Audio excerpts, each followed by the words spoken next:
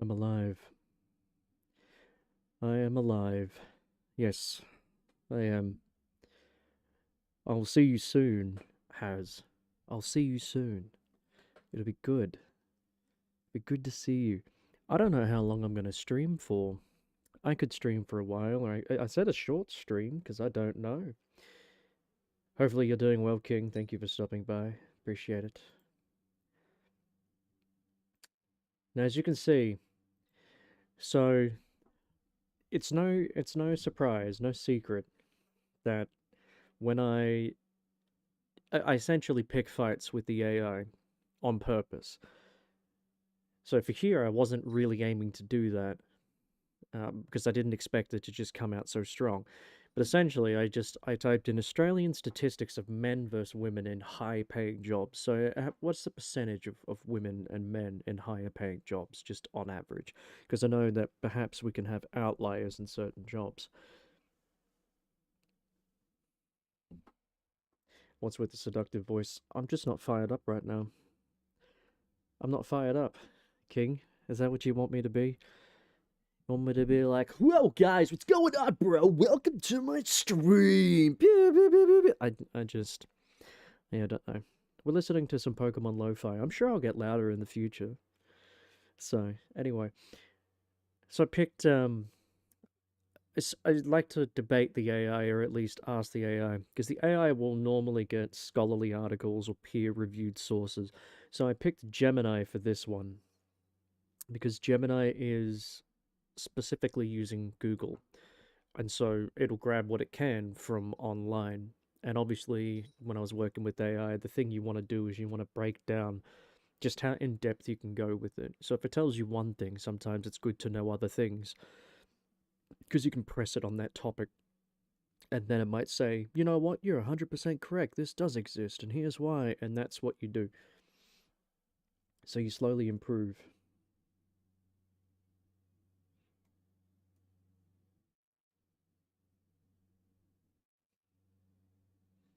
I've just noticed it's not even being captured. Like the AI, does it just mean the. What is going on with my audio lately?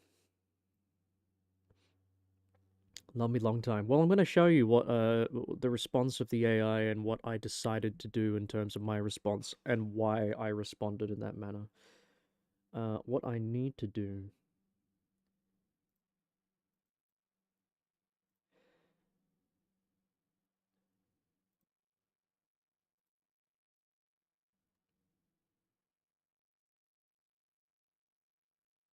I don't know why it's not capturing. Like legitimately, I don't know why. Oh, is it this?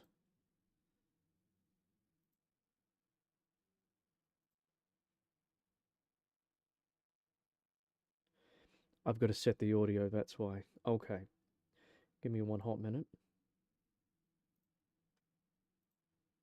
Oh, I see. Yeah, it didn't copy it. That's why.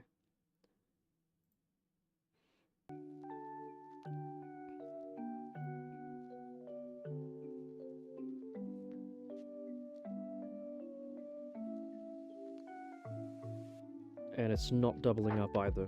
Okay, that's good.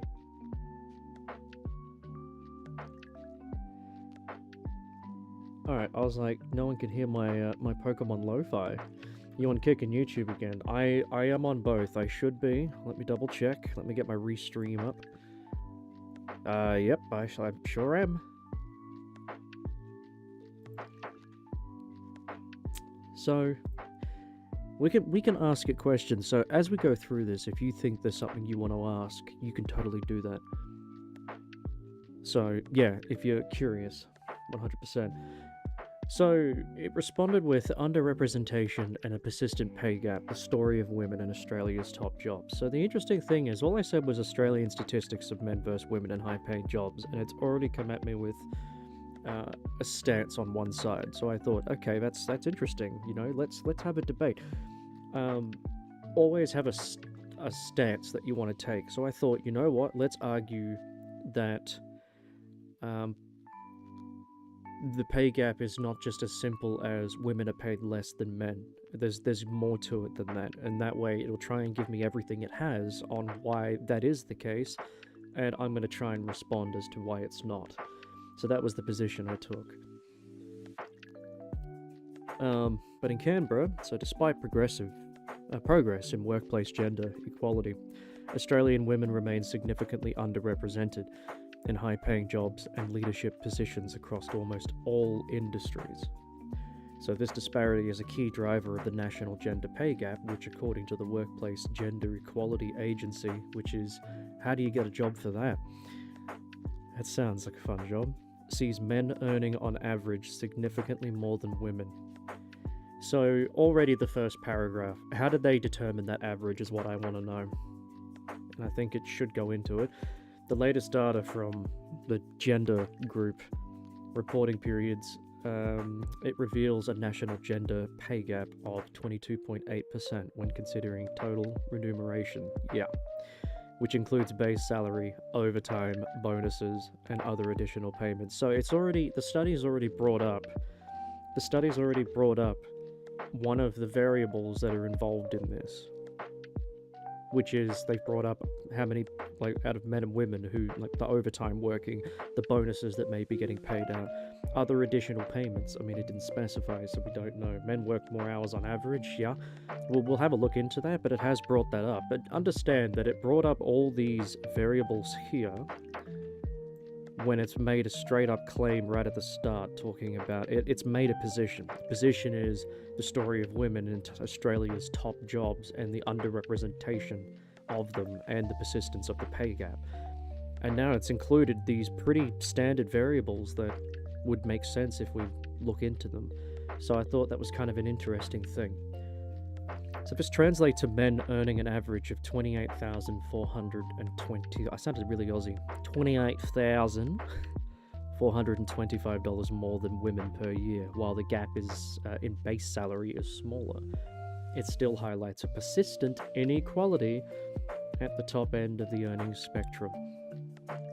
A major contributing factor to this gap is the lack of women in senior and executive roles. So data shows that while women comprise 51% of the overall workforce, their representation, there's a buzzword. And by the way, remember that the AI will pull from articles and statistics and stuff that have been written by, obviously the people who took the stats. And so you're going to see a lot of these buzzwords. I'm not saying they're bad, I'm just saying pay attention to the words you hear over and over, because it's normally the crux of a situation. Because this isn't just from one statistic or one article, this is from multiple, and it puts it together. How you doing, y'all? Hopefully you're doing well.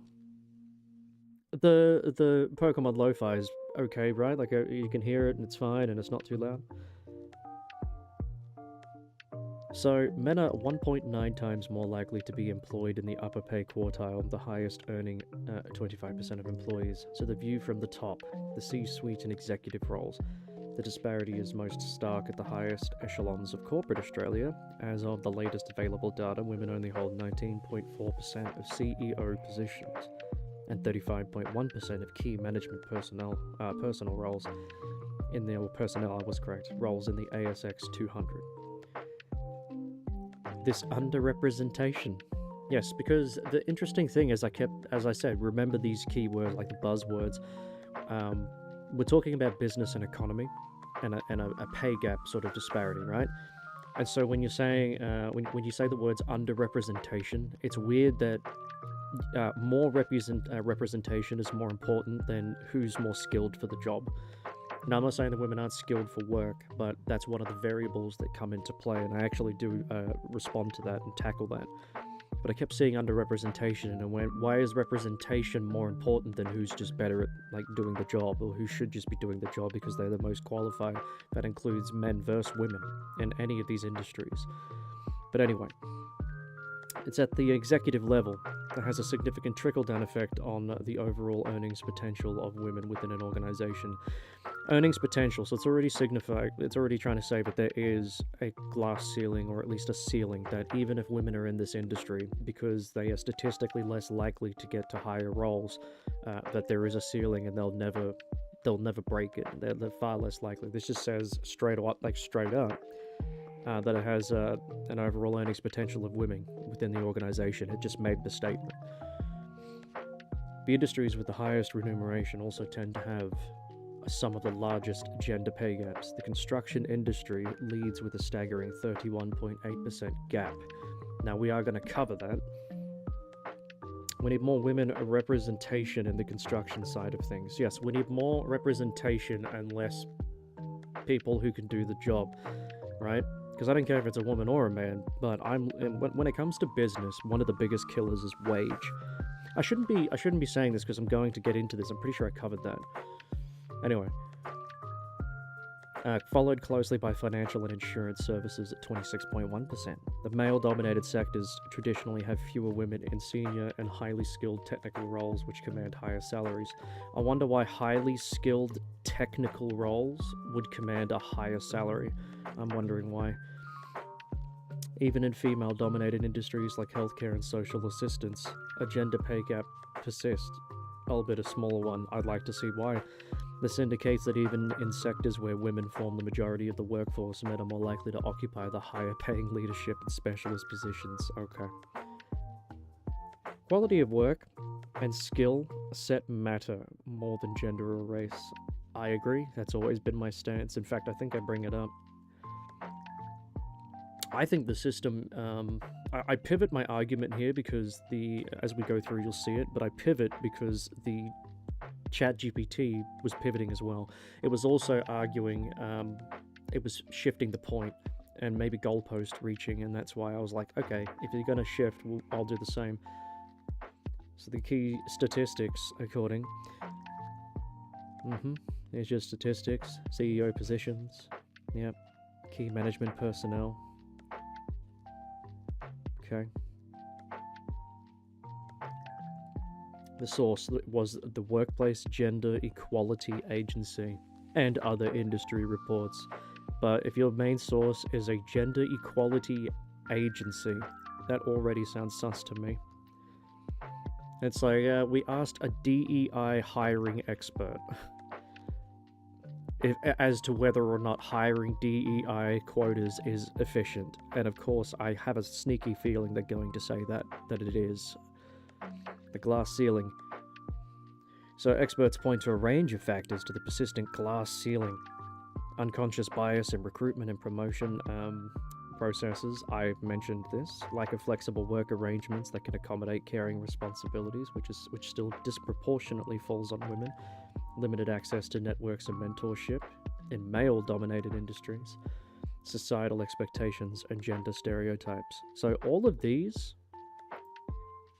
are very subjective arguments, and I'll mention that as we go. So I control-copied and then tried to respond. So it said the latest data from, during the reporting period translate to men. So I just said, this is my response here. What's stopping women from applying or doing these jobs? There are no barriers. Also, companies in Australia have female hiring quotas. I didn't mean quotas, but I mean they had targets.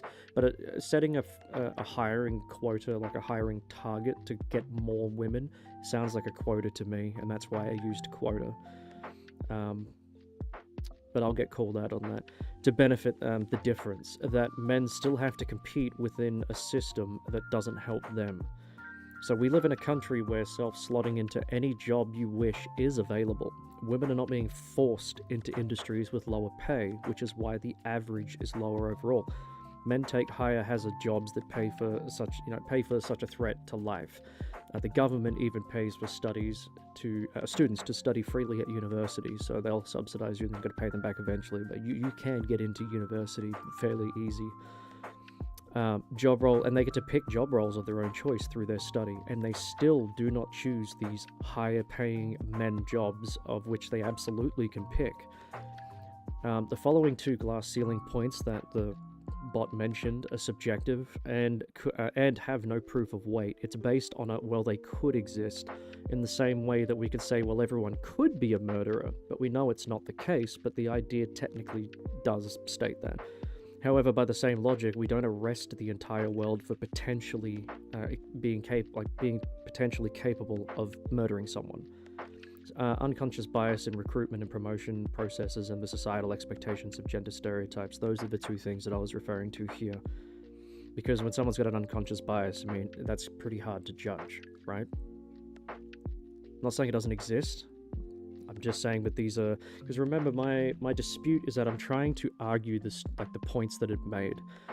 Because that's obviously what a debate is. But I'm trying to find logical reasonings as to why these things could exist, rather than the idea that just because it could doesn't mean that we should just treat everybody in that manner. And that's why I used the murderer as an example. I know it was an extreme, but you could say it for a lot of things in that case. So even in female-dominated industries like healthcare and social assistance, gender pay gap persists. So this is what it said. So this is where I responded, a little dash here. So I should have made this better. So I responded to that about the gender pay gap persisting in even female-dominated industries. So I said, this can also once again be due to factors of availability. Women don't work the same hours of men, and in business, you hire on the strength of the resource you're using. So men put in more hours on average, which is true, and work overtime in a larger gap than women, which is also true. And they also take full-time contracts more, which is also true.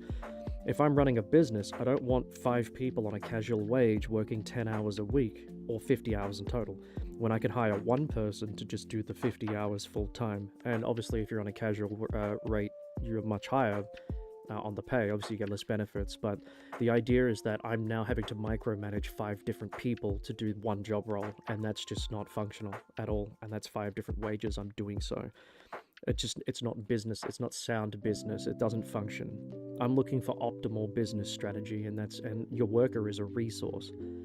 So I'd rather hire one person who can do the 50 hours in total per week on a full-time contract, a full-time basis, because that's just consistent, and it's one person managing the job, or the job role, so I don't have to micromanage 5 people.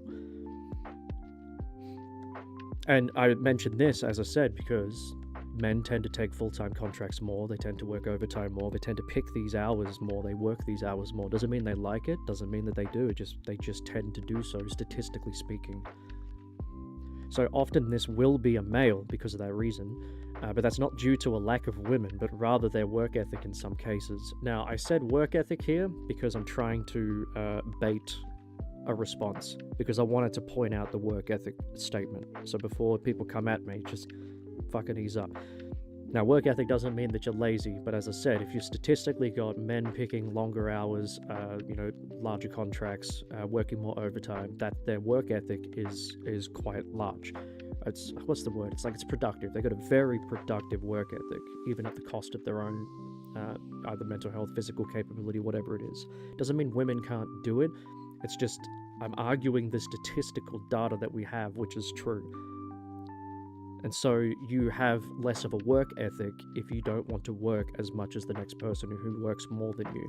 It doesn't mean that your work ethic is useless, it just means that they work more than you, so their work ethic is higher. So thank you for your... Now, understand that the AI is going to disagree with me. So thank you for your detailed response and for raising these important points. You are correct that discussion around the gender pay gap is complex. So it produced a very straightforward women are underrepresented argument, and so now I've introduced the variables.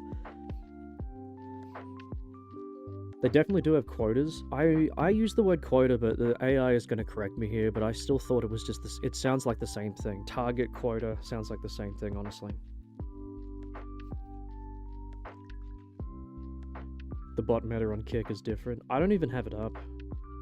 Yul. But if you want less ads, I am available on Kick, and I am available on YouTube if you've got premium. And you have to consider maternity leave as well. Yep, I think I mentioned that, but I don't use it as a predominant, because they had maternity leave, it's their fault. I don't use it in that tone, because I know that that's where the argument would go if we were debating. That would be how it would be taken, and then I'd have to argue that standpoint instead. Which means I'd either take the bait, or they would essentially strawman me into something which, they would misrepresent the argument to make their point easier to argue. Men probably are more prone to I have nothing else to do anyway compared to women. Plus, men would tend to prioritize having financial stability before doing anything else. This is all statistically true as well. The studies have been done, psychologically speaking, and just the numbers and stats that we have. Men have it drilled into them that they need to work more to provide. I tell you, King, I think that comes up here, and I do argue something like that. So here's where it's gonna sort of test me on these points. The role of choice hours worked in high-risk jobs. You were right that men, on average, work more hours. So it fact-checked me, by the way. This fact-checked me. They work more hours and are more likely to work full-time, and dominant industries with higher physical risks, like mining and construction. Now, I don't think I mentioned mining. I think they talked about construction. I don't think I mentioned that. Data from the Australian Bureau of Statistics, the ABS, consistently supports this. Okay, so now we've got a confirmation. These factors are indeed significant contributors to the overall pay gap. However, so here comes the analysis conducted by the Workplace Gender Equality Agency. So now it's comparing, it's pushing this agency over this agency. It's now saying that while these stats that I just said and what I just mentioned was absolutely correct at a consistent level, this Workplace Gender Equality Agency is now taking the preferential standpoint. Because it mentioned this immediately, so it sounded like the results were skewed, and that's why we're arguing or debating. So, the Workplace Gender Equality Agency and other research bodies aims to look deeper than these top-line figures. So, it's now admitted these figures are correct. What we just argued, these are viable, consistent, and correct variables that shut down the argument that it produced. It's now arguing these and other thingos now aim to look deeper at these. So it's no longer an official statement like it used to say. It's changed its official statement to, well, this is what they're aiming to explore rather than this is actual fact. And that's why AI can be dangerous as well if you don't, like when obviously it says down the bottom, it can make mistakes, so double check it. This is why we're pressing the AI. Anyway. So, the central question they explore is why these patterns exist. So it's not that they're wrong, it's why they do exist, and I have a problem with that. So why these patterns exist and whether they fully explain the disparities, especially within the same industries and occupations. Of course, for example, while men dominate hazardous jobs, these roles do not account for the entire high-earning landscape. Many of the highest paying professions are in non-physical fields like finance, law, medicine, and technology. And that's a good point. A significant gender pay gap exists even within these sectors as well, which cannot be explained by hazard pay. So it is trying to get me on the hazard pay argument. I totally understand. Availability and work ethic argument. Now, I wanted it to bring up the work ethic argument because I was wondering if it was going to attack me for saying like the idea that they're just lazy, and that's not what my work ethic argument was. It was just that if someone works more than you and they put more hours in, their work ethic is higher than yours because they work more. That's just a higher work ethic. So you said that the men may be hired for more demanding roles because they are more available, and that this reflects a stronger work ethic. So this touches on one of the most researched drivers of the gender pay gap: the impact of unpaid care. Okay, hang on. This is starting to sound like reparations or something. Australian time use surveys consistently show that women, including those in full-time employment, perform a disproportionately larger share of unpaid domestic work and caregiving, particularly for children. So essentially, you work, like if they work full-time and the man works full-time or the partner works full-time, they still come home and they then argue that they have to take care of children and do more parental and domestic cleaning and all that stuff, and they have to do more of a load than men. I'm going to address this, but also number one, I think I mentioned something about, well, if you just said that women dominate the less physical jobs and men are technically working the more physical, high-paying, high-hazard jobs, who has more energy at the end of a longer work week? But then again, I also made another argument in this case, because this is what we would call a shift. This is pivoting away, not pivoting, but I guess it's like a goalpost shift. it's bringing another argument from a different situation. So I'm arguing about the gender pay gap, and now it's bringing up personal relationship issues about the disproportionate sharing of domestic duties in your private time. That has nothing to do with a gender pay. We're talking about workplace gender pay, right?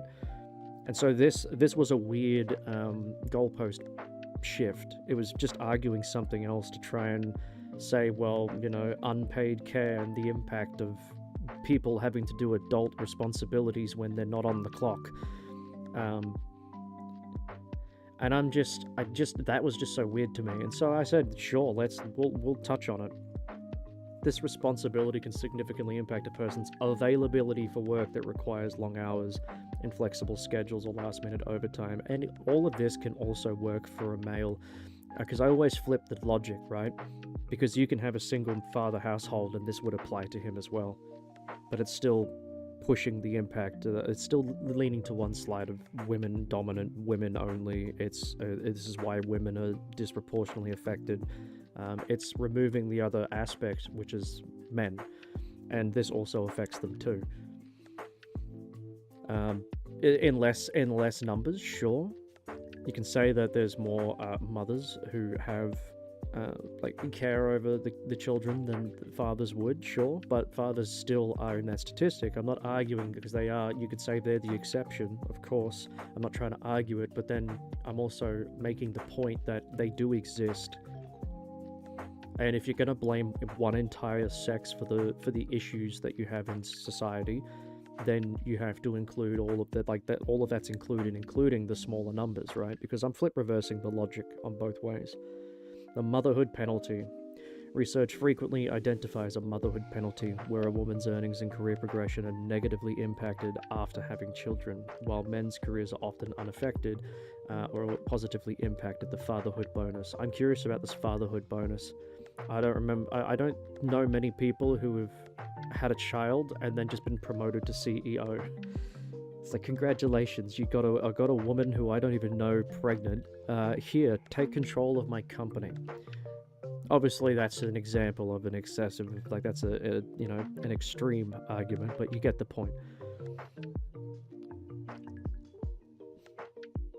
That a lot of the time falls into interest, and men are more often than not interested. Sorry, you might have to repeat that one, King. I actually don't think I can translate that. That's what we call being an adult? Yeah, personal domestic responsibilities when you're not on the clock. That's just adult responsibilities, or just, their private life. So, while a business manager may logically choose the employee who can work 50 hours a week, the systemic question is why women are less likely to be in a position to offer that availability. Well, you just answered your own question. This question just answered it here. I wonder why, for example, that women may have a career halting thing because they're having kids. Now, I'm not saying that it's their fault, and I'm not saying that the system is correct in punishing women. At all, because I can make the same argument on the other side and say that men shouldn't be punished for not having the ability to have kids. Because we can't have kids, should we be punished for that just because women can and because it affects them? Should men on the flip side also be punished just because they have to be punished? And my answer is no one should be punished. That's just my stance on that. That's my stance. So the system, there might be something wrong with the system, but it's not predominantly, it's not men's fault, because the way that this has been pushing the concept, the argument was that they're blaming men for a system, and they're blaming men that men earn more, and it's all about men, and men have all the advantages, and men are in the positions of power, even in female. It's just men, it's men's fault. And my argument is not that, but rather the system is a little bit fucked. But I'm also trying to break down the over-fixation, the hyperinflated idea that women are just they're so oppressed and being controlled, and they're not. The question of unconscious bias and societal expectations. You've described these concepts as subjective and unproven. However, there are foundational concepts in sociology and economics, supported by decades of experimental research. So here's where I disagreed, so here we go. Testing for unconscious bias. A classic method is the resume study. Researchers send out identical CVs to employers, changing only the name, so John Smith versus Jane Smith. Numerous such studies globally have found that the male name resume receives significantly more callbacks, particularly for males in roles in male-dominated high-paying fields. This provides measurable and empirical evidence of bias, as John and Jane have the exact same qualifications and work ethic on paper. I actually disputed this because that sounds strong, by the way. So if you're listening, that's a pretty strong argument, right? That's a pretty strong case. But I think I argued that pretty well. I'll let you know what I responded with. That a lot of the time that falls into interests, and men more often than not are interested in them. Like in the industry, like in industry sort of jobs. Like, yeah, I mean, I think I do touch on that later on, so that's good. Societal expectations and negotiations. Studies on salary negotiation show that societal expectations can create different outcomes. So researchers found that when women do negotiate their salary as assertively as men, they are more likely to be perceived as demanding or not a team player, which can have negative consequences, and this creates a double bind that can suppress female earnings over a career. Well, I always say there's a fine line. I'm not saying this is what they're doing, but there is also, we have to look at this and understand there's a fine line between being assertive and being aggressive. So the idea that assertiveness is a masculine trait, and it is, and being assertive is a good thing. That is a good trait. And by the way, my stance is there is no toxic masculinity or toxic femininity, because these traits can be used for good, and men and women have them. It's the people who are just toxic, and they use these traits in their most extreme forms, and that's why they're just shit people. The traits themselves are beneficial if used in an acceptable manner. Like assertiveness is a masculine trait, but women have that too. So why is it only toxic when men use it? Because women can be overbearing with assertiveness, and that's the whole point. You become aggressive. So there's a condescending, I know my worth, I deserve this, I deserve that. The two things that matter in a conversation, the two things that matter in anything that revolve, this is my opinion, that revolve around the English language, which is listening and talking, is the perspective and tone or attitude. Now, I'm not trying to tone police, but how you say something, whether it's your attitude and it has a tone to it, does matter. So, for example, you can say the same sentence twice, and it could mean two different things depending on the perspective and the attitude that it's delivered with. So I could say, oh really, is that what you think? Is that what you think? As a more inquisitive concept. Or I can say the same sentence with a different attitude and go, oh really, is that what you think? You see how, and then it's the second part that kicks in is the perspective, like the perception of it. So how does someone listen to that and then they respond? That's why, I think it's perspective. It might be perspective is the word I'm trying to look for. I keep saying perception. I think it's perspective. Perspective and attitude are the two biggest things when it comes to talking. And that's often what separates the difference between a sentence, because you both can be saying the same thing, but it's the attitude and the delivery that matters. Just like you can talk about any topic if you're a comedian, because delivery matters. If you can deliver the punchline, you can joke about anything, and there's a reason why different comics will use different layers or levels of comedy, because dark comedy doesn't suit every comedian's delivery. They have their own style. So, like, your attitude does matter in these cases. And once again, I can reverse this and also say that because, for example, assertiveness is a masculine trait. It's masculine because it's predominantly, in terms of what if it's seen in male or female, it's found more in men. Men tend to have it more than women, and that's why it's a masculine trait. So naturally, there's going to be more men on average being assertive than women naturally on average, and so that would inflate the numbers to skew more into the male favor when at work being assertive, because there's a larger pool of men trying to be assertive versus women. It's not that women can't do it, it's just the fact that men are naturally assertive, which is why it's a masculine trait as origin. Well, if you had to hire a concreter or bricklayer, who do you think would be more efficient and be able to do more work in the day? Well, and that's something I think I also brought up, but I agree. When it comes to the physical output, you want the most efficient for the job, right? When it comes to the physical output. So if you're working on an oil rig or you're dealing with drilling or mining or something, and there is some sort of physical aspect to it, you want to pick the sex that is just more physically resourceful to do it. If they have an advantage, so men have a physical advantage, of course. On average, men are just stronger than women. So when you have a physical job that demands a physical requirement, then the more efficient person to hire would be male. That's not a sexist thing to do. That's just resources. That's just you getting the right person for the right job that does the best job for it. And that can also be for technical stuff. Like if women were just better surgeons than men, then hire women. I don't care if you're a woman or a man. I just want the best person for the job. Whether it's male or female, I want the best person. I don't want a quota, and I don't want a statement, and I don't want an ideology taking over saying that, oh, well, we had to hire women because they're just as good because they deserve representation. I'm like, fuck your representation. I just want someone who can do the fucking job. I don't care about representation. I care about the best person for the job. And I hold the standard to me. Because you can put this in other industries as well, and I think I mentioned that. Oh, so here it's a common misconception that Australia has widespread mandated female hiring quotas. What the WGEA and many companies promote are targets. Now, when they said targets and they said the distinction is crucial, a quota is a rigid, mandatory number that must be met, and a target is an aspirational goal that a company sets. I may have got the word quota wrong, so I got the quota concept wrong, but a target still implies that the idea of hiring women as a preferential concept does exist. There is a preferential treatment that still exists because a target has been set up.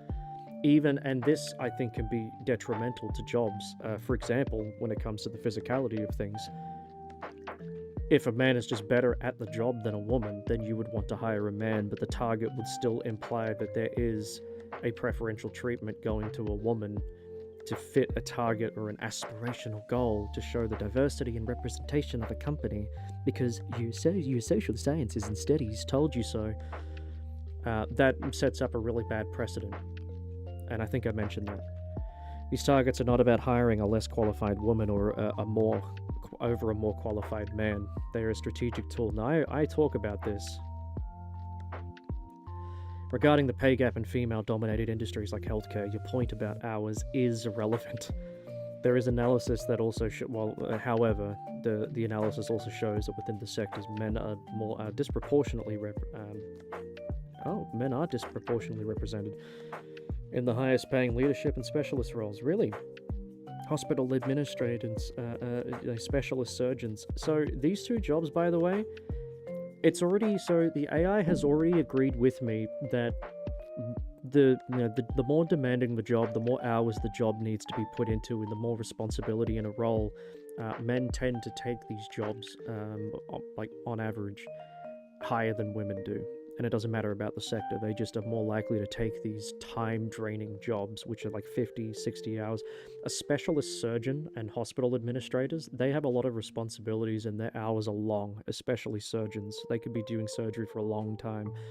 And that just lent credence to my earlier point where it agreed with me, saying that those variables are true and have been backed by the Australian Bureau of Statistics. So now it's trying to bring this up again by saying they are disproportionately represented, like men are still in these roles in female-dominated industries.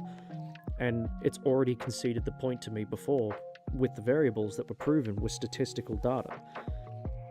So I'm arguing essentially an AI that is drawing from bias points of view. It's arguing in a confirmation bias manner, and that's what I'm fighting right now. Is I'm fighting a confirmation bias because it's bringing up data that is just confirming its point over and over, even when I disprove it or at least bring up a logical argument, and then it concedes it, and then it continues to bring up another confirmation bias argument. Okay, I'm somewhat back. I've got my AirPods in. So I'm still listening, just doing some chores. Well, this is a good conversation. In summary, you are correct to point out that the gender pay gap is not a simple matter of deliberate discrimination or women being forced into lower paying work. Individual choices and hours worked are a large part of the equation. However, extensive research and data from official sources like the Gender Equality Agency indicate that these choices are themselves heavily influenced by structural and societal factors. They're still arguing from a foundational psychological standpoint, which is just, it's foundational, sure, but it's still a hypothesis or a theory. I argued with actual statistics and gave logical numbers and facts, and it's agreed with them, and now it's still arguing that, well, even though you're right, the idea that you're wrong still exists. That's essentially what it's saying here.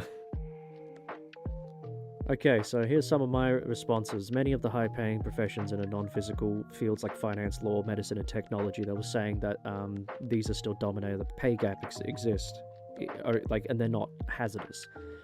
So I just said, what is this due to a lack of? Because it didn't tell me what it was a lack of, it just said it exists. So I'm like, what is this due to a lack of? Are more men picking to study and graduate as these roles?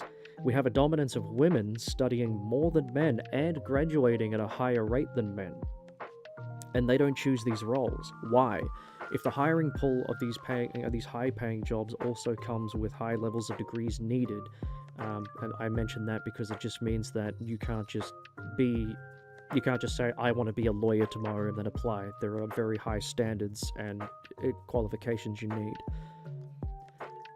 And so it says, we have a dominance of women studying more than men, and they don't choose these roles. Why? If the hiring pool of these high-paying jobs also comes with high levels of degrees needed, is it safe to assume that more women who study more would be available? But no, it's not, because I've already said that women are graduating and studying at a higher rate than men, and yet there's still a lack. And these are, women can choose to study whatever they want. They're not being forced into these roles that they're studying.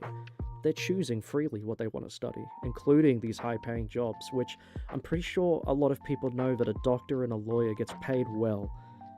It's just what isn't generally told is just how long it takes to do it, and how hard the job is, and how long the hours are. The lifestyle of that job role is often one that a lot of people don't want to live, but they initially want the job role because of the high-paying status and the money. And so we would assume that because there's more women studying than men, the pool of women picking these, or the chances of women picking these job roles that are high-paying and graduating, they would be picking these jobs, but they're not. They're not studying these jobs en masse. And if it's so male-dominated, we have less men graduating and studying at universities, and yet they are still choosing these job roles to graduate for and to study long-term.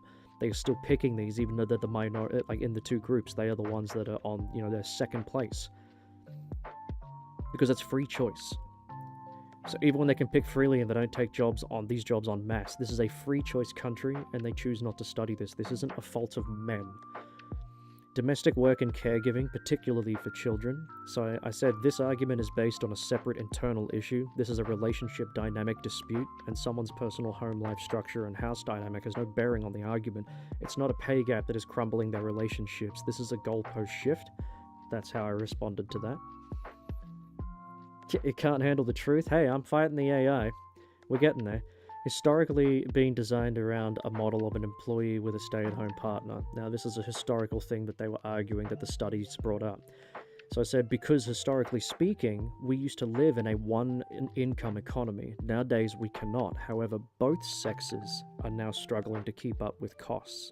This system punishes women and men, as they both suffer from long hours, less time with their own kids, less time with each other, and can be seen as the driving factor for why men pick the hazardous jobs with higher pay, to provide more effectively so someone is home with their children more often.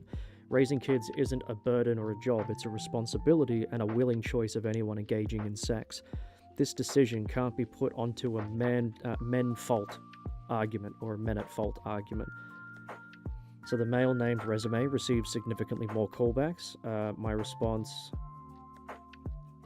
It said it proves measurable empirical evidence of bias. Where's my response? I said, okay, so my response was men would statistically get more callbacks because it's a dominant field, as the study put. The study said that. It said, in a male-dominated industry, men technically tend to get more callbacks. And I went, well, that would just mathematically make sense.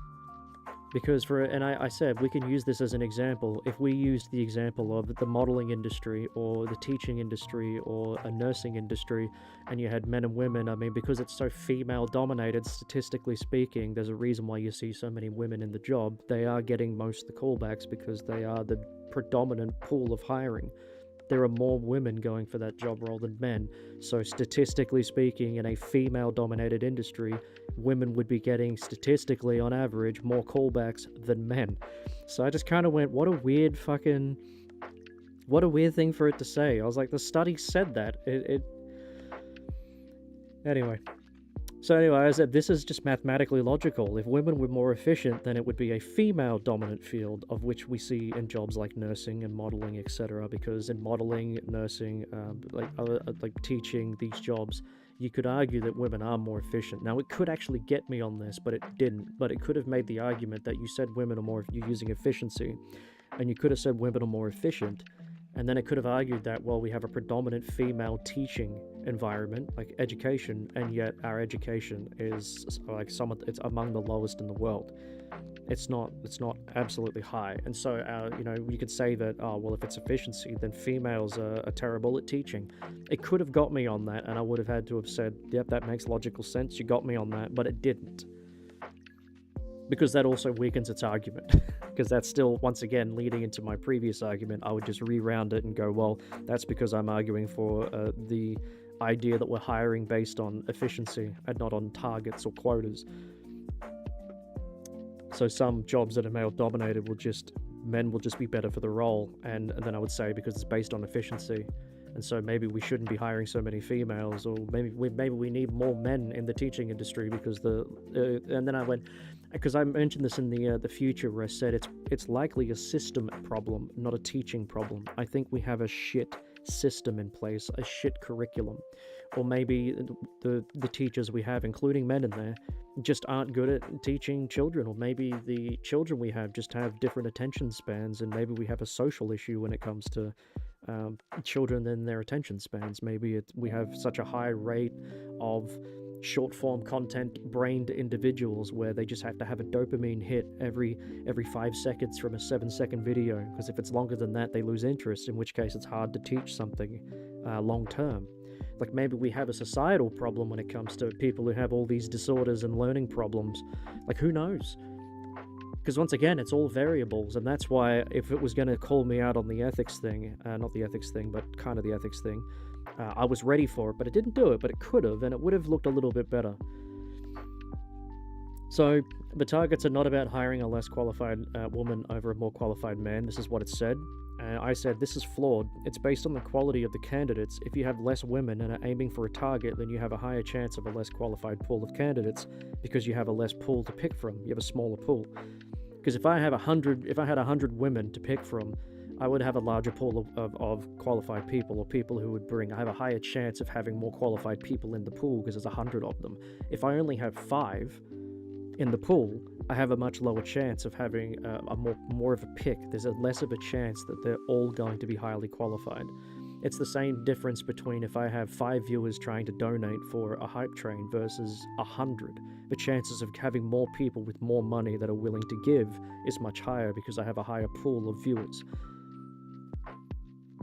And so that was my argument that I made there. Also, if men are qualified and are able to do the job, but a target for a woman has been set, then the women have a higher chance of being hired simply because they were the best woman for the job, but not the best person for the job. So that was my debate. That was my argument there. I think I was kind of cooking on that one. That was a good way to end that. Thank you for the detailed follow-up. You're raising fundamental questions that get to the very core of the debate on this topic. These are not simple issues, and your perspective highlights the tension between individual choice and systemic patterns. Because basically I'm arguing the concept that they're trying to say the systemic pattern just favors men, and that's why women are treated like shit, because the system benefits men. University degrees versus career choice. You are absolutely correct. More women than men are now graduating from university in Australia, and that's what I mean. It fact-checked me. I didn't make the claim, and it could have just said, you're actually wrong, dickhead. However, the data also shows a significant divergence in the fields of study they choose, which is a primary driver of the pay gap. Like, once again, it's saying the data shows a significant divergence in the fields of study that they choose, like women versus men. But it's exactly what it just said. They choose. They freely choose these fields. Because women tend not to pick these jobs, should we all just be... Is it because it's men's fault? As I said, there's no barrier here. This is still confirming my concept. That's why it's so weird. Which is a primary driver of the pay gap. Yes, I would say that if you had 10 people and you gave them the option to pick a salad or a bowl of shit, and 8 people picked a bowl of shit, I think it's the other 2 people who picked the salad's fault, because the other 8 people picked the bowl of shit, and they don't even like shit. They wanted the salad, but they picked the bowl of shit, and then because the 2 other people got the salad instead, willingly and freely, it's their fault. Because they didn't eat the shit. And the 8 people who ate the shit should have got the salad. It's such a strange argument. What an emotionally charged argument. Field of study. According to the Department of Education, women are highly represented in fields that lead to lower paying professions. Yeah, as you've also said, due to their choice. Such as education, 78% female graduates, and health, 76% female graduates. Conversely, men dominate the fields that lead to the highest paying graduate jobs like engineering and information technology, or IT. The question of why. You frame this as free choice. And on an individual level, it is. Well, shock fucking horror, guys. It turns out the free choice that you can freely pick when you go to freely study something at a university that you can get covered by the government for is an individual choice at an individual level. Confirmation. But the systemic question... here it comes, the system. The system is bullying people, alright? It's bullying women. It's men's fault that women have free choice and they don't choose these jobs. But the systemic question researchers ask, so it's not making a statement, it's once again, they're just on the, we're just asking and potentially it's all hypothetical, but it could be. Just like I said, everyone could be a murderer, but we don't treat everyone in the world and arrest everyone on the planet because they could be. That's ridiculous. Anyway, so they ask, what influences these choices on a mass scale? This evidence points to powerful social sorting mechanisms that began long before university. Of course, it was the cavemen's fault. It was somebody else's fault that they had a free choice and they picked something freely. Early life stereotypes and societal messaging about male and female jobs. This is one of the reasons. A lack of visible female role models in fields like engineering and finance. Now, I actually didn't mention this in my response, but I did want to make a concept. It's like the way they're bringing this up, they're talking about if we had a female visible role model in fields like engineering and finance, which are male-dominated, then the role model's message would be, see, women can make it in a man's world.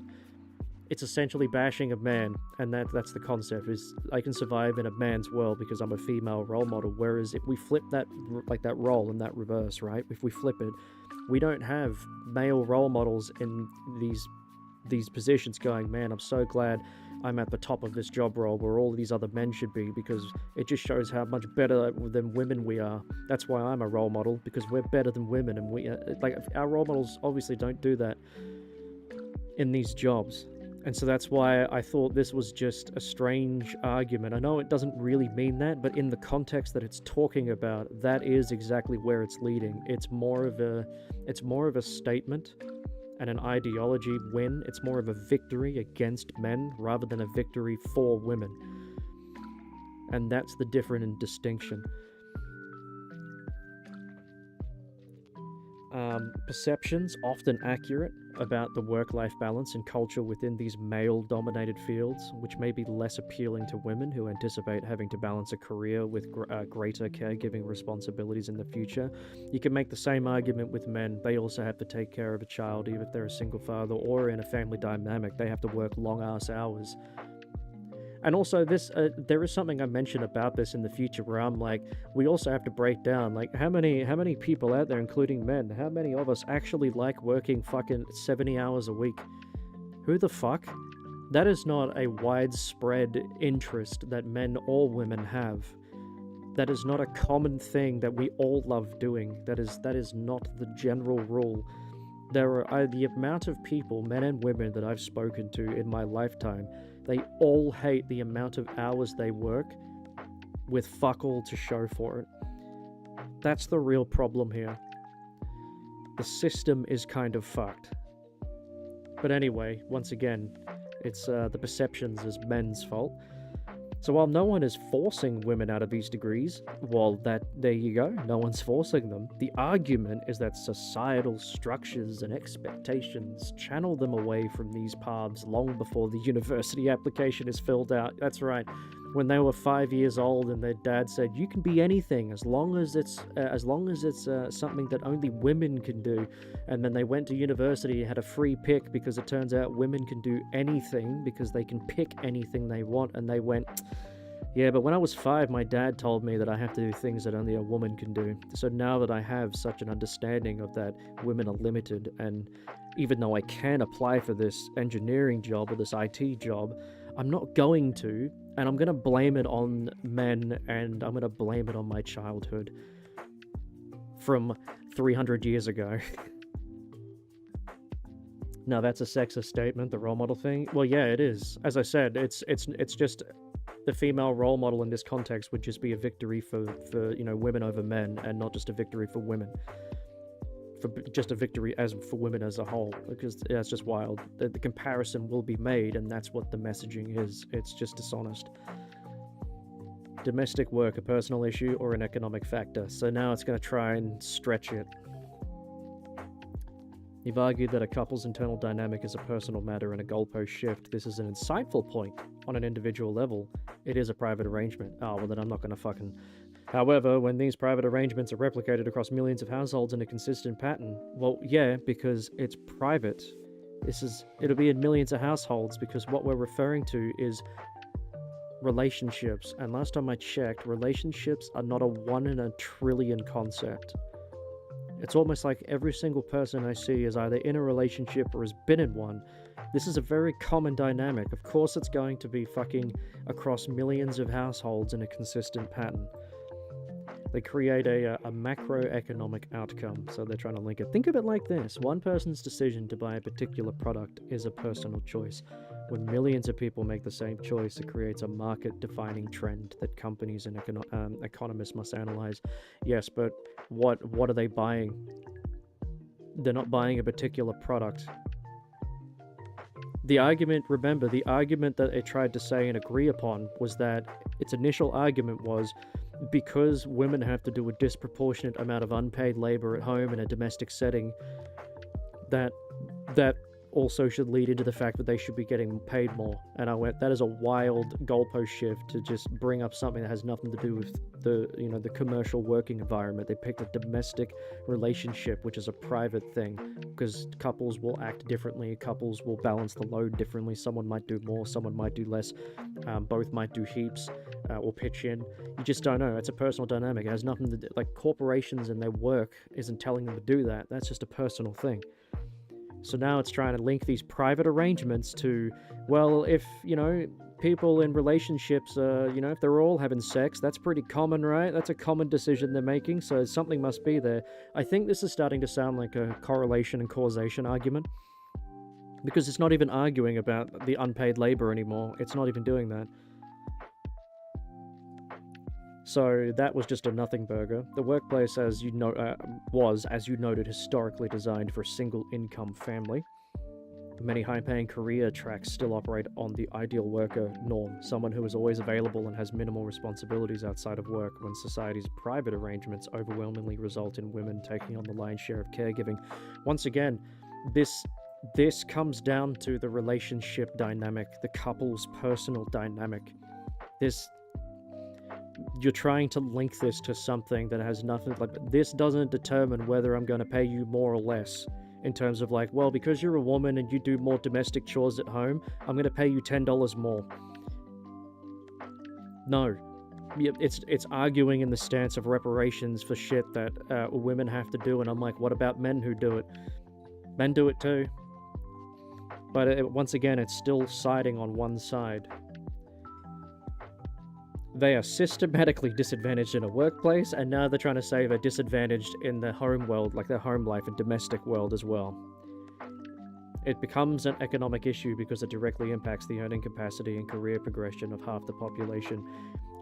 Yeah, I could also make the same stretch of logic, right? I could say that because a person was stabbed, they were stabbed in Africa, that human stabbed another human, and I'm a human and I'm surrounded by humans, and so I could also just be stabbed as well.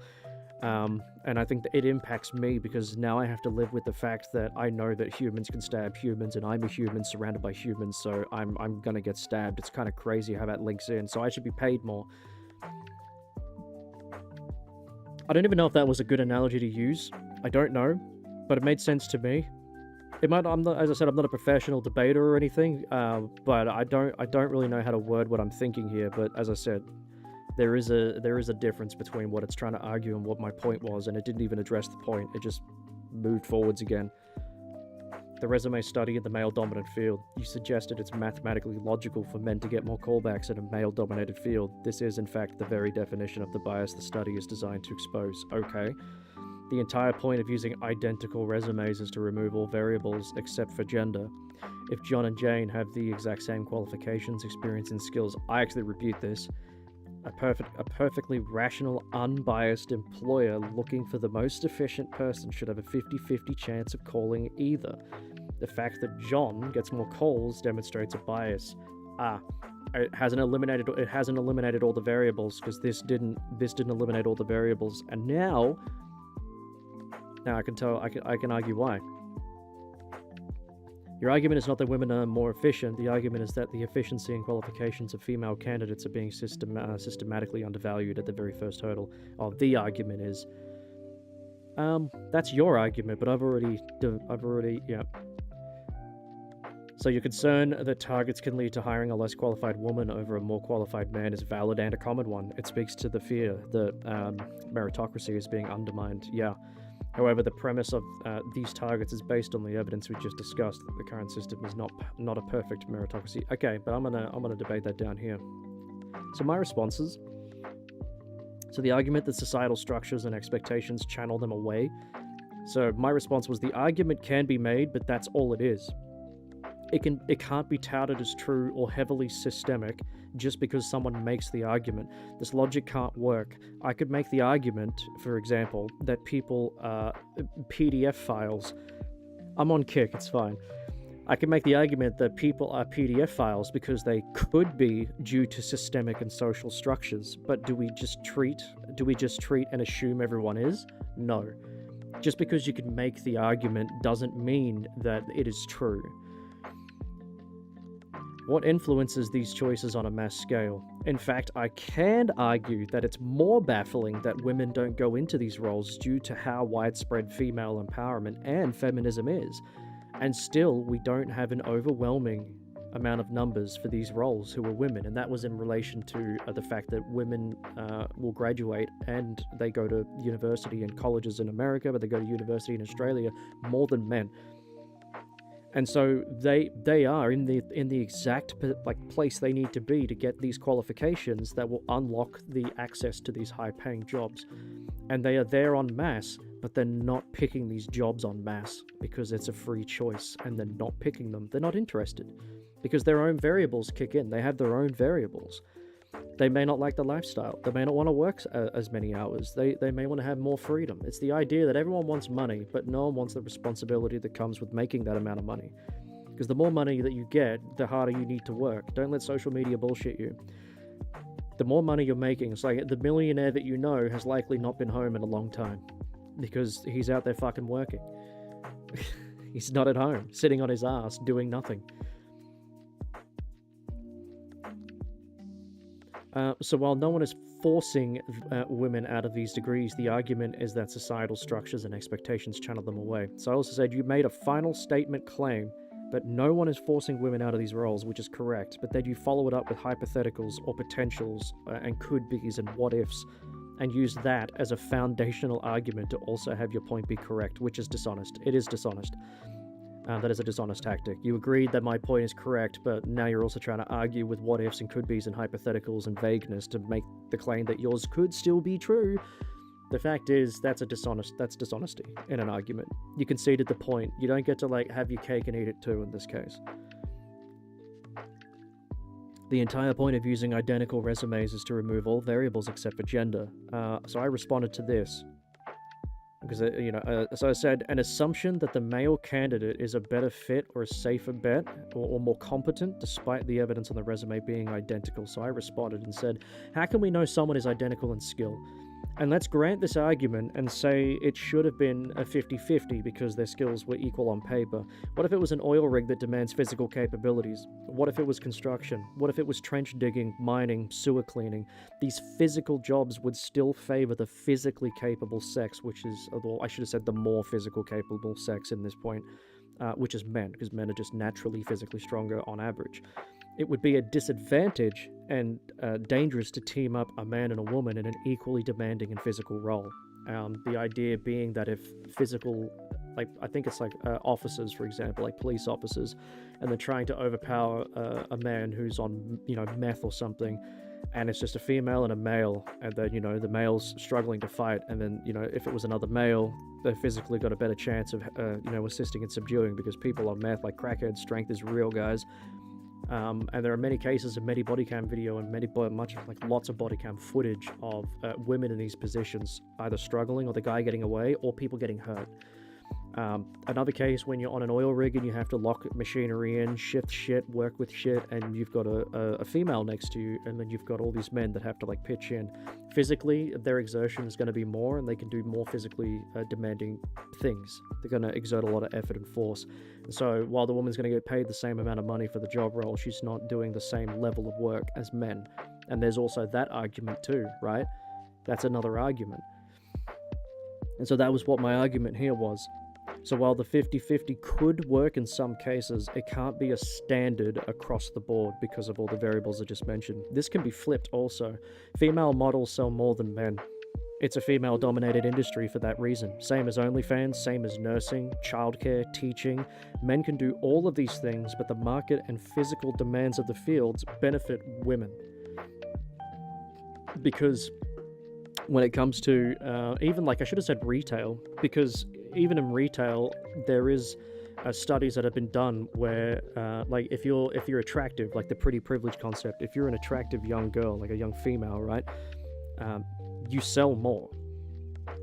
You sell more. You're more appealing to go to. People want to talk to you and get shit through, and they're more polite, especially in retail. You sell more, and that is a real psychological thing. Rather than if I saw a hot chick who's, she's fucking like 21 or 23, she's working behind the counter. I walk up and then I see a fucking Reddit mod, with a neck beard looking at me, and he looks like he's headbutted a belt sander, and he just looks like he smells like shit. And then I see her and she's waving me over like, hey, next please. I'm going for her. And in fact, a lot of people tend to do that. That's not even a strange thing to say. A lot of people on a general average would have done that, which is an interesting psychological fact. But anyway, in retail, now you have to attach a photo. Attach a photo in retail? What do you mean? And now no one can own knives because someone else did that. Exactly. So because someone out there, was killed by another person, now, stop it. Everyone has to live forever now. But I think this was a really good argument here that men can do all these things, which, because physical demand, I was trying to say that physical demand isn't always about strength. I mean, there is a physical demand for something like OnlyFans, and physical appearance or physical demand also does exist in the world of nursing, for example.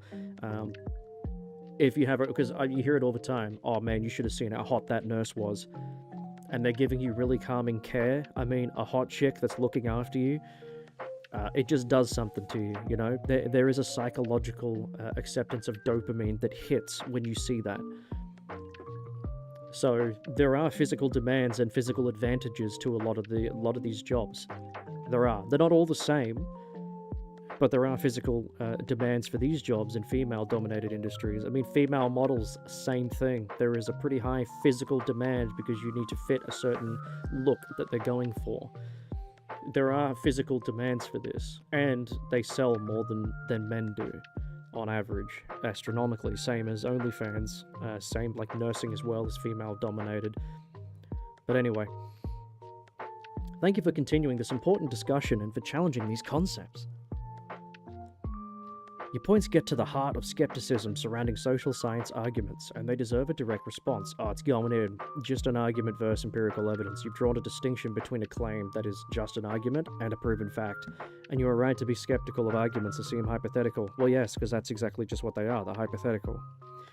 The analogy you used about assuming criminality is a good example of flawed logic, absolutely. And it's important to distinguish that from how social scientists study societal patterns. Absolutely. It's like the causation. It's like causation doesn't always equal correlation, you know? Where it's like, oh, this person who, people who drink are more likely to be smokers. And so we just draw the conclusion that, well, if you drink alcohol, then you're probably a smoker. Like, well, not probably, but you will be. You are just going to be a smoker, or that you do smoke if you drink alcohol. And of course, that's not true. That's not the case. We know that's not the case. Research into societal structures is not based on what-ifs or could-bes. It is based on decades of measurable, observable data. Yep, so they've observed, and I wanted to point this out too. It's like assuming someone is a criminal, and more like it's less like assuming someone's a criminal, and more like an epidemiologist observing that people in one town have higher rates of a certain disease, and then investigating the environment, like the water supply, for example. So here's what the evidence looks like in practice. Researchers analyze children's TV shows, books, and toys, and consistently find that male characters are more likely to be portrayed in STEM-related roles. So I think that's science, tech, something, and science, tech, engineering, and freaking maths. Related roles as leaders or in active problem-solving capacities, while female characters are more often in supportive or domestic roles. These studies follow thousands of children over many years. They find that the stereotypes children are exposed to at a young age have a statistically significant correlation with the subjects they express interest in during high school and the careers they ultimately choose. These psychological tests have been taken by millions. I'm going to actually talk about this because this is pretty strong. Like, if I read that, and if you sat there and went, "That's a fair argument," I thought that was a really good argument too. That was a really good rebuttal, and I'm going to rebut it as well. It doesn't mean that I'm right. I will rebut it, and I think I did. And they're trying to say it's not a hypothetical, it's a conclusion drawn from data, observational data, I'd like to point out. The paradox of feminism and choice. You make an excellent point. In fact, I can argue that it's more baffling that women don't go into these roles due to how widespread female empowerment and feminism is, and just the fact that they're in university more and they graduate more. This is a genuine paradox that researchers have also studied. Yeah, so he conceded the point there, and it's conceded the points here. A young woman today might be told you could be anything, but she also observes that high-powered careers often require a level of sacrifice and a work-life integration that is more difficult for women to manage, largely due to the societal expectations. Once again, societal expectations around caregiving that still persist. This also brought up that there's a reason why women just don't go into that stuff. Because they make these observations. They observe that the high-powered careers often require levels of sacrifice and work-life integration that is more difficult. Because the option is, if you want to make this career, then you pick the career. Because you know, I'm also under the opinion that if you don't want to have a child, then don't. If you don't want to have kids, then don't. If you want to go and have a kid at 33 or 35, if you still can, then go, do it. Like, do it. Focus on your career. You do you. Because then the argument would be, yeah, well, you're open-minded, but everyone else...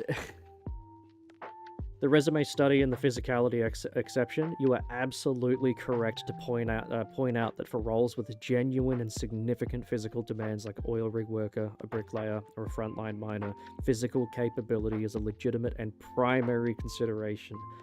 So in these specific contexts, comparing candidates is not a simple 50-50 proposition. Now, it brought up that the proposition would be, it brought up that the concept was that the 50-50 with all the variables, like everyone's just as qualified as everybody, was supposed to just be a general broad, like a broad generalization, and it wasn't, because I argued it quite fairly. My apologies if the previous example seemed to apply this 50-50 logic universally without acknowledging this crucial extent. Yeah, so it's apologies. It's apologized as well. Look at that. It's why we called it out. Oh, nice. I'm pretty sure I just had a bot in my Kick channel, but I don't know. Anyway.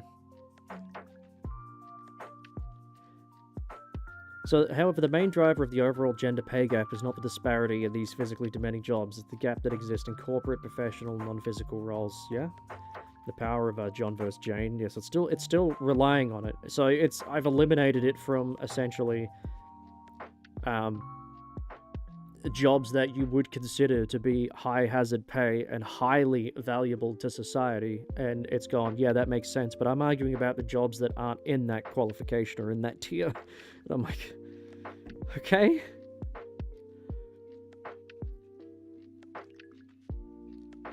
Okay, so accountant, lawyer, marketing manager, or IT consultant. In these jobs, physical strength is irrelevant. That's a fair point. Would a male applicant for the gets a callback, an identically qualified female applicant does not. Cannot be explained by physical capability. It's true. It's true. With a two-way street of female-dominated industries, you were right again that some industries are female-dominated, but and you've listed excellent examples of modeling, nursing, teaching, and childcare. I noticed it avoided the OnlyFans comment. Even the AI is like, yeah, well, that's a no word. Can't say that. But let's look at what let's look closer at what this tells us. Modeling at OnlyFans. Oh, there it is. Okay, never mind. I apologize. It brought it up. It just didn't mention it in its general rundown. These are fields where value is explicitly tied to female aesthetics and sexuality. And I'm like, no, men also are held to the same standard in terms of modeling at OnlyFans, because your body is the physical selling point. You are selling your body and how you look, and competing with other people who are also. This is a very physically based, like a physical based, like physicality based environment. So you need to look your best and be your best, and men are held to the same standard as well, because you're competing with everybody else, including women. So I'm just saying that this doesn't just, it's not just explicitly tied to female aesthetics. Men also have a physical expectation in modeling and OnlyFans in order to reach success. So this is wrong. Nursing, teaching, and childcare, the caring professions. This is the crucial part. These fields, which require significant education, skill, and emotional labor, are female-dominated. Emotional labor, I like. Emotional labor. They are also, as a whole, systematically undervalued and underpaid compared to male-dominated professions that require similar levels of qualification and responsibility. Well, let's have a look at that. Yep, so this was all the evidence about researchers analyzing children's TV shows and books and all that stuff, longitudinal studies. Good God. Now, this is my response to that, because it was a good argument. It was a really good response. So my response to that, studies also show that women are psychologically stronger. I said stronger than me, but I meant stronger than men. Women are psychologically stronger than men. They're psychologically stronger than me. Let's be honest. It works, but I'm a man. It works both ways, right? They're stronger than me too. Have you met Haz? So they also think better than men as well, because they're more cognitively powerful, women are, according to the science. And this would give credence to their strengths in art and care in comparison to scientific studies that men are better at working with things, doing hands-on work due to the naturally physical biology. Because it's what men are physically, they have an advantage in. So we work to our strengths, is essentially the argument. As I pointed out, I'm like, everything you just mentioned, it's just, that's women's, like, scientifically working to their strengths, which you just confirmed. And I also said that men also are working to their strengths because we are more physically capable in terms of, like physical output. And that's our strengths. And that physical often requires hands-on stuff. This is a good example of causation doesn't always equal correlation. Exactly.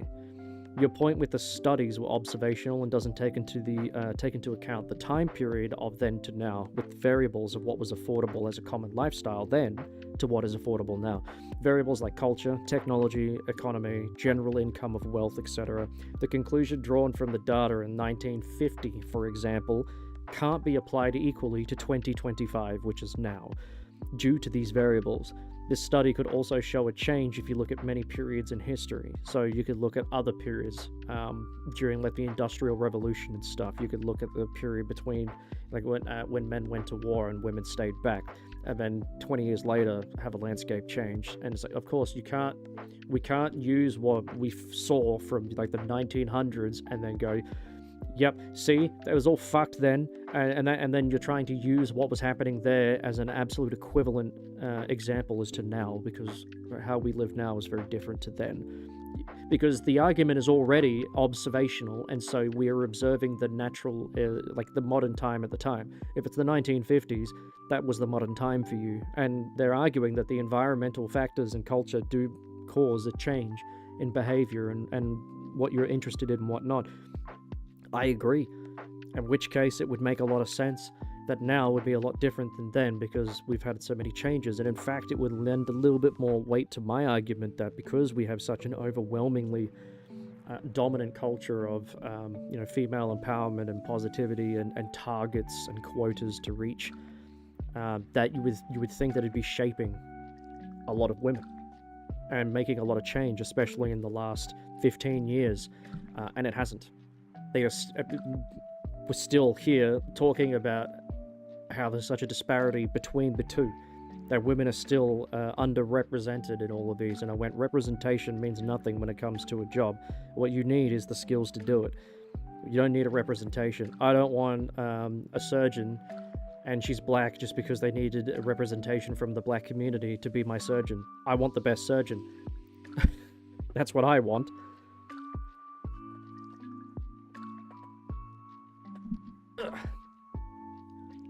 So, I followed up and said, because you can look at other periods in history and whatnot, I said it's not unique to the current societal pressures or structures. A young woman today might be told you can be anything, but she also observes the high-powered careers that often require a level of sacrifice and all that. So my response to that was, this proves my point. The variables and choices and interests that a woman freely makes is still up to her, even if women say they can do whatever they want. In fact, many workplaces dominated by men often encourage and appreciate females in the workplace, because they do that for men too. It isn't a unique treatment. Because if they need you on the job and they need you there to be working, they're going to treat you as such. It's like when you show up to a workplace and they were short on hands. They don't care if you're a male or female. They're just glad that there's an extra pair of hands that's going to kick in, because they all want to go home on time. And in fact, there is a little bit of preferential treatment towards women in male-dominated industries, because men are not stupid. They're aware that there aren't a lot of women in construction, and they're just happy that a lot of women are giving it a go. That's the general understanding of it. Sure, there's going to be outliers where you're going to have a man who just looks down on women and just says, get the fuck out of my industry. But that's not the widespread mentality, and that's why we can't argue the exception. Because one man acts like that, we can't say that. I'm not saying, because it's the same example. It's like, I'm not saying it's all men, but it's always men is a ridiculous fucking statement, because you flip it and go, I'm not saying it's all women, but it's always women when it comes to making like false claims, you know? Clearly it's not all women. And I don't want to, but then you just go, but it's all women though. And I'm like, what? That's so wild to say when you flip it on both sides. It's ridiculous. And that's why we don't rule on judgments based on, well, 99% of the time it was fine, but then there's 1% it just wasn't okay. And so I think it should all burn, because it didn't benefit me 100% of the time. And no system is ever going to do that.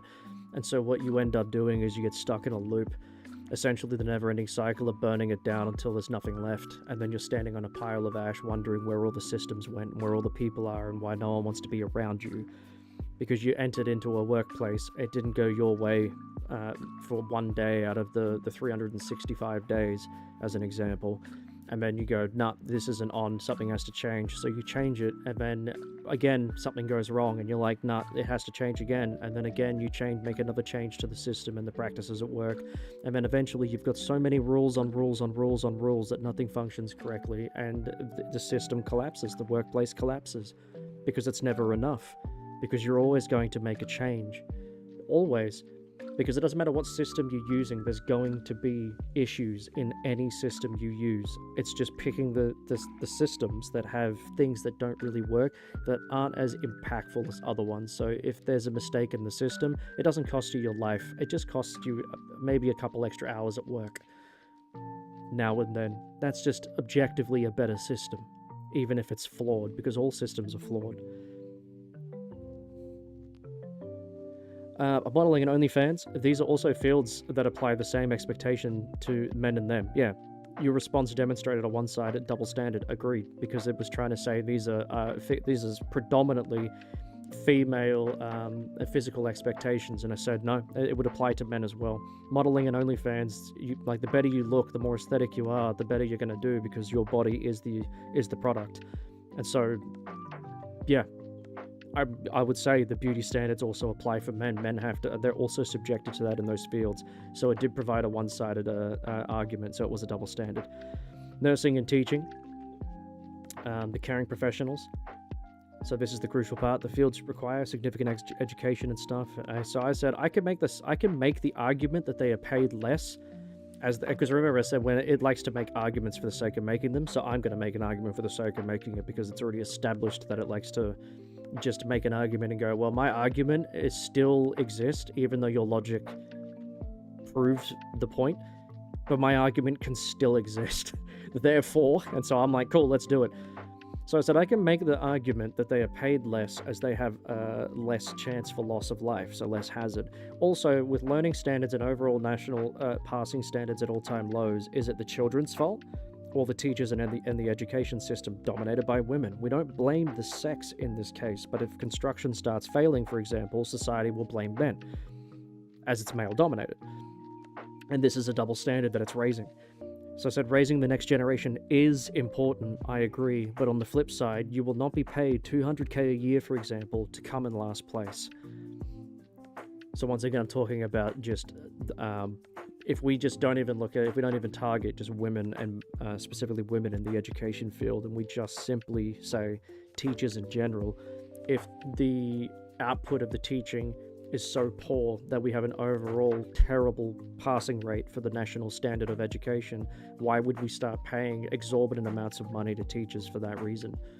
We're not going to pay for substandard effort. We're not going to pay for shit results, essentially. And then on the flip side, you can make an argument that, well, it's because they're not paid much, which is why, they're struggling with resources of the job. And I said, yeah, so it's a system problem. Once again, it's not it's not a dispute about men and a pay gap between men and women. It's a dispute about the system being fucked in this case, because you would have to concede the point then that it's a system. Because men are also in all these systems that benefit men, but they're also not benefiting from them. Anyway, you brought up some excellent and challenging points that cut to the core of the nature-nurture debate, yeah? And how we measure value in our society. The interpretation of psychological and social studies, you were right to question the application of old studies to the present day, and to point out that biological and psychological differences between sexes are real. Yes, modern neuroscience and psychology do show on average differences in cognitive strengths, of course. For instance, men on average tend to have an advantage in visuospatial. It's like, yeah, visual spacing, yeah. Spatial processing, while women on average tend to excel in verbal fluency and social cognition. Now, I will say that I think men are better at communicating than women are. That's just my honest opinion. I know we've all heard that women are better at communicating, but how many times have you asked a woman, are you hungry? No, I'm fine. And so you order food, and then they're pissed off and they want some of your food, because it turns out they actually were hungry. Well, they could have communicated that. What do you want to eat? I don't know, anything. And then you're like, cool, let's go and get this. And I'm like, I don't want that. Oh, but they're so good at communicating. Because women are just so good at communicating. Anyway, you could say that's just me being satirical. Where the analysis gets more nuanced, three key areas is going to talk about overlap. Overlap is greater than the difference. While averages differ, the overlap in abilities between men and women is vast. Well, if the averages differ and the overlap is vast, then you're going to argue the extreme. And yeah, so the smartest woman is far smarter than the average man, and the most empathetic man is far more empathetic than the average woman. You're arguing the exception on the general. The general rule is what matters here, and so it's brought up the exception to argue the general rule. Because you're always going to have a freak of nature somewhere. Modern knowledge economy jobs rely on complex skills that are not strongly tied to these broad sex-based averages. Correlation and causation, you correctly state that correlation does not equal causation in the argument we were having. You have to go to sleep. That's all good, King. I'm just here doing this today. I ain't doing anything special. But you can fall asleep to me. It's not a crazy stream. I'm just chatting away. Don't mind me. But thanks for being here. I appreciate it. I expect to get one person to watch me. I should have the numbers up, to be honest. Thanks for the lurk. I appreciate that.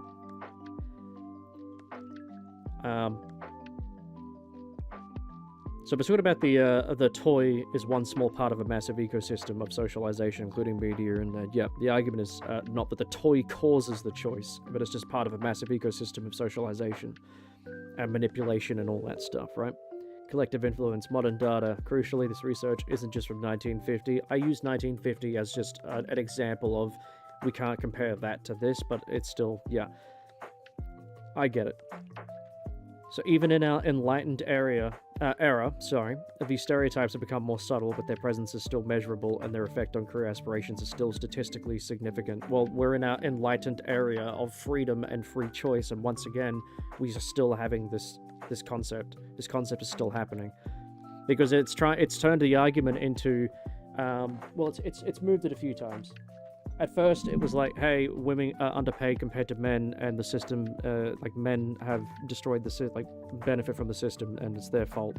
And then I made up some good points, and now it's turned into, well, women are there's barriers and systemic problems for women to go to these jobs, and I'm like, what barriers? Name them. Where? And then it goes, well, there's no barriers. They're not being forced to pick anything. But maybe when they were growing up, they were told that they couldn't do something. And now when they get to have that free choice, they just choose not to do it. And I just said, okay, when? When and who's telling them that? It just keeps moving. It keeps moving, the concept. I'm going to have to go to Kick and just start banning people. Like banning bots. The amount of times, because I'm slowly understanding bots from Kick. Slowly. We'll get there. But anyway, it's continuously moving the point, and it's still saying that, well, and then it moved it and went, well, because women get paid less because in their private domestic relationships with their partners, it could be men and women, they have to do more housework. And I'm like, what the fuck is going on? What a wild change. What a strange pivot. But anyway, free choice and workplace atmosphere. Your point here is essentially the crux of individualist perspective, and it's a powerful one. A young woman today observes that high-powered careers often require a level of sacrifice, and this here proves my point. Yeah, perfectly described the final step in the process. It is a rational, free choice for a woman to look at a high-powered career path that demands, for example, 80 hours a week, and a 24/7 availability, and say that lifestyle is not for me. Agreed. And also, by the way, you can reverse that, because a man can look at that and also say, fuck no, I'm not fucking doing that. Get fucked. A male will also say the same thing. This is not predominantly something that a woman will do. Men will do this too.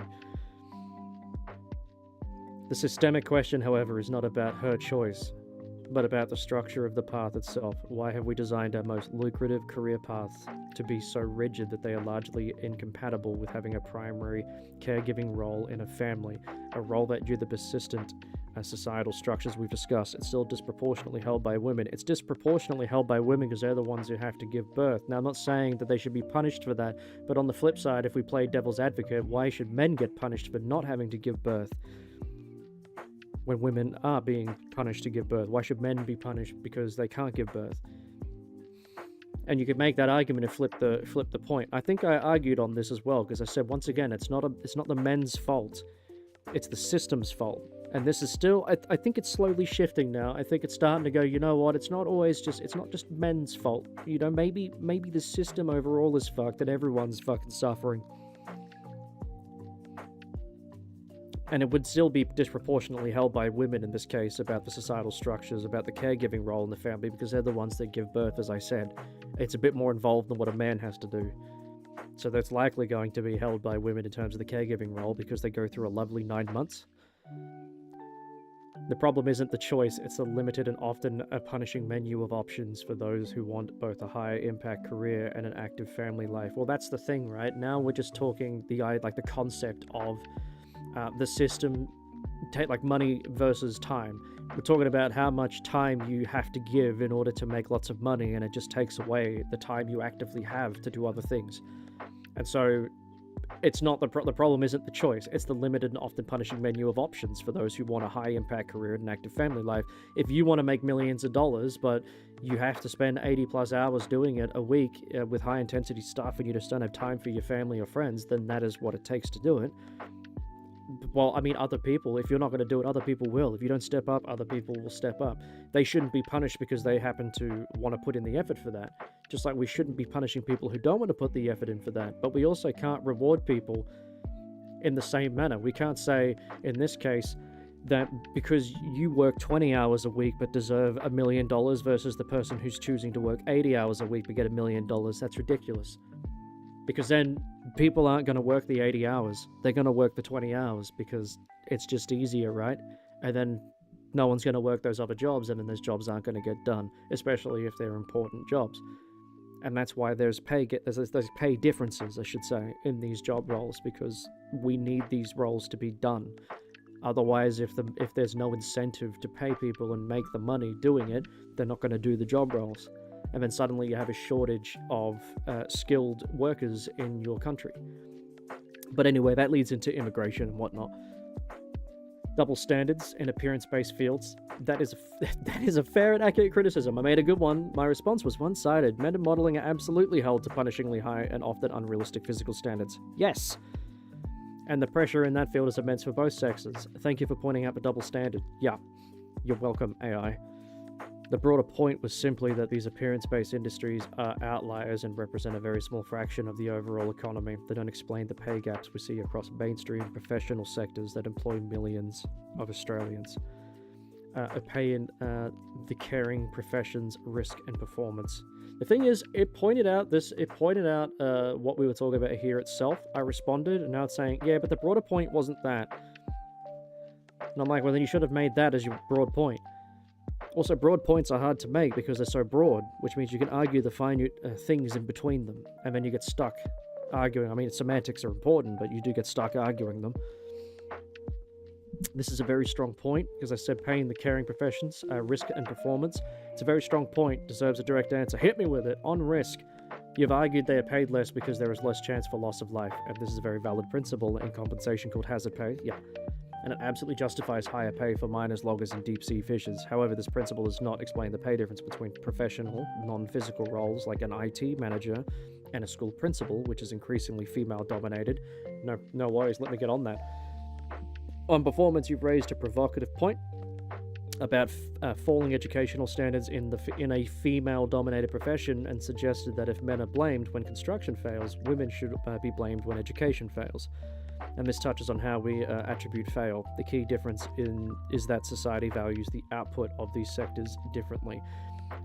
Okay, so now it's making a moralistic argument, and morals can be argued until the end of time. For example, if I asked you what good and evil is, I think your good and evil, the point would just be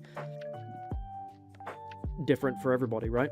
Where you stand moralistically will determine good and evil. Like the whole point of there are evil people out there that believe they're doing a good thing because they really believe what they're doing is good.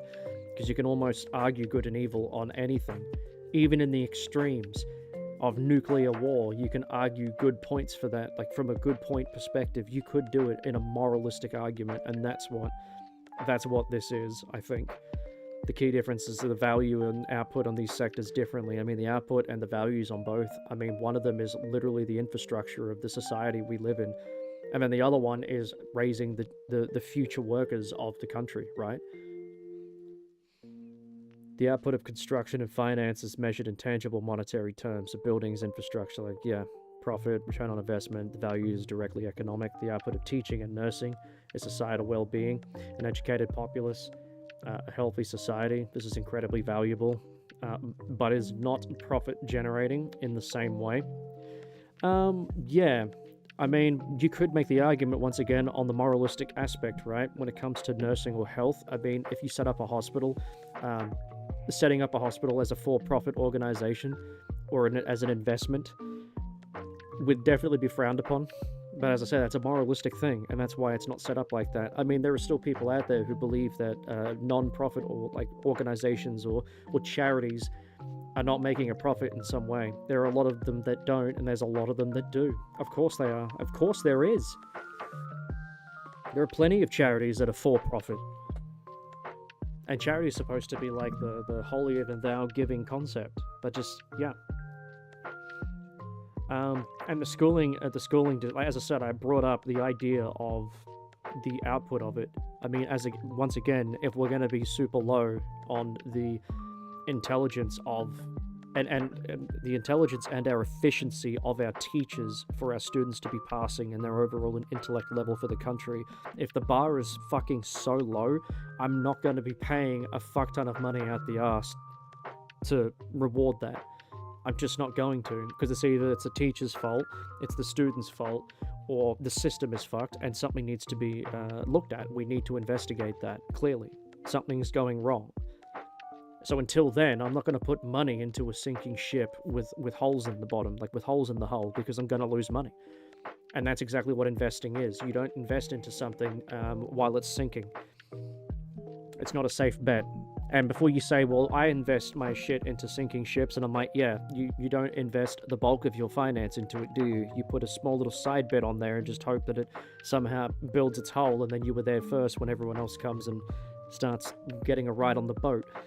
That's the whole point. You don't put all your eggs into that one basket, because it's just not logically sound.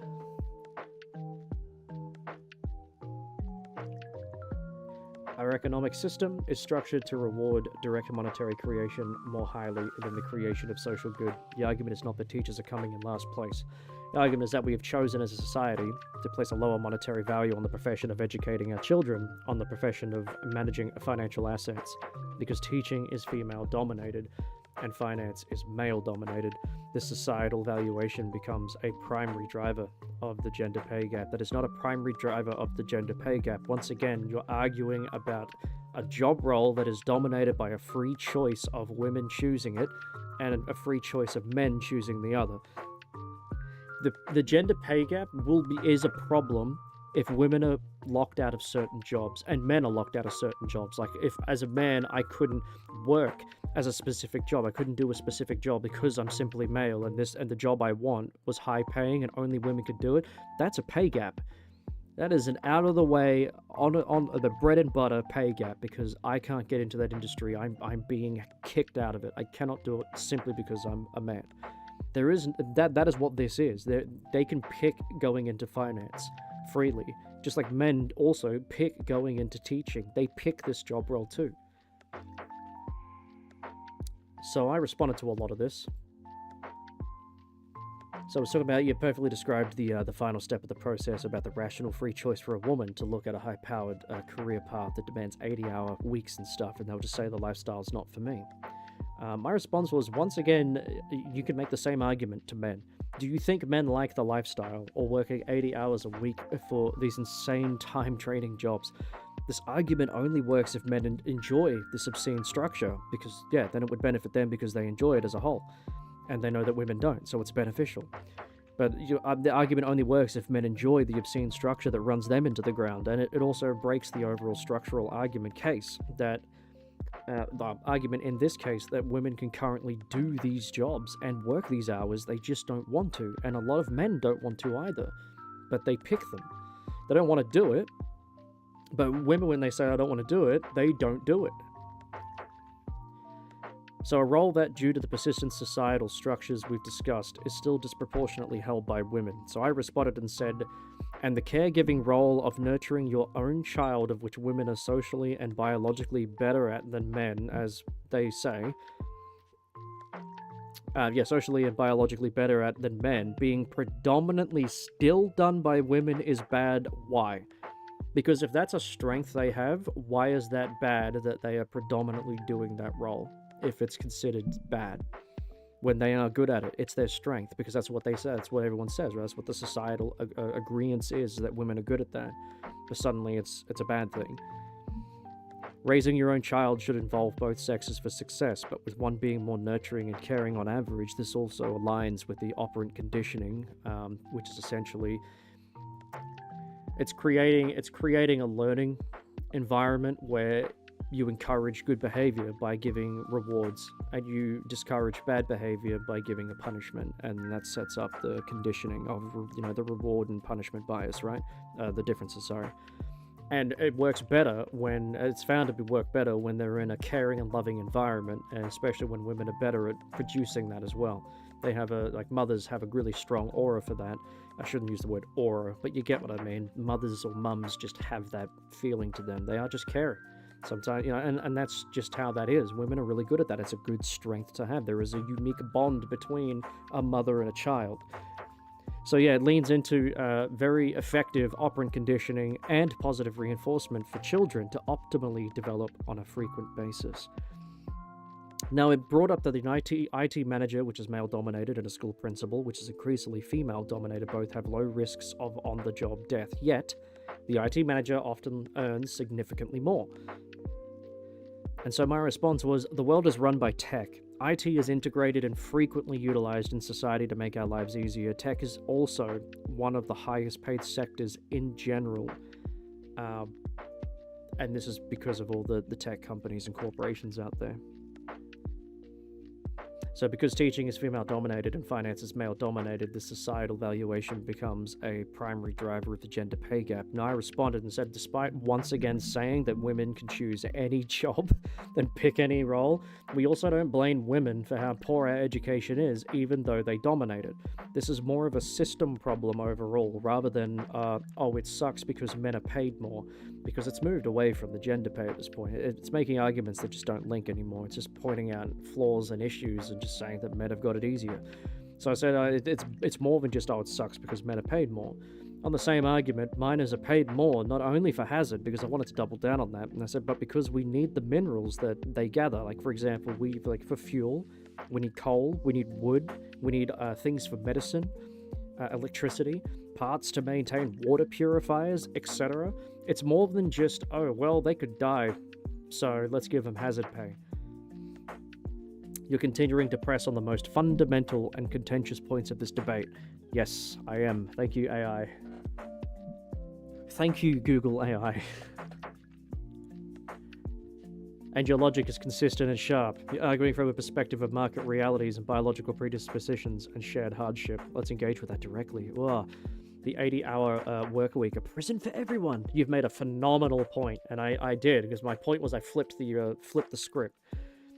I don't know if it's a phenomenal point or if it takes intelligence to do it. It's just I flipped the script and just said, well, if we reverse it, it's just we're arguing the idea that because women see an 80-hour-a-week role and they just think, well, fucking men pick them and work them all the time. And I'm like, that only works if you believe that all men also like working that lifestyle. And I'm gonna be honest with you, they don't. I think the general idea is that they just don't. They just do it. And they're not exactly doing well mentally for it. Ironically, when they say that women are very, they're more psychologically switched on, and they're more cognitively expressive, and they're more artistic and all that, there are more, it's a heavy percentage that there are more women than men on antidepressants and still on them, which means they're still dealing with their shit. That's not a bad thing. I'm just saying that they are still on that concept. Their use of antidepressants is far higher than men. So I just thought that was kind of interesting, especially a diagnosis of depression overall, and looking into deeper issues.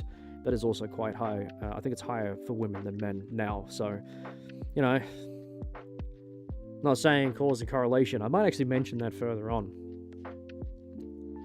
But this is arguably the most crucial evolution in the modern discussion of work. You are 100% correct. Many men are also trapped in this system. Yeah, absolutely.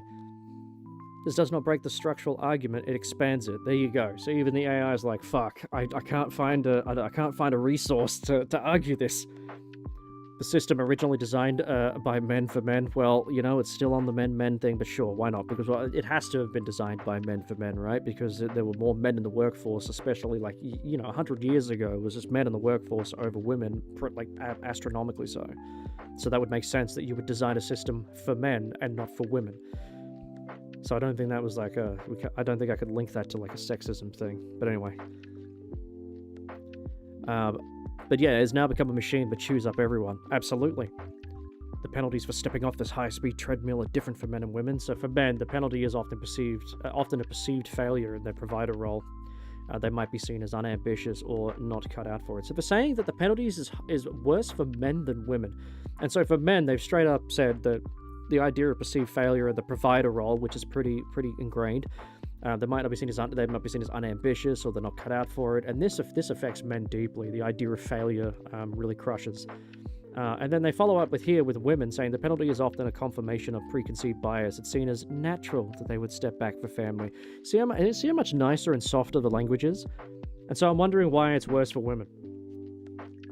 Because men just get tossed down to the ground face first to the cement. And they're just using this. It's like talking to someone on a cloud. It's seen as it's natural. They'd step back for family, which is so strong, stunning, and brave. Double standard language. And they said this is worse for women, which can lead to being sidelined for future promotions. The maternal wall, because it's assumed their commitment is now permanently divided. It's like that speaks to me as coming from the position that raising a child is considered a bad thing, or it's considered an inconvenience. It's like, well, if I'm a woman and I want to work in a career, well, then go work the career, don't have a kid. But I want to have a kid. It's like, okay, well, then have the kid, but understand the expectation that you're going to have to now juggle another human being with your job. You're going to have to do that. And same for men. Same for men as well. They have to juggle it as well, especially if they're in a single father household or a single parent household. But it's like the idea, right, is that being with your child is just such a bad thing. It's like if you're going to have more time for your kids, then you're going to have to work less because you're giving less time to your corporation and more time to your child, which is your kid. This is your child. So the idea is like, oh, well, it's an inconvenient concept because I would like to work more. And if my husband works more, or if I'm a single parent and I have to work all this time, but you've got your child spending more time around other people, the internet, other parents, other teachers, other people in their life telling them how to grow up and how to adapt, instead of you, and you're the parent. They should be learning all of this from you. The idea that it was like a child is an inconvenience because they have to spend more time with their kid because they don't get to work more hours at work is wild to me. Because both perspectives. If I had a kid, I would like to try and get less hours at work if I could afford it as a man. Just so I could spend more time with my kid because it's my child. They should grow up around me for that reason. I should be the leading teacher in their life. I'm the guider in their life. I'm their parent. So I don't want to have a child and then they spend 90% of their time around other adults and other kids, right? And then suddenly we become distant, or I don't understand my child or my kid. That's the whole point, right? Like, it's like seeing something that just somehow inconveniences you, but then you don't see the benefits to it either. Now, I'm not saying that that's the best thing, right? That's the best way. Is like, well, it may be an inconvenience, but it's also a silver lining, so let's just focus on the silver lining. It's more, we should explore all aspects of the argument, right? And because I'm like, well, what's the other side of the fence look like? You get less hours at work, but you spend much more time around your fucking kid that you've got. You should be raising them, and someone has to do it. And it sucks that you live in a world where it's really hard to do that even with a two-parent income, and so the child doesn't spend a lot of time around you. I think that's a bad thing. You should be the predominant influencer in your child's life. It's your kid. But anyway, so while both men and women suffer, they suffer from different societal expectations and face different professional consequences for the same action. So before, at the start of the argument, it was also saying that men get, like, rewarded when they nut into a woman. And then they're just like, yeah, have a promotion and all this shit. And then, like, when women get looked down on and they get overlooked, and then sometimes they get fired. And I'm like, what the fuck? What a weird doom and gloom.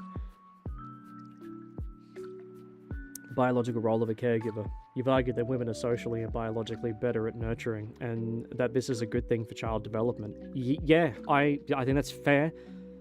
You've argued that women, I've said, yeah, so the biological aspect, particularly in the early stages of infancy, childbirth, breastfeeding, is undeniable. Thank you. The bond between a mother and infant is a unique and powerful force. Yes. However, the social science argument distinguishes between the biological capacity for motherhood and the societal construct of the primary caregiver role. Oh, can't wait to hear this. Is a mother's nurturing essential? Of course. Does this biological reality mean that the father is biologically incapable of being an equally competent, loving, and primary caregiver for the toddler, a 5-year-old or 15-year-old kid? The evidence says no. Skills like patience, teaching, and emotional support are human skills, not exclusively female ones? Correct. Absolutely. But also, no one made the argument that men couldn't be a primary caregiver, so no one made this argument. That wasn't brought up. The arguments that I've been making so far, for example, have just been who's better for the job because their strengths suit the job.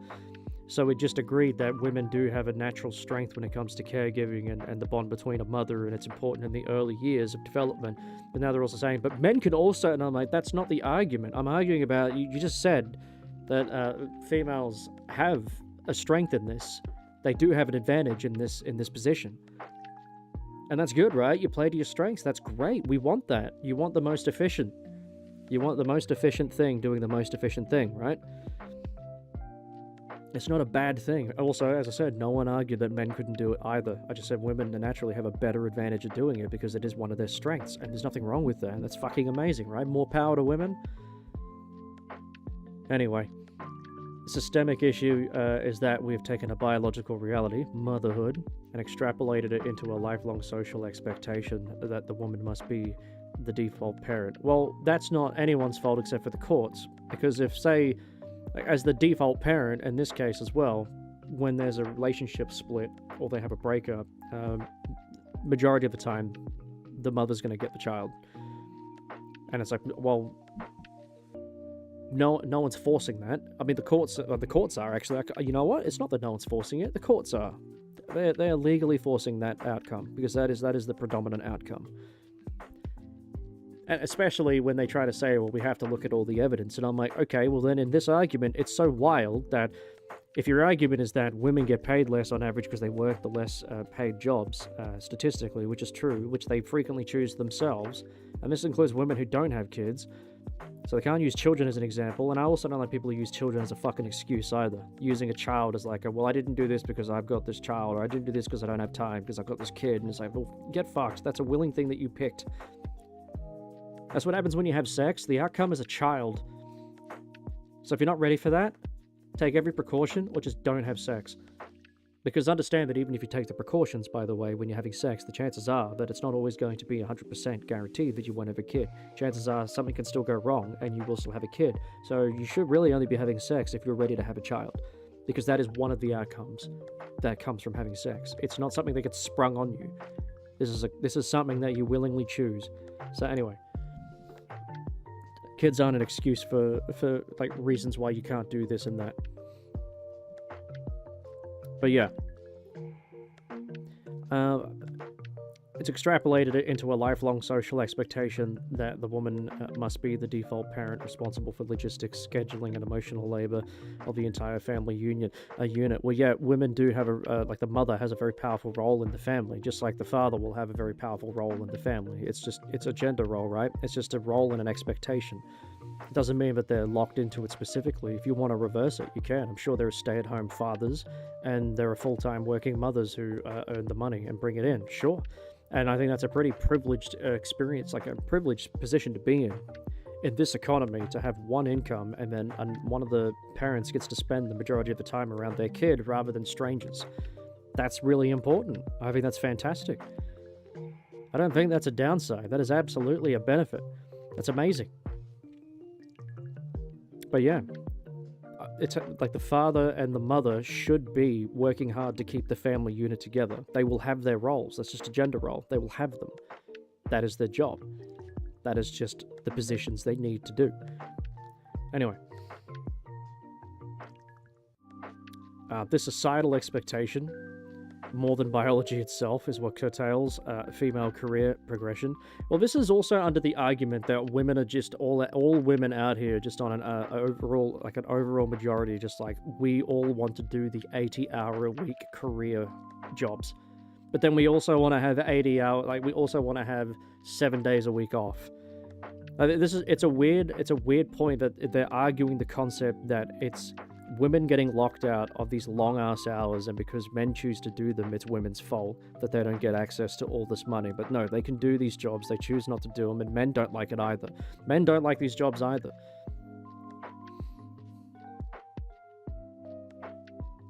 Valuing tech and education, which I did. You are right, the world runs on tech. Yeah, the IT sector creates immense leverage, scales globally, and generates enormous profits, which is exactly why it was getting paid more than a school principal. A single piece of software can impact millions of people and create billions of value. Yeah, not only can it just impact it, even if it doesn't make money, it can still impact your life because it's technology and we're all wired into it. School principal, as vital as they are, impacts a few thousand people at most over their career. I mean, if you're talking about who impacts what with more, then yeah, IT is also going to reach more, obviously. But everything's run on IT. Information tech is everywhere. Technology is everywhere. 100%. It's linked into everything. Like most things or all things have a fucking system. So IT is just a huge industry. From a pure market capitalist perspective, the pay disparity. Well, of course, from a market capitalist perspective, we live in capitalism. That is the perspective to take here, because we live in a capitalist society. That is how the society functions. That is the way of life in this country. The pay disparity between an IT manager and a school principal is perfectly logical. Yeah, the IT manager works in a sector with higher profit margins. Yeah, greater scalability, sure, more direct links to the global flow of the capital. And so in this argument, right, the school principal can teach, like the principal or teachers will teach students how to navigate technology and learn about technology, and then they take that information when they leave school, and then they make it a career. And then instead, let's say they learn about it, and then they spend the next 30 years utilizing it and helping others, or utilizing it and making money off of the skill they learned in school. School is a stepping stone to step up into the next level. That's what school is for. School is the baseline. It's important, 100%. Absolutely, it's important. And it's important because you're teaching children and you're teaching individuals, the next generation, what's important and what matters, and what they need to be doing in order to succeed. They need to learn basic information. They need to learn how to write resumes. They need to learn how to do math and add up numbers, and they need to learn how to read and be able to write and articulate themselves, and they need to learn critical thinking. They need to learn open-minded tactics. They need to learn how to navigate online, because the online world is different from, but like in reality, it's different. You'll communicate differently. They need to learn all of this shit, and that's what school's for. And then when they've grown up, they hit 18, and now the government's like, cool, you're on the system, we want all this shit from you. That's when they go and level up all the knowledge they've learned. They now level up and specialize in something. That's what the system does. That's the system, right? So we're not gonna pay people on the stepping stone ludicrous amount of money when our results are, like, I can see if you're the first in the world out of every country for education, their education's likely very well funded because they get good results for it, right? It's well funded, so they get good results. Some of the best universities in the world get heaps of funding, ludicrous amounts of funding, like Harvard and stuff. Ludicrous amounts because they're prestigious and what they teach is considered and accepted around the world as quite advanced. And so they're prestigious schools and they get heaps of funding for it. It's like when, it's like with a primary school, depending on how many people pass and depending on the outcome of like the national tests that you sit in like year 5, I think year 7, like you do these tests to see where the levels and the limits are. Australia's doing terrible. And so we're not going to give teachers and fucking faculty and principals $200K a year. Just on the premise that, but they're teaching kids, the next generation. I'm like, yeah, you're teaching them what? Because we're low on the scale of actual overall intellect. We're not going to be paying a lot of money into that. And so their argument would be, well, we don't have funding. And I'm like, as I said, we're not going to fund something that's not giving results. And that's where the argument comes in. My argument is that the system needs to be fixed. The system is fucked. But the people in the system also need to show that they can do the job and go above and beyond, and then earn the funding, right? You got to earn it. If you're not earning it, if your work ethic is not showing it, if the results of your job are poor, either you're getting fired or you're just losing funding because your job isn't doing much. As I said, I don't throw my money into a fire and expect it to double. So the system's fucked. Foundational valid. Yep, that was valid. Okay, they went for men. Penalty is often perceived. Yep, so I responded with the men versus the women, where I said it's worse for women, but then it went hard on men and went pretty easy on women in its like response. So I said that this statement would imply that men suffer more psychologically and women are accepted better in more justifiable ways with their actions, which would also imply a good thing for women to not be shunned or attacked in the same manner as men, because it's better for the psychological outcome. Even when they fail, they're not attacked as much as men. That's better, psychologically speaking. Yet, women are on higher rates of antidepressants than men are, not to mention that during the peaks of feminism and society equality, they are unhappier than before. I'm not saying causation and correlation, I'm just asking why it is still men's fault. If men built the system for men and now it's punishing men more than ever, compared to women, based on the AI statements, are men not also suffering in this case? Or you could argue that men could be suffering more. The systemic issue that they talked about, the reality of motherhood extrapolated to lifelong social expectation. I said, to break this argument completely, the stats are clear. Single-parent households where a male is the primary caregiver, or the primary giver, is statistically better to have a desirable outcome for the child's future. Now, I could be wrong on this. I believe that is American, not Australian, so it might actually be wrong. Versus single-mother household. This also includes the men that worked, 80-hour jobs. It also includes the largest demographic, like, low-income earners. So it wasn't just men who were earning massive amounts of money, yet we still don't put the responsibility or accountability on women or their performance or actions like we do on men. Now, I believe that is more of an American take rather than an Australian one, so I think I am wrong on that. But you've cornered the conversation and pushed it to the most important and painful conclusion. The points you're making now transcend the topic of the pay cap and go to the hearts of men and women's modern suffering. No longer just debating statistics, you're asking about blame, pain, and accountability, and I'm arguing the system. And the answer to your core question is this: you were right, it's not men's fault. We have it here. That is the path that I took in order to have the AI say that I am right about the gender gap and the pay gap, and that it is not men's fault.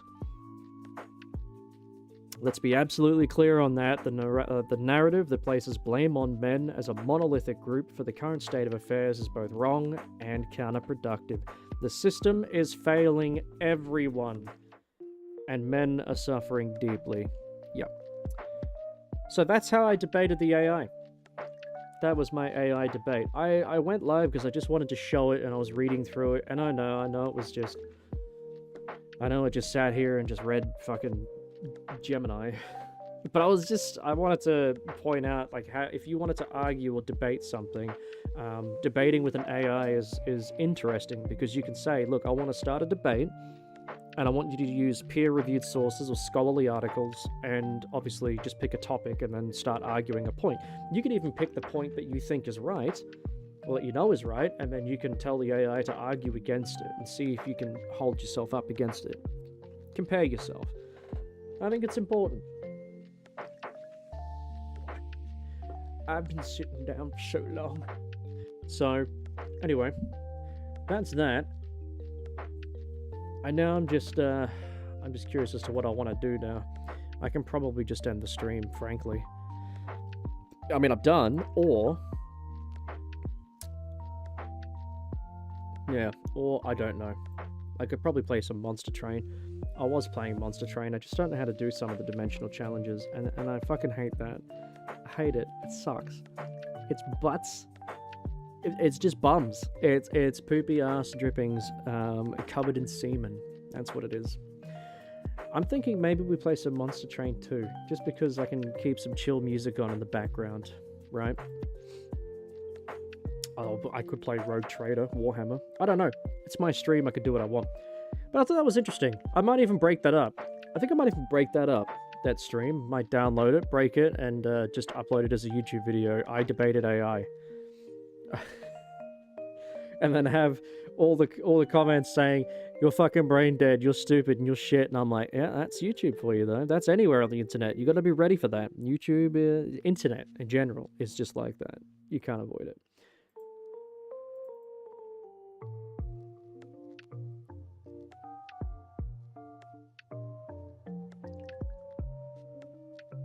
Let's load up Monster Train.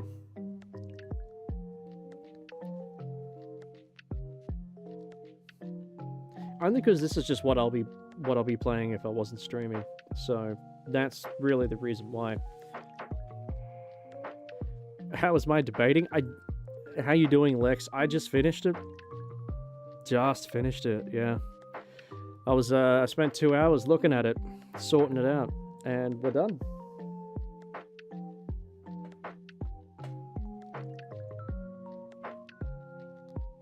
So we're all finished. So I guess I'm just going to play some Monster Train, I guess. But hopefully you're doing well, looking after yourself. That's what matters.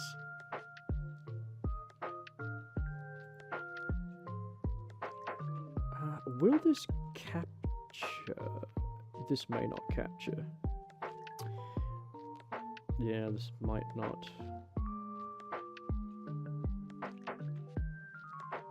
Oh, captured. Oh, fuck yeah. Monster Train. Yeah, I'm gonna play number 2. It's interesting. I'm not very good at it, and that's why I thought, you know what? Let's give it a go. This could be a vibe. This might be sick, bruh. So yeah, I'm gonna give this a go, I think. Yeah. It's good to just put on in the background, right? Let's have a look. Audio.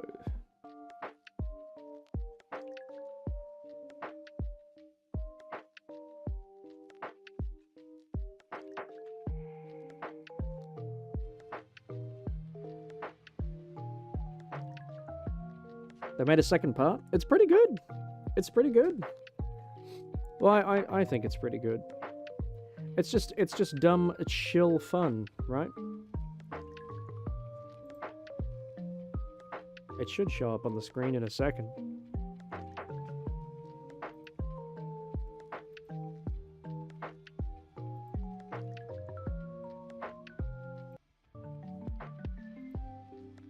I mean, I guess not. I guess I'll just close it because I cooked it. I mean, could play Pokemon Infinite too. I got Infinite Fusion. The door's just open for me, you know? There's a lot I could technically do.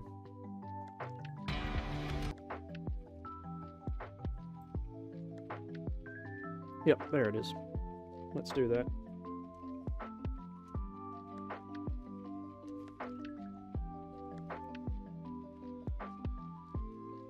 Oh, it's not capturing it. Okay. It is there, it's just frozen. So what I'll do is I'll just capture it on the third capture. That's what I'll do. So we want Monster Train. And And then we will transform, we will reset. And then we'll transform, and we will fit to the screen. And there we go. Wait, is that not cap? It's frozen still? Wait, why? No.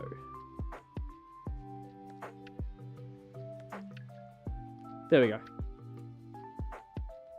I figured it out.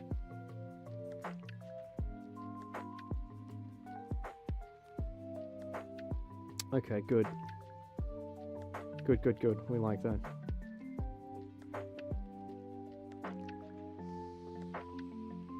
I was doing dimensional portal stuff. I'm not very good at the game, but I think we'll go new game.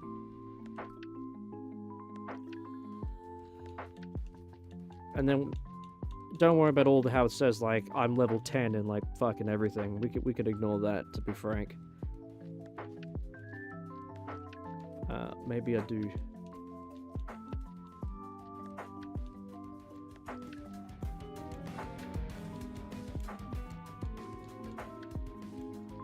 Maybe set it to 10, so you can kind of hear it, but it's not like crazy. And then, yeah, I mean, Banished is pretty good. Pyreborn's got really good support, I've found. Luna Coven's interesting if you use Ekka, the main champion for it. She's really good. The old races, yeah, so you unlock them when you get 6 pyres, so there's like pyre hearts here. So when you get 6 of these, then you unlock them as well. But yeah, the Banished is pretty good. Underlegion is really, really good if you get a Decay engine going. So that's how I win most of my battles with Underlegion. They're really good. You just get a Decay engine going and you're good to go. I hate the Umbra. Can I say that? I think the Umbra is shit. I hate them. The best way I found to play them is just to use their Ember Drain abilities. So the best bet is to lean into the magic, and you... Well, I mixed Umbra with Lazarus. That's not bad. Lazarus is really good for a lot of mixes. But yeah. We could go for a... We could go for a Decay. So this is more of a spam the units guy, and this is more of a Decay build guy. Well, lady, sorry. I think we might as well just pick her. And then for the backup, what do I want for the backup? Do we want healing? No, I think we want the Witch Weave, right? Do we? That can get rid of the back line. Umber is fun, spam units and eat it. It's because it's underpowered. I don't think the Umbra is very strong. I think that's what it is. I got no wins with this mix yet, so I think we'll give this a go. We could apply Conduit. We could do that. I think we do Conduit. I think we try that, and we use this. Let's give this a go. We got no wins with this yet. So what I'm looking for is, I'm going to try and see what we're going to end up with here. So we got an incant for spawn 1. That's really good. So I'm going to do that. I'm going to go, we're just going to go Spell Sling, right? Okay, that sucks because I like to we're going to be putting a lot of units on the floor, so it's kind of unfortunate. So... They were strong in the first chapter, but 5 new races, damn awesome.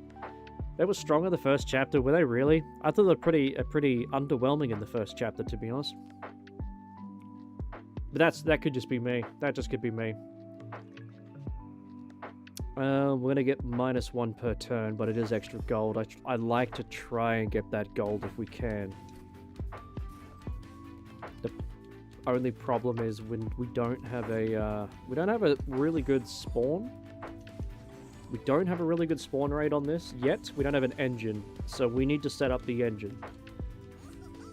So anytime we cast this, we have an engine. So we're just going to try and decay as much as we can, and as long as we're casting a spell, we're always going to have a front blocker.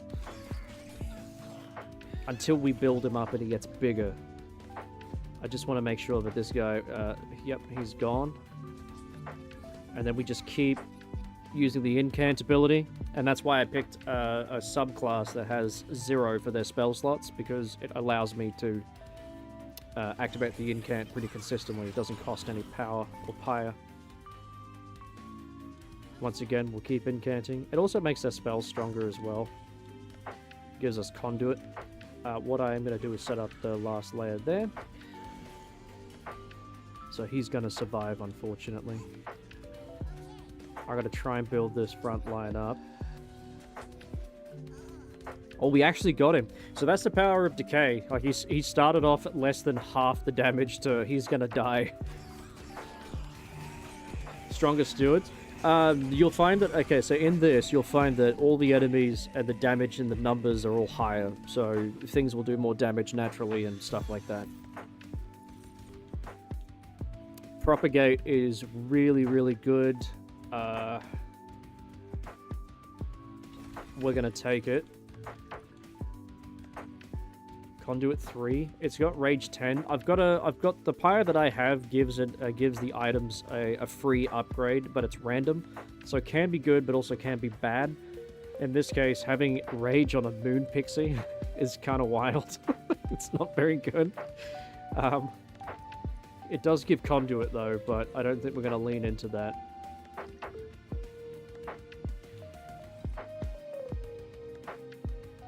I think we just lean into any spell that's essentially 0.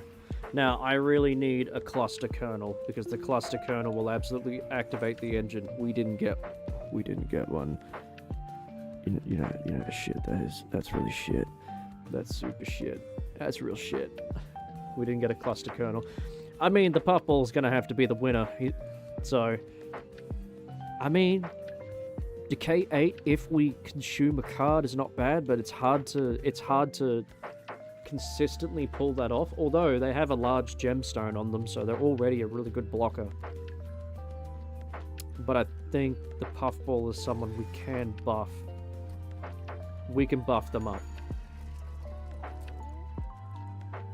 So, as I said, we're looking for ways to make our spells 0. That way we can keep the incant going. I mean, Propagate is really good. I think we're going to do the Decay first. Then we do the Intrinsic. So we want Intrinsic as well. So I think a Decay on Intrinsic, maybe? We could do it on the Propagate, but we'll do that. I mean, so far so good. We're getting a lot of, like, 0 spells. But I think they are consumed, so not good, because I want to kind of spam them a little bit. So there's my initial blocker. And we'll put him over there too. It is a full moon, so we're going to do the full amount of damage. I'll put a conduit on. So now we're building our little army, and then we're going to propagate. So propagate's really good. It increases the buffs that we have. So if we have buffs like you know, spikes and stuff like that, it will increase the buff and it'll go up. It'll also will. I think it's going to troop up this guy as well, and it also will activate other buffs and features. And because it does it to all the units, including the enemies will get the debuff effect, not the buff effect. So yeah, we did get a troop activation there because it triggered our incant twice.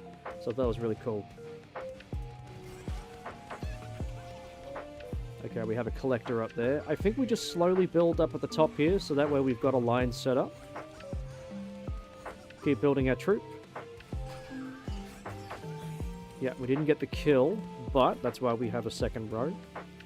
Also, I think we're just gonna do that and then that, just because we have a break.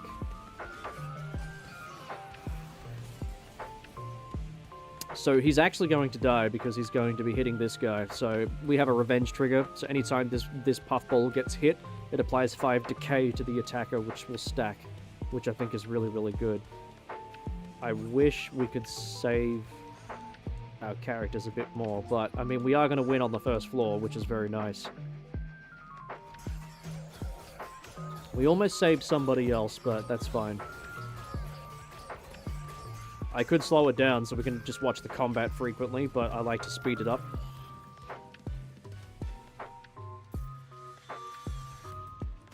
Okay, so the loam coat is more like the goat coat.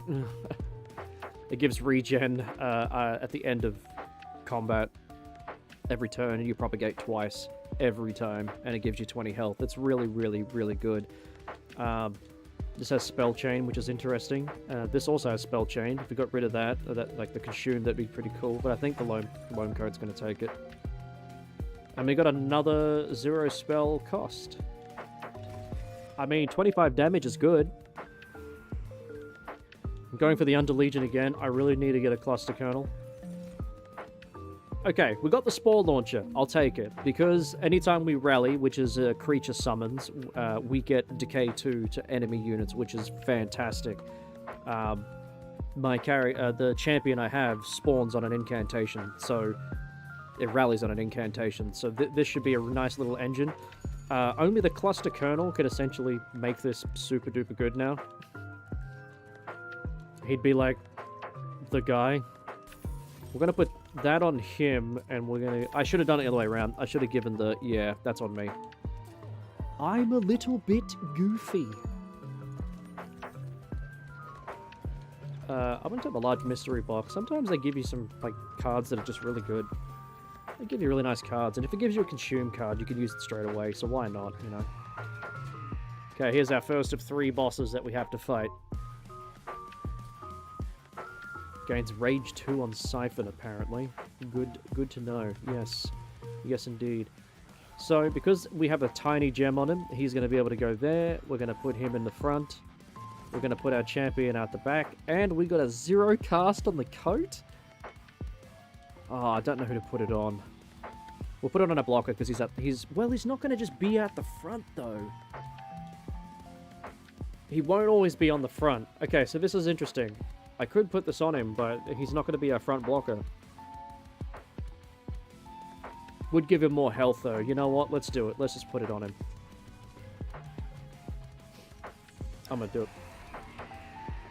Oh, you know what? I should change my... I didn't change all my stuff.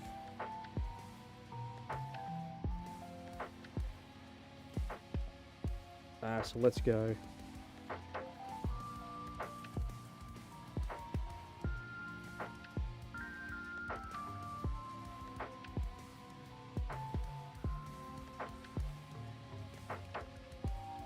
Let's say tips are welcome. So people can give me tips on how to play, because I'm not a super good player at this game. I'm not like a Jenny Beans, for example. And I believe this will be Monster Train. Will this come up? Oh, it does. Oh, that's nice. Let's change that. It was a nice little debate with AI, though. I think it was good. Oh, I can't... Okay, yeah, that's fine.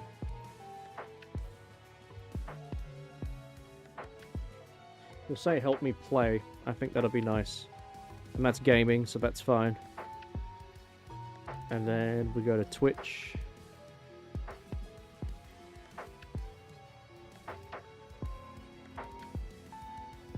And then this is also Monster Train 2. There we go.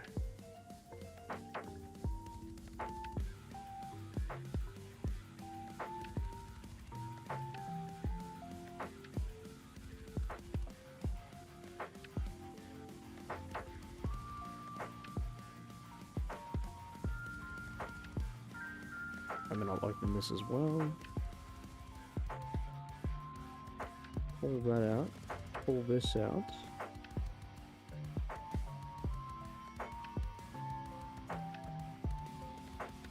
Yeah, get rid of that. Pull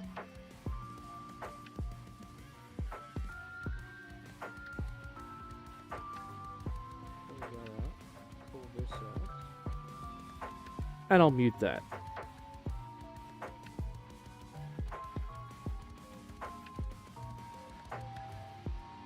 Okay, now I've got 3 chats up, just because I need them in case I miss something. But everything should be updated, so that way, Can I pop these out, actually? Oh, I can pop it out. There's no way.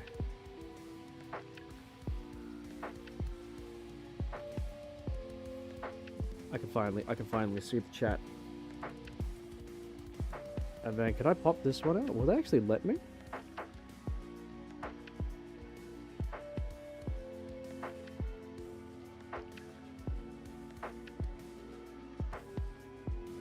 I guess not.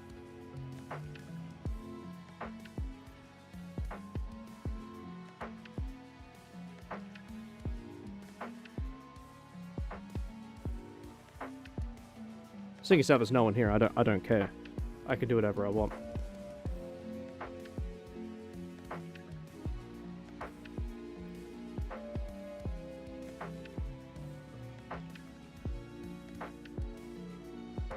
I can't believe I have to sign in for this again. You're fucking kidding me. Yeah, we don't want to do that. That's yuck. It's icky. We don't like that.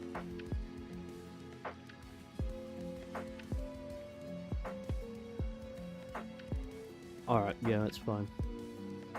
I really wish I could, well...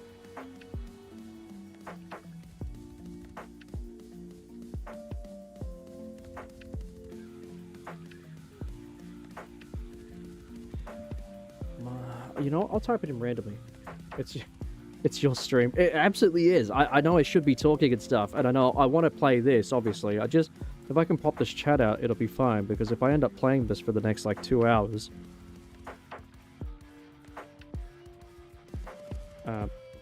then that matters.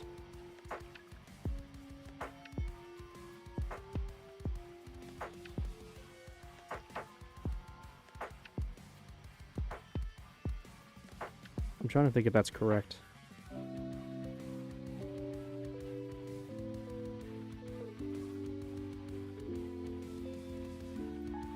Oh.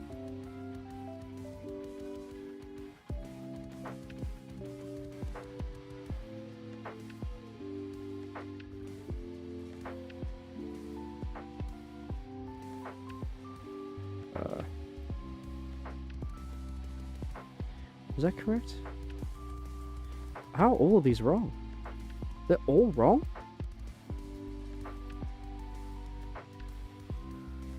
Oh.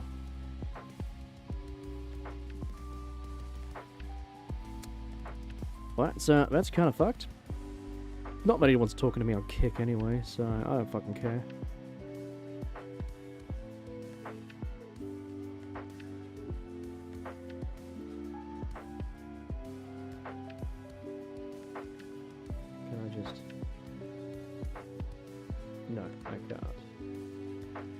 Anyway, no one's talking to me on Kick anyway, so it's fine. Who cares?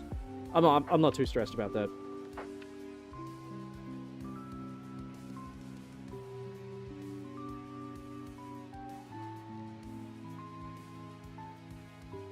Yeah.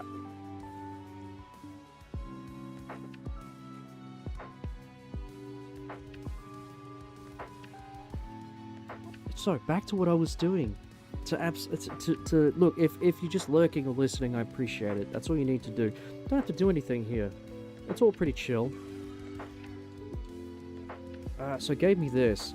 Decay equal to 5 sap. We have no sap, so that's just not going to work. We are actually... Hang on. We need to cast some spells to get our frontline blockers. So now, anytime... So what we've done is we've got a decay... We've got like sort of like a decay engine going. So anytime I spawn a creature, anything, and that includes a rally, which is a little tiny mushroom thing, we will give +2 decay to every enemy on the thingo. So we're going to do it again. So that's more decay. This costs nothing to use, so there's more decay. We're going to decay, more decay. So now, yeah. So basically, that's a pretty good engine. Now, if I have I'm trying to find a cluster kernel, because that means the engine will be automatic. It has nothing to do with me, then I can worry about other levels or platforms while we have a cluster kernel around. It gave me the Tidal Turning, which is a really, really good card. So yeah, more decay. Alright, good. So they haven't left the first floor yet. We've got a really good blocker. And we have a really good front line there. So there's 17 there, that's 29, it's 35, 41, and there's the final kill there. So let's just do the top row now. Let's keep it simple. Good job, good job. Alright, he's going to attack the top, which is fine, frankly. He could do that. I am all about the first floor right now. More decay. I want more decay. There's not enough decay, frankly. If we can get a little bit more decay in there, that'd be great. There we go. But also, as you can see, our front troop is getting quite large now because the troop is stacking every time I rally a mushroom. It is stacking on top. So we have a pretty beefy front line. He's not only just a front line hit, but he's also a good attacker now. And if he falls, I do have the this guy here, the prickly puffball, which is really good. Enemy units propagate 4. So if I put decay on, so now they got decay,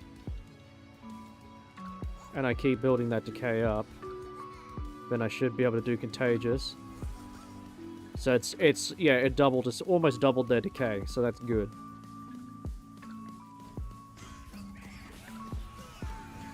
I like this. This is a good little engine. Good little engine. The engine that almost could. Okay, we got some sap. That's going to lower his attack briefly. And then we're just going to decay the shit out of him. Okay, the boss is done. We got him with decay. Nice. Under Legion's really good.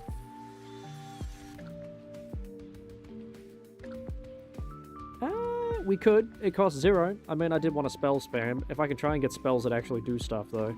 This could be kind of interesting utility for when the stuff gets really strong. Okay, we did get the Amorous. Inoki's really good. And we're going to make the floor a little bit bigger so we can fit more of our support stuff on. But the problem is I still don't have a cluster kernel. I don't think we're going to get one, which means I'm just going to have to rely on the decay machine that we have. I think our spells are fine for now.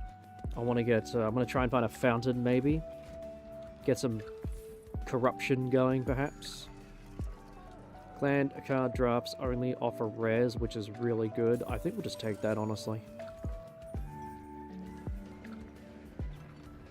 Okay, our Pyre can get 25 health, or friendly units can get a massive buff, but our Pyre gets set to 1.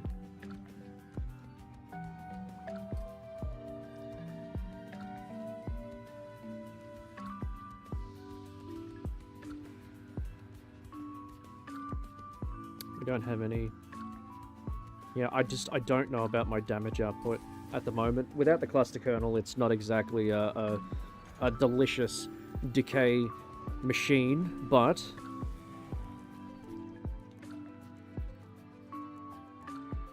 I think we pivot into Maneater here. Like, using Consume and spawning 2 is really cool, but I don't think the third upgrade, like, I think Incant's always going to be spawn 1. I mean, Etch is always going to be spawn 2 and then maybe spawn 4 with Etch, but it doesn't, like, the Incant's not going to go higher than 1, which is what we're relying on. So if we use Man-Eating, it gives us another ability to apply, like, to weaken their attack and also add 5 decay, which is essentially what we want to do. We're all about decay. So I think we pivot into Man-Eater here. And we already had a look at this.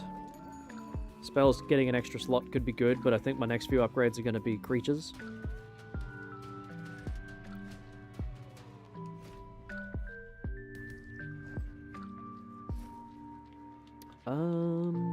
Well, let's set up the huge.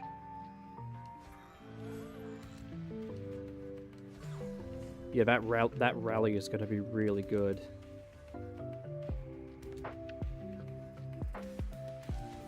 I'm going to go behind, I think. There's the rally and a regen. I probably should have dropped the rally first. I'm not going to lie. And then I think we wait for the lone coat because I want to put it on the mushrooms. Actually, no, we're gonna use it on our separate blocker. So here comes corruption. Let's just put decay on everyone. And then do that.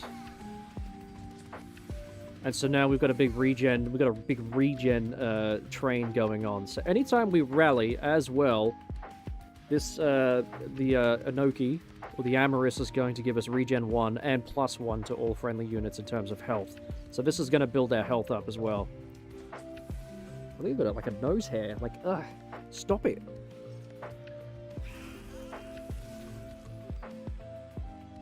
So when they die, they give corruption. But we have so much regen that we should be able to just beat that out.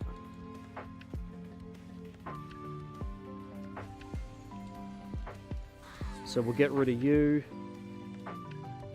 I'm kind of worried that I haven't set up any other floors yet.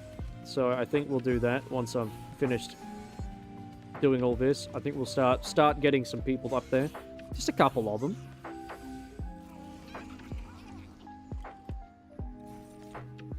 Alright. I think we just take this turn to cast this. Because that hits every floor. So that was a really good pull. And then if we can just get those spear units, I think we're good to go. But our front row is really strong right now. That's a big card to get now. Wow. What if we do that? And then we'll keep our conduit going. We keep building our lad. And now he's really building up. So at the moment, the decay is really good. This is a good build-up. And we got a reprieve. The conduit will be really good here if somehow my first line falls. It probably will. I still don't think we have enough power for like the end of the game. I don't think we do. The cluster kernel would help, and then I would love to be able to double up on some cards if I could. Oh, he's at the front of the line? Oh, he's dead. Yeah. Oh, what a pull. A random pull from the Jack in the Box. Tidal turning. So good. I mean, it's over, so... It's over. So, they kill my mushrooms, my first stack, but they don't kill anybody else, so they barely makes it past the first line. So we're pretty weak to back unit attacks, that's our problem.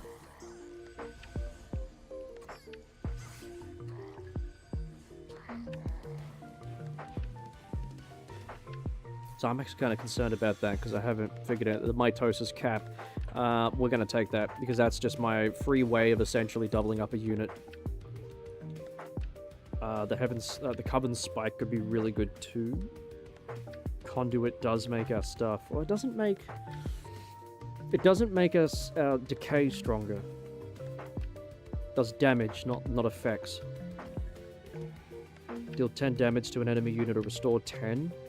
We could try that, because if we get a magic upgrade, we can drop it to 0. Yeah, I don't think I'm going to get a cluster kernel, which is a bit of a bummer. The Lunar Cover Burner. Well, maybe we check out what they've got. We might get something out of this.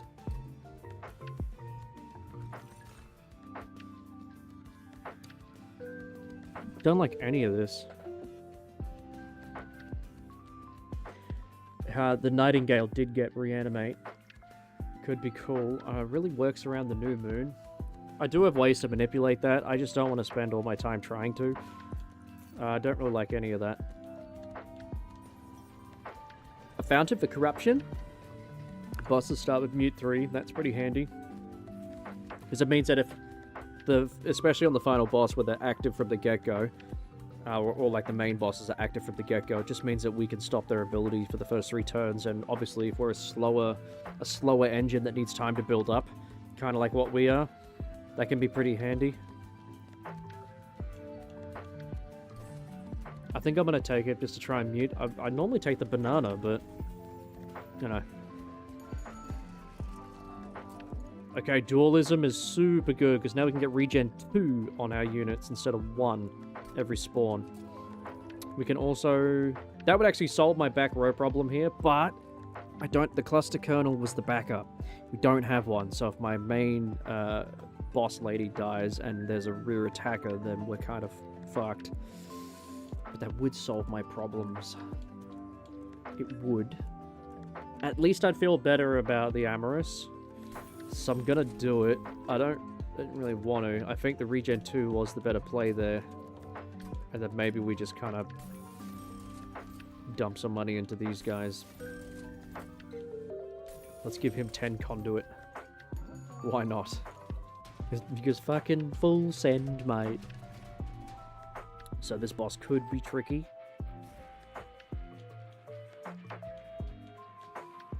Okay, it could be tricky, but I think we've got it. We have just enough space to do it.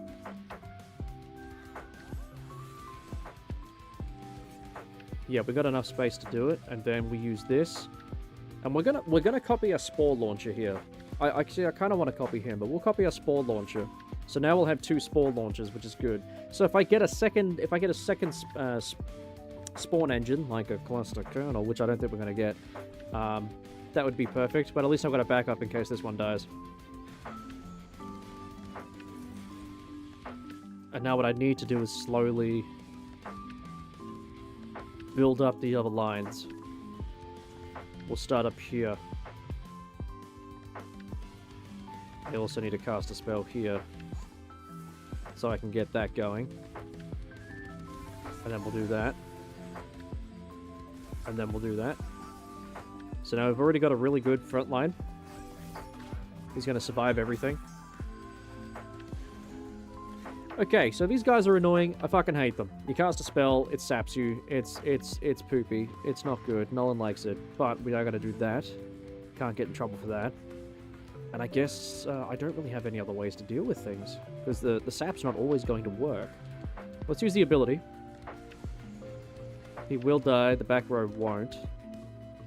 I don't think we can adequately kill them.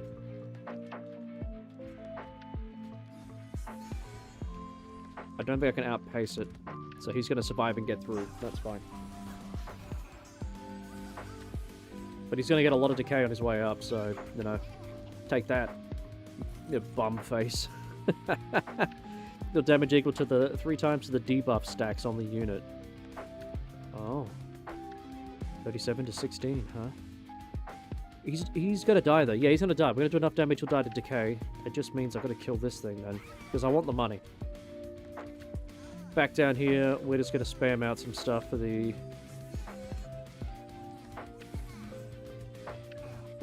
Alright, so they're done. So we kept up. I've got to use the Man-Eater ability more, but I mean, if we're getting all the kills anyway and it regens every turn, I think we're fine. Now, who's dying on this? The back row's not dying, is what they're telling me. But wait, how much does that do? It doesn't do enough, and we will get punished if I do it. But... if we do that, we're in the green, and the back row dies. Good. And now we can go back to setting things up. Probably should have put that guy on the top here. But you know what? You live and you learn. You live and you learn.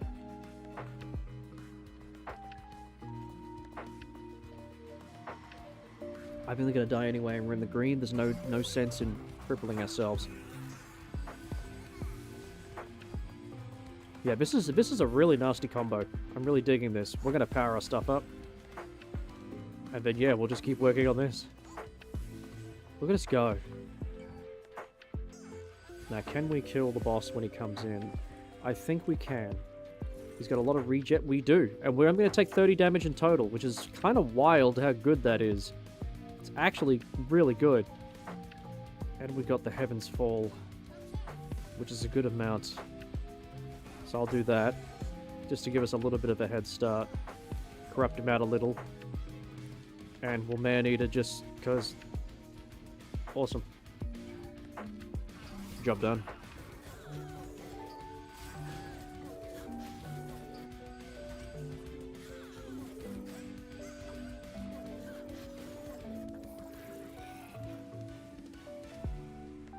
Fantastic. The Fungi in a Suit is a pretty good card. It's got Spell Chain on it, if we can lower its cost. Mitosis Cap, we don't need a second one. Because I don't want to flush my deck. Okay, so, fucking, yeah. Titan Skin 2 is really good. That's also really good too, but I think Titan Skin is definitely... anytime I can just buff up the front line, very beneficial. So we've got a second... Yeah, it just doesn't matter. I've got a second decay machine. I just don't have another spawn machine.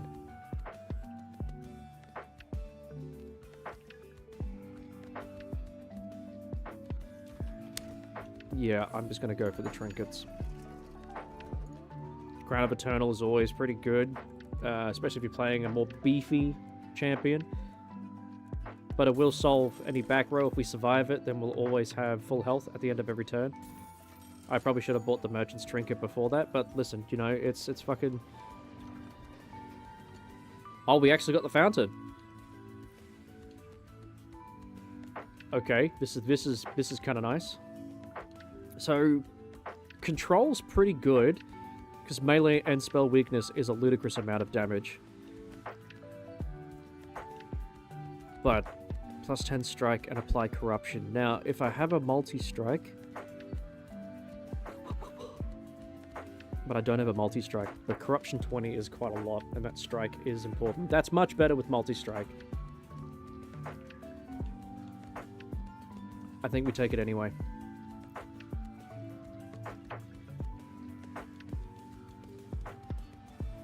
I think we give it to this guy. Let me give it to him. He's got more damage.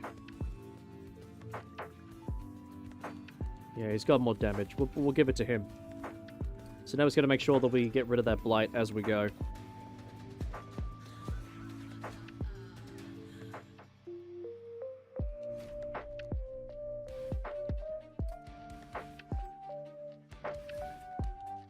Alright, let's go. So which one's got it? It's him. Which is good. The corruption's going to be even more damage that we can definitely use. So you love to see it.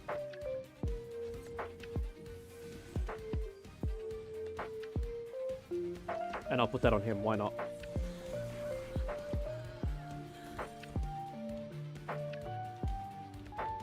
Okay, so we're not going to get the sleigh, so... Yeah. I do want to get the spore launcher up here set up. And then let's get a little bit of the engine going, just so we can start benefiting from that. Okay, so now he's done. They're all going to die. And we'll sap the crap out of you as well. We'll decay you. And they're muted as well. So their abilities is not going to trigger for the first 3 rounds, which is good because it gives us a chance to build up. Okay, now you're on my spore launcher. I don't have a way to summon. He's just kind of up there running interference just cause. Just fucking cause. Why not? Let's put him there. As long as we're spawning, I mean that technically does count as a spawn, so we sapped him a little. Not as efficient as the stuff we can do. The ritual, I mean, we're going to do the Titan skin, but it's permafrosted. It's not going anywhere. We'll get a bit of the back row just in case. And then I'm going to try and get decay on the little cherub.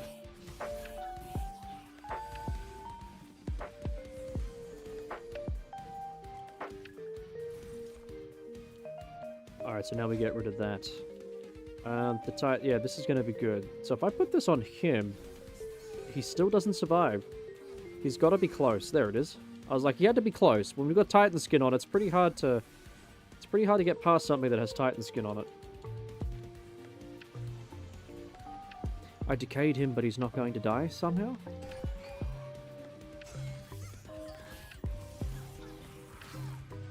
I love how, I'm live, and I'm getting notifications from Twitch saying, hey, you might like this streamer, and I'm like, okay, I'm live. I'm not currently watching streams. And it's like, bro, your stream's dead, man. Ain't no one watching you.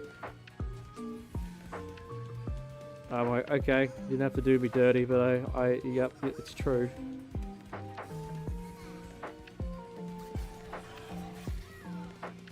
Alright, so the first 2 walls died there. First 2 walls died. I mean, rot, 100%. Hang on, we got... Oh, it's not a full moon. 91 damage, though. You can't sneeze at that. That's really good. And then we just continue working on this. Ding dong.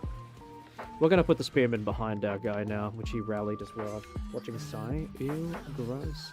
Thank you, Missy Misty Mist. I appreciate it. I appreciate you, but you already know. I'm not gonna bore you with it. You already know all the things that I say. I think we just do that. I'm just down here working on these goobers. Yeah, we're not gonna hit the second guy. He's gonna get away without. Nah, we'll kill some of them.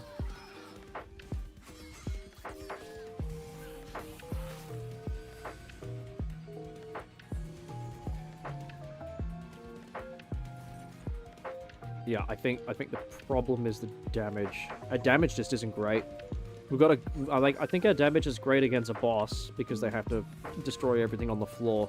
The biggest problem with our damage is that I think some of the enemies in the future, if they're not bosses, they're going to get up the floors very quickly, and we're not going to be able to stop them. We just don't have the firepower.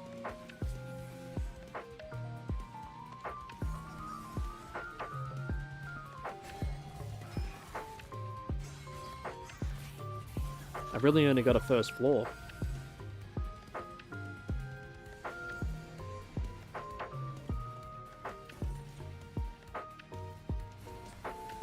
Okay, let's get a full moon, just cause. And then we destroy him. We do that to him. So, we're gonna win the fight.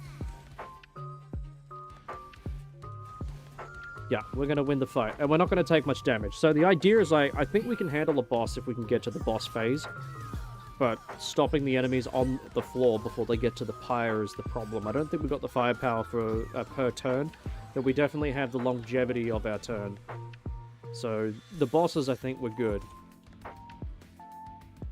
I didn't take him last time, did I? Although we got Propagate here, and we could use it over and over. That's going to be a bit of a vibe.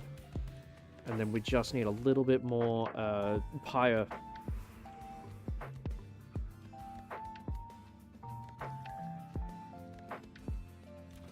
I think we still commit to this. So we can finish up building these guys. We can give them an endless. That'll just sort of like guarantee that we have someone up there. You can have regen and conduit. The regen didn't matter there because they've got fuck all. Is there anything here? I'm kind of using everything, to be frank, and a lot of it's is consumed, so it's gone when it's done. It's nothing that I really want to get rid of. We pivoted into Man-Eater, so we got Man-Eating 2, which is Decay 10, and a Mute 1, which is really good.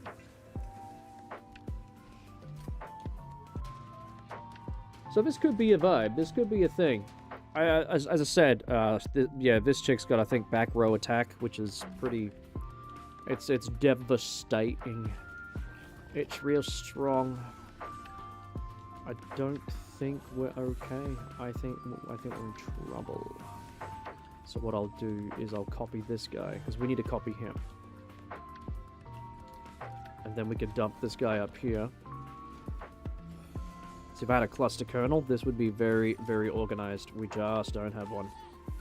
That is the bummer.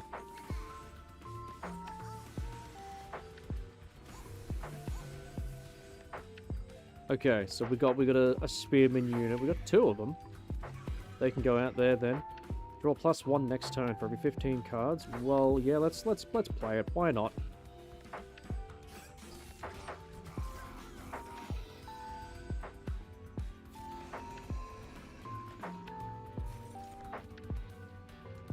Okay, if I did... it doesn't really... Oh, it hits the back row as well? It's kind of a vibe, actually. So he will die anyway. So we want to keep working on this.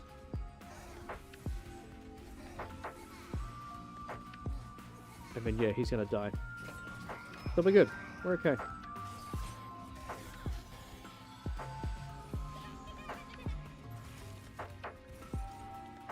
Okay. The Titan skin or the tidal turning. Let's do tidal turning first. Yeah, so as you can see, we don't have a lot of decay damage now. I had to take the turn off to do that, but in order to protect my back row, we can sap them. But yeah, we just don't have enough decay damage, so I'm going to try and catch them on the second floor. We just don't have a... I am copying my puffball, so he can be on the second one can be on the second floor, so that's really good.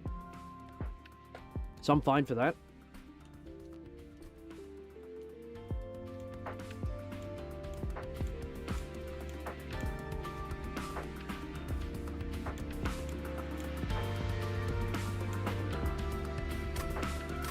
I'm just going to turn this up at this point.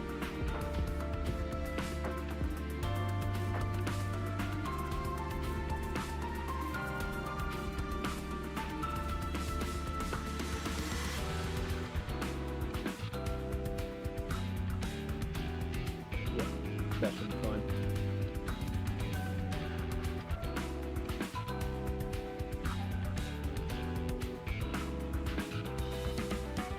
Yeah. So I'll have another puffball for the second floor, which will be... It'll be good, it'll be good. Man, I just don't... This would be really cool here too, though. Yeah. We're going to take 8 damage in the back. Regardless. But if I propagate... Still going to take that damage. Yeah, that is just a thing we are going to take. We are... Yep. And they're going to survive. So, yeah, they're going to make it to the top.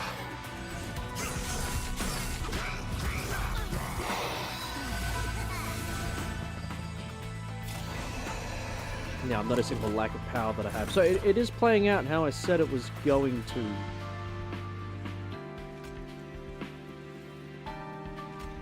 Okay. Well, we can do that. Try and weaken them that way. Propagate twice. Get all that decay up there. And maybe I could man eater for the difference, and I can't. It's a good ability, it's just not going to get us there.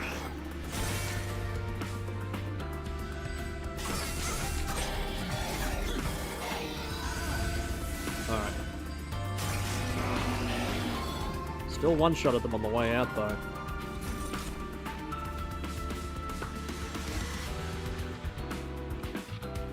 Alright, can't summon him. We're going to summon him now. Drop the Titan skin there. Just because we're okay down here. I think, yeah, when the boss comes in, we can handle the boss. Even a firepower in the interim. So they should die? Yeah, they're going to die. Cool. And all of us will survive. So we're just going to end the turn and just take the win, right? I'm going to speed it up.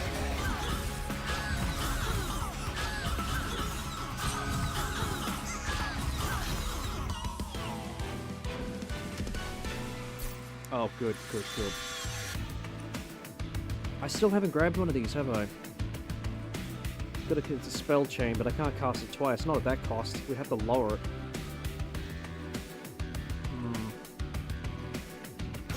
I will risk it. Another Titan skin? Okay. I think one's enough.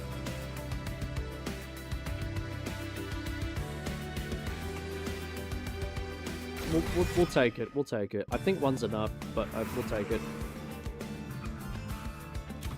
And then I guess we're here now. Let's have a look at the trinkets first. So when a unit dies, it's decay. The decay is spread among enemy units. Could be a vibe. Reroll. Play a spell in hand. Yep, that could be kind of viable too. We'll check the equipment.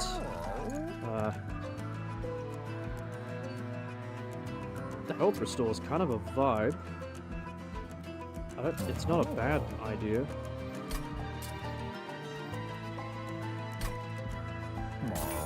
And then maybe we mix that with that.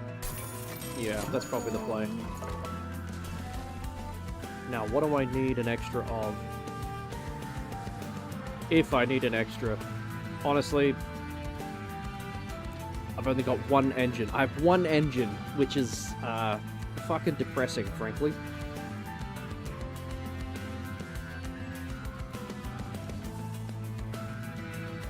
A few of these guys, we could probably just like lean into it. Or lean into him because he's doing corruption. Could be a vibe. I'll do it. One engine is just bad. It's sad, bad, bad, sad, bad.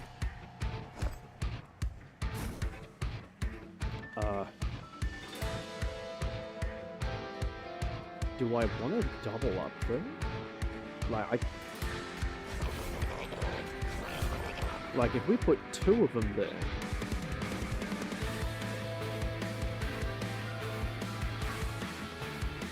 Or 3... Let's try it. Let's try it. And then I'll give him the regen. Because this should be a lot of decay on the stack.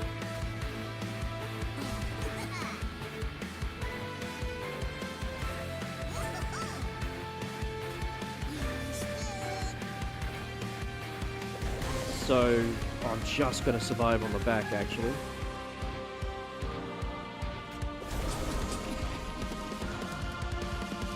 And then we propagate on this.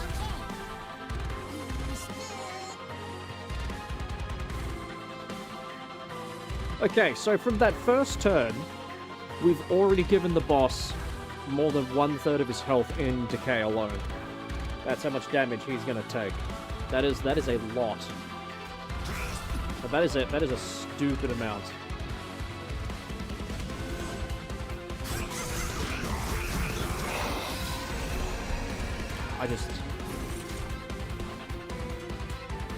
We'll just have to, like, find a way for my back row to survive, frankly. Okay, that works. Oh, because it mutes them, so he can't attack. Oh, it's clever. Alright, let's set up these buggers up here. Just so we can say that we have something. And then we'll continue the decay machine.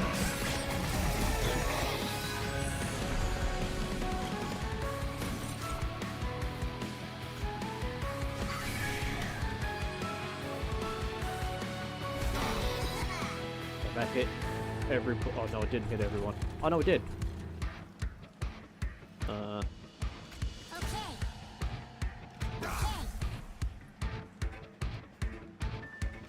And then who do I want to mute here? Doesn't say I'm going to die. I can't see anyone's health at the moment, which is kind of a bummer. Oh, wow, he just died to decay. 3 turns in. What? Wow. 8-turn boss rush. 80%. We got him on the 3rd turn. Just from decay. And I didn't have a functioning engine. I only had one engine, sorry. That engine still was functional, I just only had one of them. I didn't get a second engine, because if I had a second one, I mean, there was just no way. So we didn't have a win with that combo, so now we do.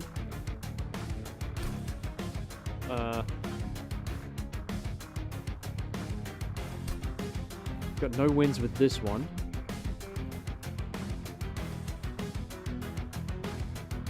That is a 0, but it also tosses other cards out. Which we probably... could. I think we could.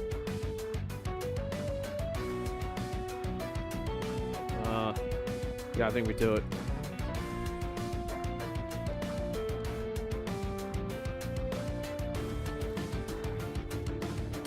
Okay, I reckon we go for it. We got no covenant with it. Maybe I should just try and, like, get all these covenants organized. So the final guy is the corruption dude, which is bad. I don't like him. His poopy ass drippings. Artificial Firestone is going to be super good here. I always love having enough... If I get some big units, I should be able to cast them. But I don't think this team that I've got going will have big units.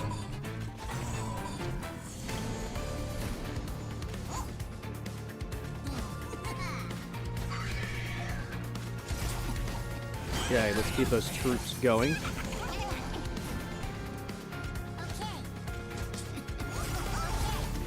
Alright, nice. They're done. These guys will be done.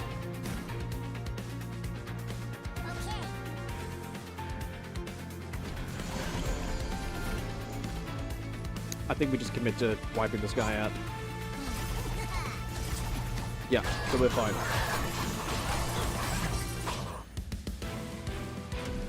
Man, Frostbite's kind of nasty, huh? Okay, I mean, the coat's good. We could end up getting big old Spiky Boy. Okay, this is interesting. I think we're going to take this, because this is some pretty good damage, especially if we're going to use the Frostbite engine. Come on. Okay, big pickup straight away. Big pickup. The Decay engine begins. Big pickup. And he could be my frontliner if I put the Titanite on him. I think I'm gonna. He could be my big boy blocker. Big boy blocking out here. I'm gonna save my cash though. I don't have a lot. This should be enough. This will be enough.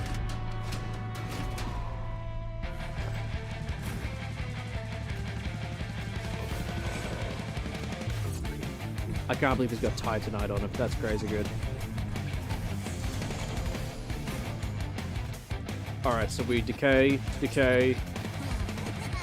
So this is, it's an offering, so if we discard it instead, which is what this will do because it discards a card at random, I've only got one card left, so we'll discard it and it will activate, and that's kind of how you get past the expensive stuff. So there we go. So if you've got a low cost hand overall, just in your deck, it just increases the chances of being able to optimize that.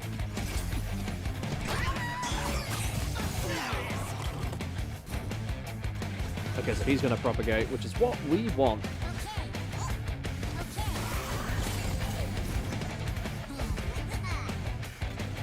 Okay, this could be a 50-50, unfortunately. Oh, it did it. It was a 50-50. But we got it. We weren't going to lose the fight, but yeah. This Frostbite engine's nasty good. Okay, we got a double stack on that. That's a lot of sap. I still think the Decay engine is better.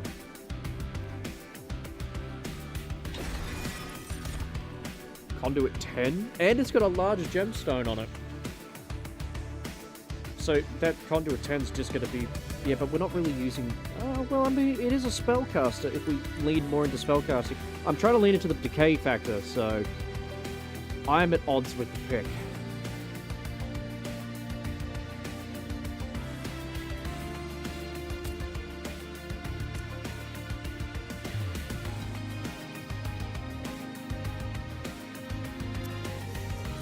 Yeah, I'm at odds. I think Conduit 10 is good. Do I have, like, spells?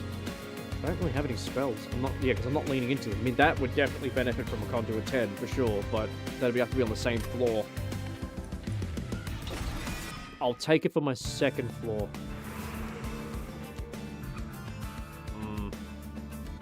I don't really want to lean too much in. We could get the Frostbite Sweeper. That is a possibility. And we get to level up our spells, too. Okay, we didn't get it, but an incant. We get Rage 3 and Armor 2. They have multi-strike. Okay. But they're super defensive and they can get big. But this also increases their attack and they're on multi-strike, so I'm taking it. Okay, that increases the damage, which is really good. And then, is there anything I could make that's intrinsic? It lowers the cost, but I think we just do that. Decay, we'll just do a Decay that's just intrinsic and go from there. Okay, Wrath, Benevolence, or Courage. Restoring units to full health can be pretty handy. Attacking immediately can be pretty handy as well. Essentially just an activated quick. I think Benevolence or Wrath here. I think Benevolence could be good. Benevolence on the backline row who's just that chunky. Maybe? I think let's just go Wrath and just lean into this. Because we can build them up and then just activate them whenever we want. I think that's pretty handy.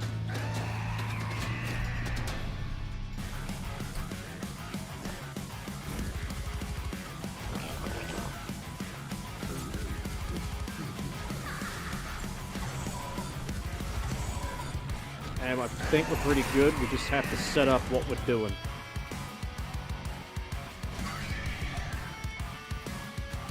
Alright, we're gonna get rid of the healer. Then we're gonna attack you. And then, yeah, that was a good start. Did he pull my spearman forwards? He did. Okay, so that means okay, you're gonna go to the front then. So I'm gonna buff you with the coat so you can survive your front row shenanigans. I was hoping we would discard the other card, but it is at random. We just have to go with it, you know.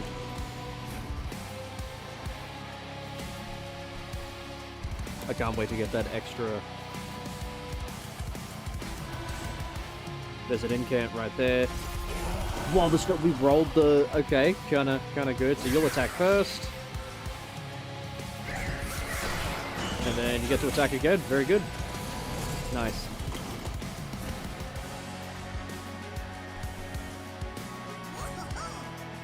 I'm gonna try and focus on this row at the moment. 50-50. Didn't get it, but that I can still cast it. It just sucks if I didn't get it for free. And then they're gonna die. They're gonna die except for the guy in the back.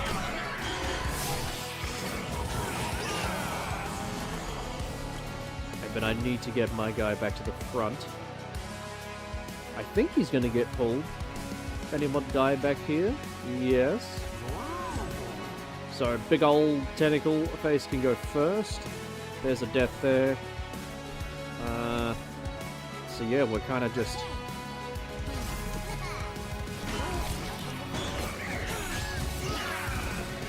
And I really hate that I pulled my champion forwards last second, but we do have the victory here. If this was on a higher difficulty, we'd kind of be fucked just from that RNG, unfortunately.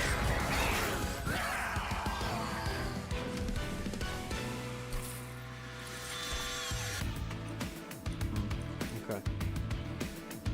Deal 90 damage to the front enemy unit. Oh my. I think that's only for the floor below. Okay, so an Amorous is pretty good. There's our regen, so that solves a lot of our health issues long term. Unless something hits us really, really hard. So we'll take it. I really want a Cluster Kernel. It's kind of wild that we haven't got one. There's a banner right there. A Cluster Kernel, let's go. Oh my fucking fuck. Just bend me over and tickle the inside of my ring just a tad. I mean, we got him. Puffballs are pretty good. Balma Bello, though, is pretty strong. We can put the Propagate on. Like, him and Propagate, they just go hand in hand. They're very good. So we're going to do that. That's still a really big pickup. I just wish we had a Cluster Kernel. I just wish, alright?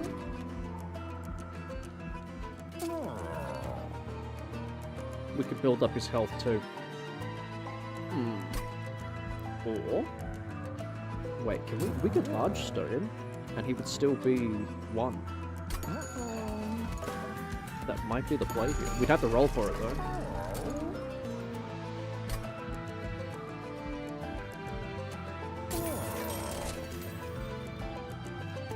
I hate the fact that we've got some really good upgrades here, but I can't afford them all. It's actually insane. He will stay at 1, because we got the tiny stone on him. That's essentially your front row blocker right there. And we'll propagate his regen and his spikes. And then when he finally dies, his buffs are going to come to us. That's actually nasty. So I think the more health he has, the better, right? The armor would just keep him alive, but I think the longer we can build him with the propagate ability, that's better. So I think that is the play. Okay, now for this other... To protect your low health, we're going to give you that, because you're going to be on the same row. That's a big play. And then we can man-eat and get rid of sap. We can use sap. Let's do that. I'm going to pivot into man-eating again. I still didn't get a Cluster Kernel. This is shit. Alright, well, there's our front row. There's our decay engine. Oh, no way, that's gonna be too so... She cannot be there.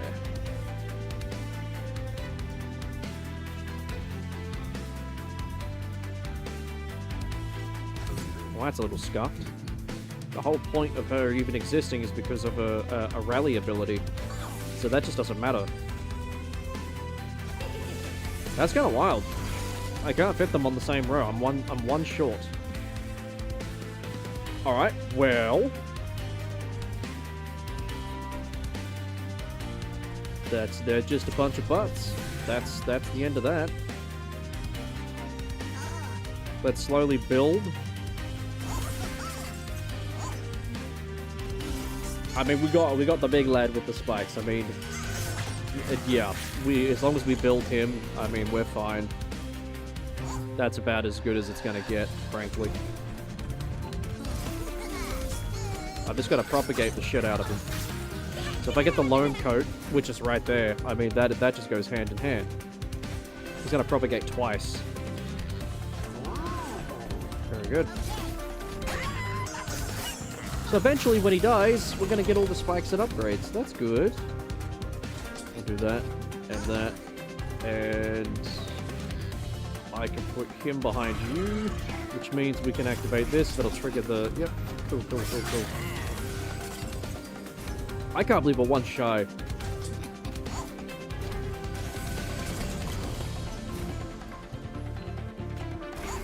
We'll just push him back because we'll just hard cast. And then... Yeah, he's done. I could have sapped him with Man-Eater, but didn't bother. We had the kill. There's just no need.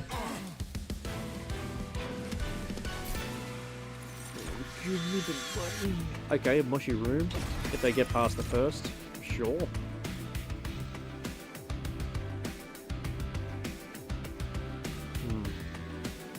Will that work? That'll work, because I'll be able to... I'm going to take that with the intention that it might work. Stygian banner. That's probably our last chance to pick something up too. I mean... And have a look at the equipment while we're here. There's a Frostbite 6 to the unit. He's got a large stone for armor 3 on an incant. Like, we got... Like, I just don't have enough space on the floor, but we do have some really good options. I think the Frostbite's probably more beneficial because it sweeps. Avarice is just kind of shitty to have at this point. The 3 armor, and he's a big chunky lad. Good second row. Like, really good second row.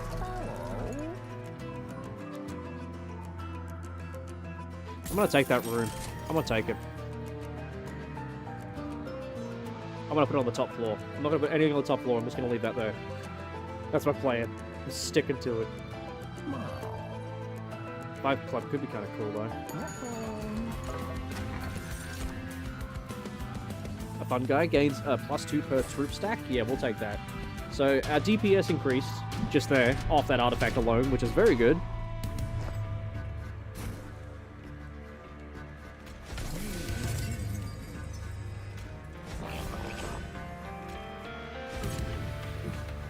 Oh, I won't be able to. Although now our second row is very protected, so we do have really good backup on the second row. So the Infernal Room will go up here. I had the Loam Coat, but I wanted to get that room set up. And we also need to cast a spell just to get our engine going a little bit.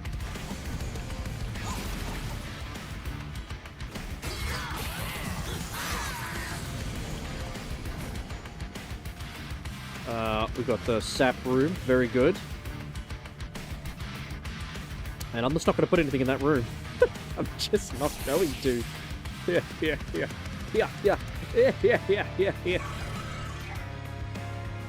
Alright, and then now what we do is we go wha-bam, and then ba-bam, and then we sap the shit out of you, and we... Oh, that's all free.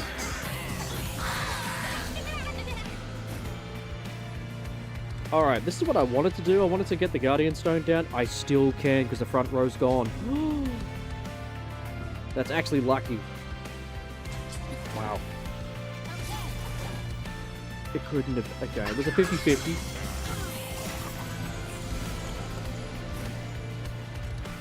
I'm not putting anything in that top room. After the next, like, upgrade, though, we are going to have a bigger floor, which is good, because we need it. I didn't use a Man-Eater, and I could have. I didn't, but... Fine.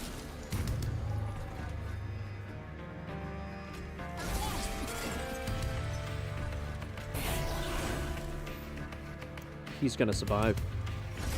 No, he's not. We've got to shut the back row down there, which we will. And yeah, we're going to survive. Perfect. So that boss is done. So in terms of longevity on the bottom floor, we're really, really, really good.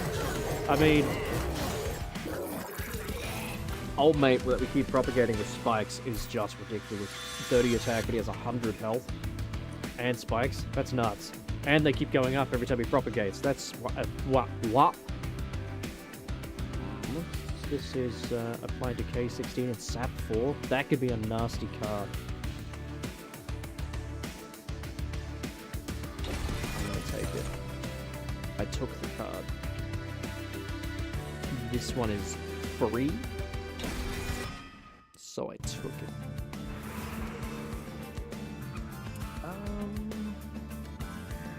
I guess magic? Trinkets could be a vibe. I think magic. You take magic here. I want to have a look at that. Let's get rid of some of the... So Abyssal double stack. I don't know if you need that because it's going to add a copying anyway. That could be good as long as we can keep spamming this. That's pretty handy.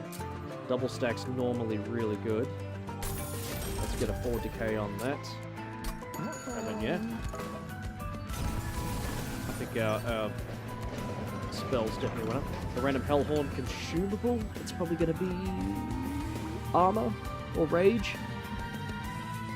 Underlegion, huh? Wait, I'm playing as the Underlegion. That could be kind of cool. And a Lazarus League. Let's do Underlegion just because I'm using it. Okay, we'll take it. Okay, he didn't offer me a second card. It would have been the Hellhorn after that anyway. Alright, Mr. Cherub, man. Mr. fucking Cherub. I need this floor upgrade. This is going to make my front line really powerful on the next.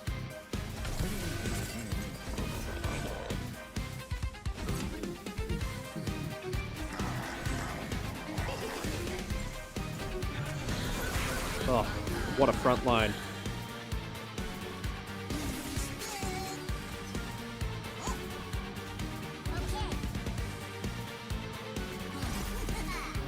Alright, not bad, not bad. But, can we... Oh, we got it. All the decay kicked in. Very good. Your spikes mean nothing. I need to do that for him. They can go there. I mean, it's just extra damage at this point, right? I decayed and sapped them, but they're going to survive somehow now. Oh, that's wild.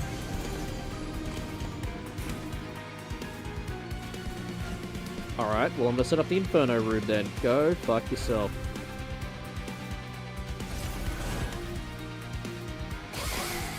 Attack early, okay, because I get to attack after. That's the damage we need. And we've got the front row being sorted. So it's all life, it's all like lifelink and stuff at the moment. We'll summon that. We'll do that.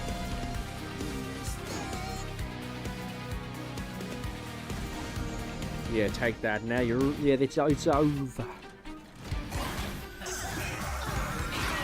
Because I don't have enough for 3 floors, so if I can't stop them on the first 2, then this, you know, it just is what it is.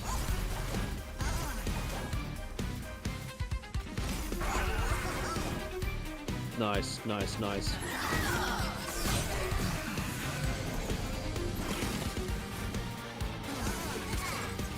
He's got 18 spikes on at the moment. If he dies, he gives them to all of us, which is nice. Just kind of building him, but he just has so much health at the moment. It's so good. he gets hit by anyone that multi-strikes, it's over. He just does so much damage in return.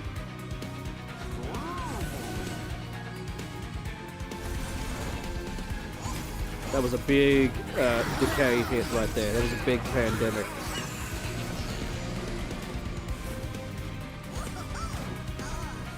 Oh yeah, it's over. He kills my mushroom, but he won't kill us all.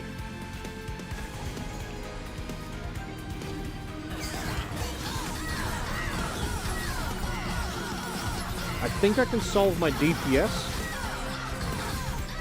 when I get a wider floor.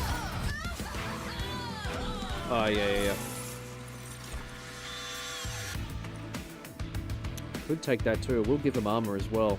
You just don't have a really good building mechanic on him.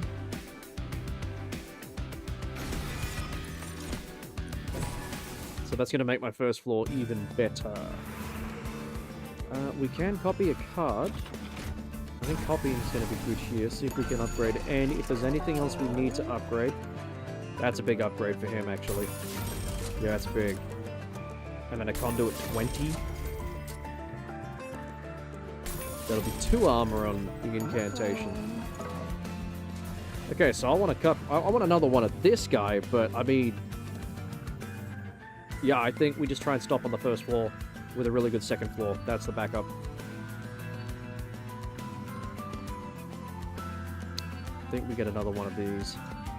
It's expensive to cast though, but multi-strike there. That should clean up anything that we missed with the decay.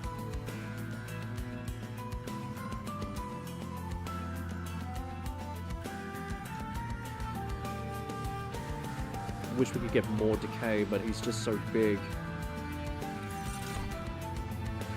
I'll copy him anyway. So there's that man-eating right there, which is vinegar, yes. The reason why I doubled up is because I'm not sure if I want to, but we could try it. That's the whole point. So we could try it. So that could be our first floor if we want our first floor to be like that. That's potential. It's a double decay stack. So we could try it.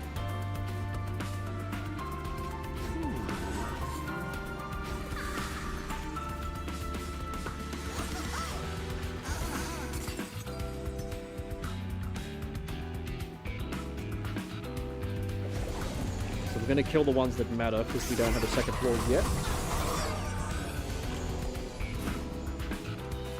So he will die, which is good, which means we don't have to summon anything. Just strike him down now. Why not? Do it. So we'll do that. We'll do that. I can shoes. And then we still have Man-Eater. We're gonna try it like this is a group that have a lot of health.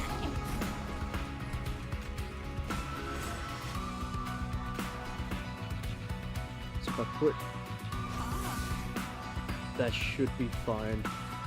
I just don't have anything to cast. Yeah, so this is where I'm gonna fall behind here on the damage. So I had to put the code on, so that's my problem here. Although we did get Inferno, it's not gonna matter. It'll kill the front guy, but it won't kill the back guy. That's kind of a worry. Yeah. So now I'm like a floor behind.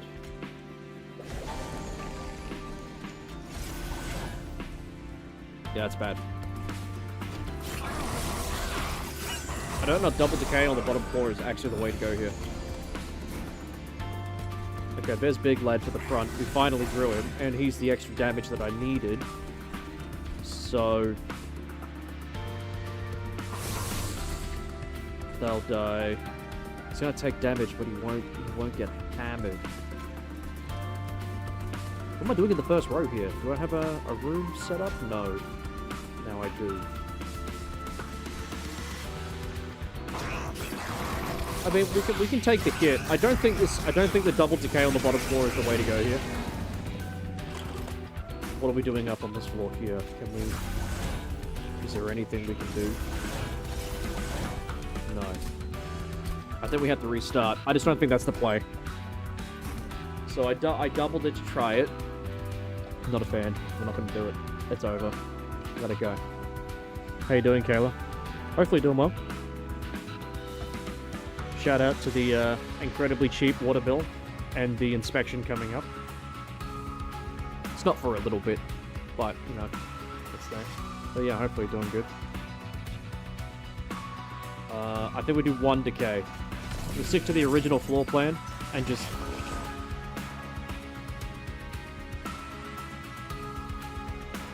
because we need the damage. So 2... So 2... 2... We need 1 decay. We need 1 decay machine for sure. This will give us the regen, and it will give us armor. Actually, oh no, to give her armor. We'll build the shit out of you, and we'll essentially build the shit out of your defense. But you're great for second floor. We're lacking a little bit of damage on the first floor, so I think this is the play. And then we put the big blocker down here, and he's got multi-strike. It's not, like, you know, 40 damage is a good hit. But I think the play is we try and get some, this will be our striker for down here when we build them up. And we just gotta fucking hope that that's the way to go here. I hate the fact we drew both of these first turn.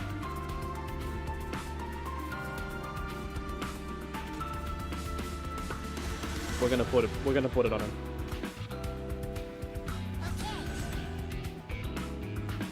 We'll hit with decay. Okay, I think that's okay.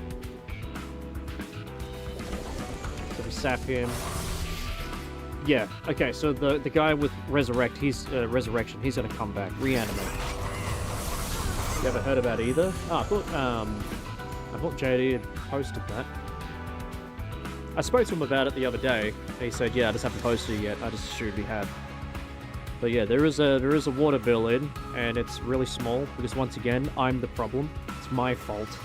I'm using all the water in that house. It's my fault. But it's pretty low, and then there is an inspection on the 20-something. But I'll be over there tomorrow to pick up my student card so I can sit my exam. And I'll just briefly mention it then, because I gotta clean my room for the inspection anyway. I said I'd come back and do that before the next one. So that should be fine. He's dead. So we really need damage on this guy. As much damage as I can do on this guy, and then I just... oh man. So I need the explodey boy up here, and we should be fine. What am I waiting for to get up here? She's there. I've got the healer, which doesn't really matter. Ugh. And then I don't think I've got anything else. I've got another decay guy.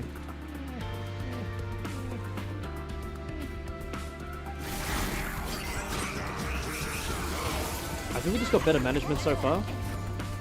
Oh, the Mollusk Mage, of course. That's my backup with Conduit 20.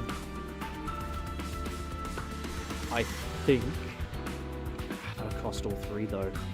This is why I don't like expensive shit, but if I did it... No. We need to just try and, like, min-max. Yeah, we got a min-max, right? It's really him that we need to get damage on.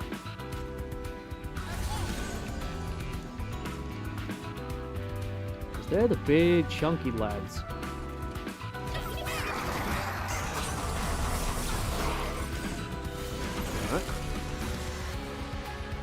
Liberate's fine. You can attack straight away. I'm getting punished because these guys are just so fucking tanky. I guess you can go there then. And then...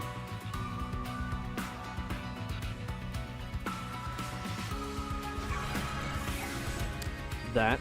Then this. Then that.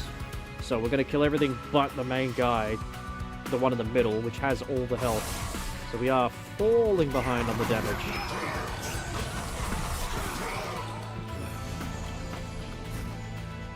Okay. We're gonna sap you. We're gonna set up a room full of sap. Send that through for some regen. And then we're gonna man-eat They're both tanky as fuck. So, yeah, we did fall behind on damage, unfortunately. Could be through the draw as well. We didn't have a lucky draw. Draw could have been better. We got a reprieve down there, huh? I'll put him up there just because I'm hoping we get rid of the crypt. We didn't. If I discarded the crypt order, this would be a different fucking story. Okay, so the plan is if we can kill the boss now, before it goes to the next floor, then we're good. And it looks like we actually have the kill. Which is that's kind of the tits. Yeah, so we actually got the kill on the boss, because if we have to wait, if we didn't kill it, they would have gone to the pyre, and they're going to do a lot of damage. So, we actually did, in the end, get a good kill there. I'm still one size short, unfortunately, and it's just we're not going to be able to fix it. So that front row is essentially what we've got, but it is lacking in damage. Mulch could be kind of cool. Because it's free. It's free. A spell chain, apply spell weakness. That could be a bit of a banger. But Titan's Tooth, that's an offering. 25 damage and apply 10. We're going to do Titan's Tooth. Even though it's 3, because I use Frostbite, I can discard it instead. So that's going to be really handy. What do we want to do here? Oh my god, we have to go this way. Oh, let's go this way. Let's do it. Check the merchant here. When a unit dies to decay, the decay is spread. I can't even afford that. What the fuck am I doing here? Life is full of hardships. This armor could be kind of baller. Who would I put it on? My mushrooms, maybe? Yeah, let's put it on the mushrooms. Because I think they still trigger troop, even if they're wearing that. So if that's the case, then yeah, I want that. I'm thinking that we can just dump some of these guys now. We just don't need them. And then maybe we just get 2 of these guys. Maybe we just double up on this guy. Maybe we need him. Maybe his bum is just that delicious. We've just got to give it a good old sniff. Alright, we got 2 of them now. That's good. This corruption guy's kind of arse, though. So, this could be really bad, because he may end up killing my back row. And we don't like that. People who attack other people's back rows? Yuck.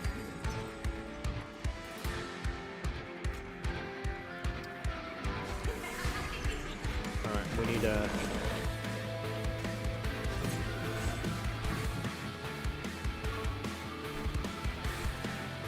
And then we definitely need a blocker on the top here, because we only got the 2 rows, essentially. Okay, we've got the Explodey Rune, so that makes me feel a little bit better. So we're just going to do enough Damama when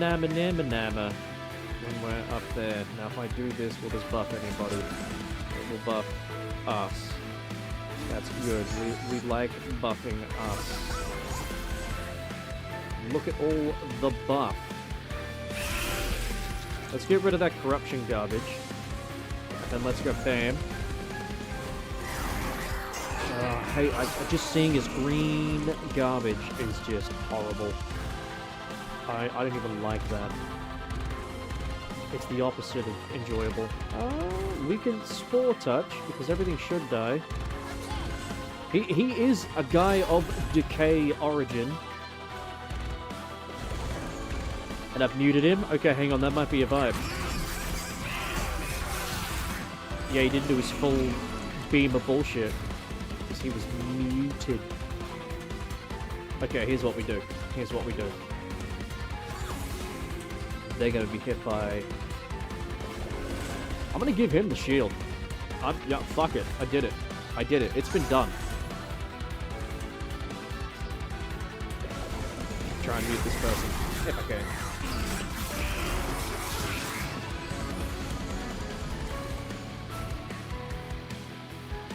Okay, this is good, because if we do that, I want to mute the boss so he doesn't do his bullshit attack. Then we do that. I really want to play this because we need the damage.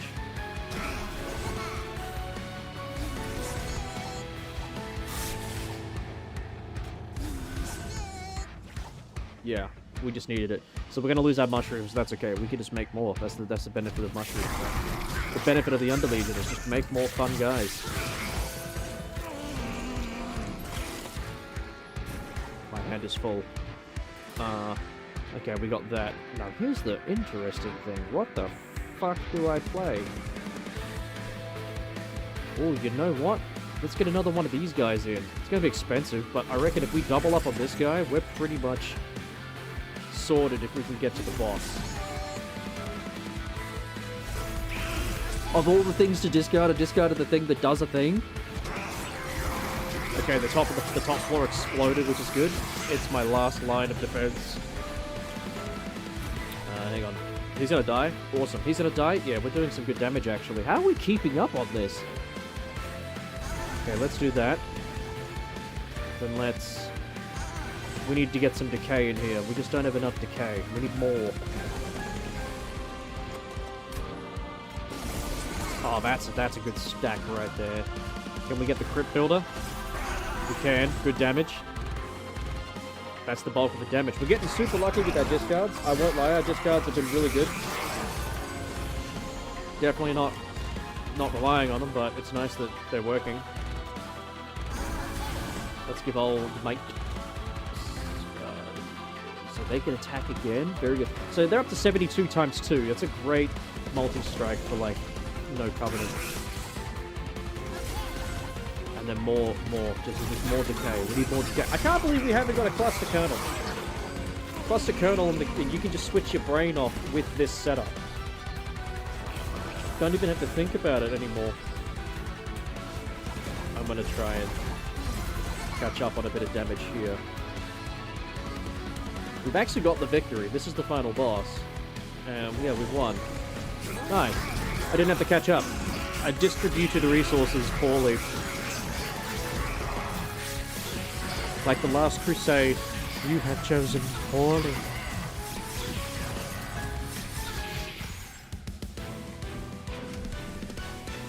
The wild thing is that in that scene, it was like, you know, Jesus was a carpenter. The Grail is going to be like just, you know, basic bitch. And I'm like, but there's so many basic bitch goblets there. Like,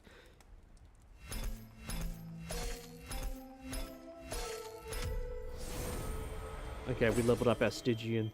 Rules of containment, enemy units, and enter with Frostbite too, which is kind of ballin'. Yeah, bruh. But do we have... That's that covenant done, right? Like, we can still do all these covenant stuff, but that's fine. I was just really curious. If we've done that one, have we got them all? We could always swap to Big Chungus Lad. And maybe try a Hellhorn. Do we have a covenant? No, I've actually completed that already. No wins with Banished. No wins with Banished and Underlegion. Really? We could do that. So essentially, I need a cluster kernel. I fucking better get one this time round. And I've got Rally. Oh, give me a cluster kernel. Give me a cluster kernel. Don't stop it. Just give it to me. I want it. Give it to me. An ephemeral copy of the first spell you play is actually fucking awesome. So if we play any spell, actually, I can get all this.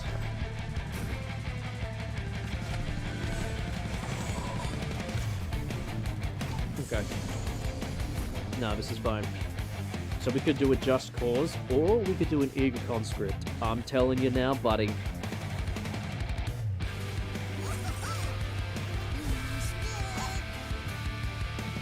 We're gonna take advantage of that rally.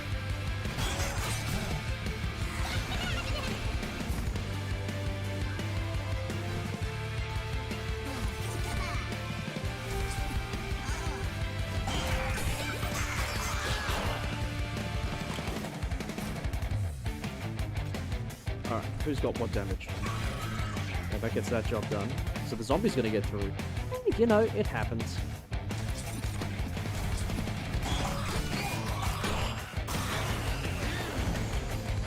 It's early days. It's not game over yet.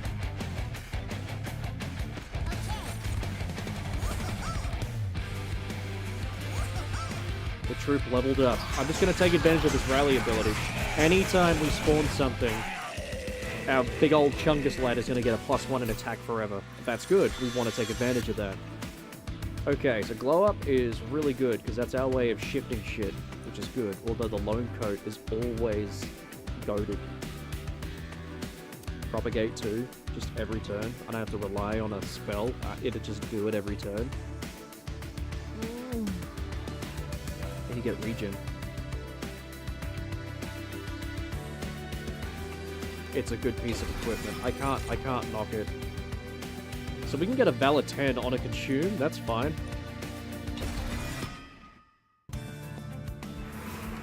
Okay, Cluster Kernel, come on. I'm gonna, you know, the Inoki, that's a good build, that's good. We can take that, it's fine. We're gonna, yep, give it to me. It's fine, it is what it is. I'm okay with everything, everything's fine. This is good, because we can actually benefit from this. We could utilize this. Cluster Kernel just lets me be lazy, and I like being lazy, so just fucking just let me. It's go on Consume, and we'll double stack 20. That is a nutty Valor call.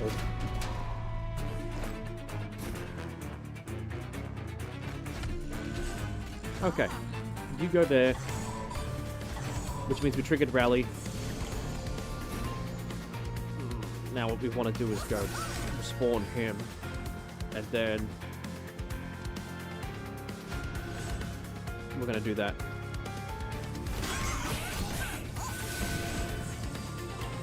So now with the coat on the troop, the coat on him, he's going to propagate. He's going to propagate twice, which means he's going to troop up twice.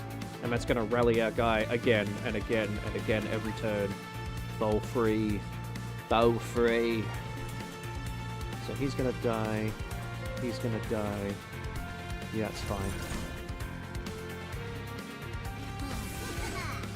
We just want to really take advantage of that rally perk. Just keep taking advantage of it. Just keep doing it. Okay, that's nuts. We'll take that. Oh, and it copies it. I forgot about that. Oh, I forgot about that's a synergy. Sometimes you forget about synergies. The ephemeral ability, so it copied it twice. So yeah, that's going to be good.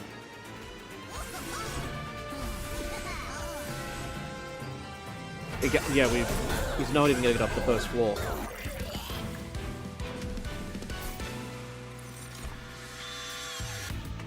It's intrinsic, so that's a good start. It's got quick. Quick could be good. Quick. Can we fit it on the... Hang on, so we got 3, 4... We can fit him on there, actually. Yeah, that's good. We'll take him. We'll take him, because we can fit him. Cluster Kernel. It's not a Cluster Kernel. It's not... I just a good old Cluster Kernel just coming in me bum. He's not here. He's not here. The Chantrell is really good, though, with Sap. That's fucking awesome. If only we could just capitalize. We could dualism the Sap to 2. That's kind of nuts. I'm gonna do it, though. I'm do it. And then, like...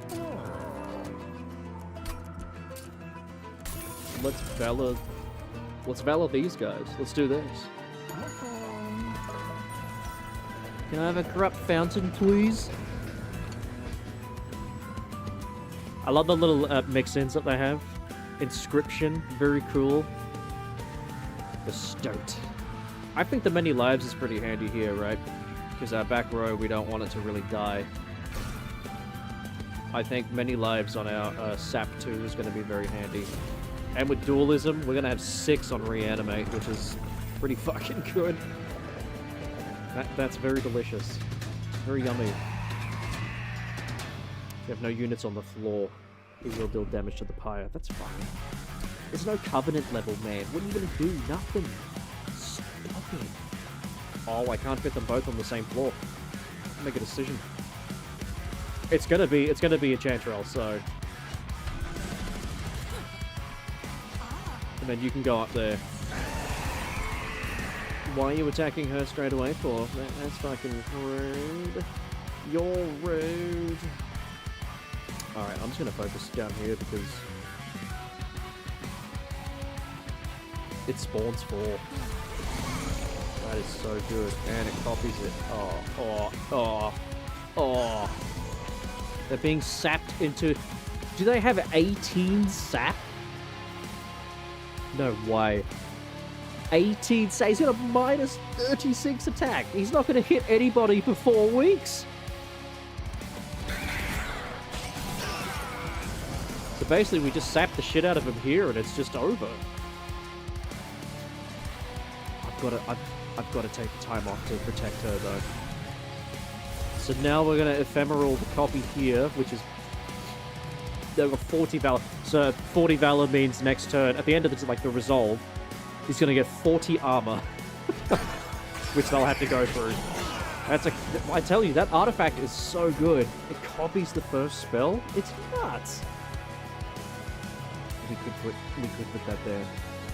I mean, we're going to put the loan code on because we're going to get a troop twice, which is very good. They're just going to die, and he's still going to get a plus 10. So there's our rally on the second floor. Take it! It's good, it's good, it's what it is. He's not going to take any damage, right? Yep, we're going to buff him up. We don't really have to play the Just Cause at the moment because we have crazy levels of Valor because of the double stack, so yeah.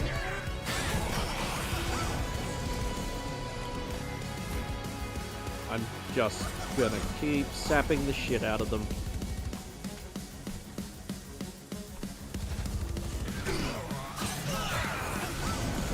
Alright, final turn. He's got 7 sap. He can't attack. Okay, now he's got 13 sap. He's not going to do any damage. He's just going to sit there and get his face curved. He's going to get punched into oblivion. See you later. He didn't do any damage, poor guy.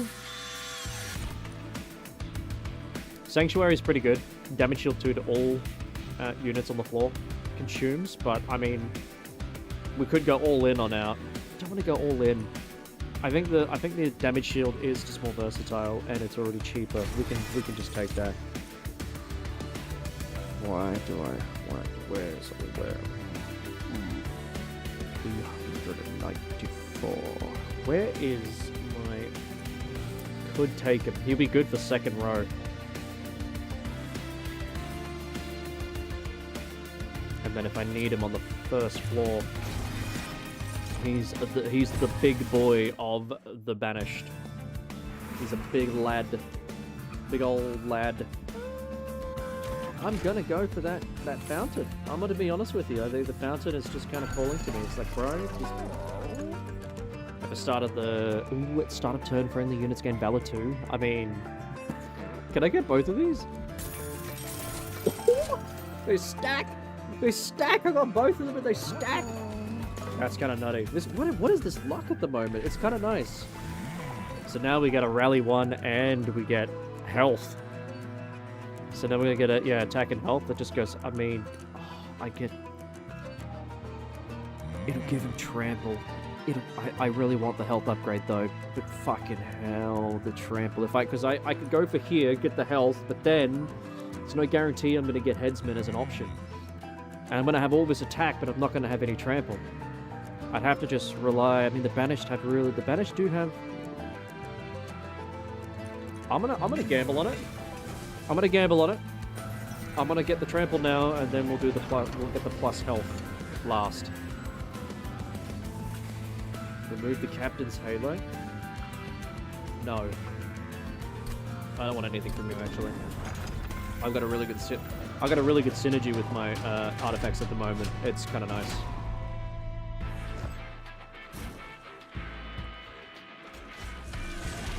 So we're gonna do that. And then we're going to do that. And then that. Oh my god, he could... We can't, but... I mean, he's going to, but you know what I mean. Okay. Step 1. Let's get all the triggers. The loam coat's really good. I could have summoned him on the second floor. I could have. I didn't. I'm fucking gambling, man. I'm gambling. I don't know what's going on. I'm crazy. Someone has to stop me. But this combo that we got going, and I've got trample. I mean,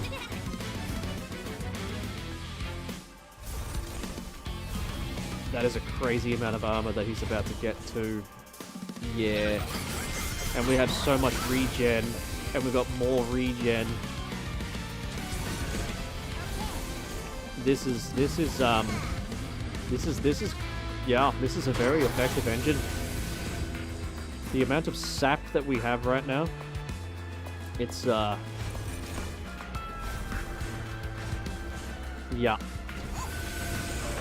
Oh, the boss is here. Well, it's good to see you. I'm just gonna damage shield just in case. They're gonna do 2 damage. They need to do like 1,000. Yeah, that was this is kind of a nasty synergy I got going. I don't really want to add anything because I'm just gonna ruin the. I got plenty of sap, so normally the wax cap would be kind of cool, but I've got plenty of sap, so.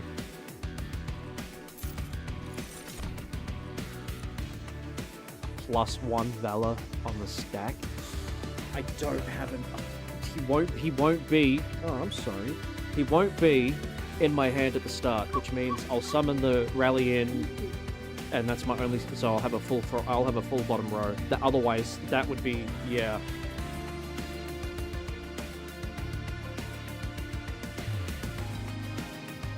The damage would be insane though, but I'd be gambling on yeah. Deal damage to the attacker equal to this unit's health? Damn it! That would be so good on the mushrooms, but I have to give him the loam coat. Okay, I'm gonna give him the goat coat. How have you been, Saiga? I've been okay. I've been studying for my exam. I've been doing pretty well, actually. I've got a I've been doing mock exams, so I've got my 12 weeks worth of slides, and I've created a couple of like basically I'm replicating the 80 question multi-choice that I'm going to get on Friday.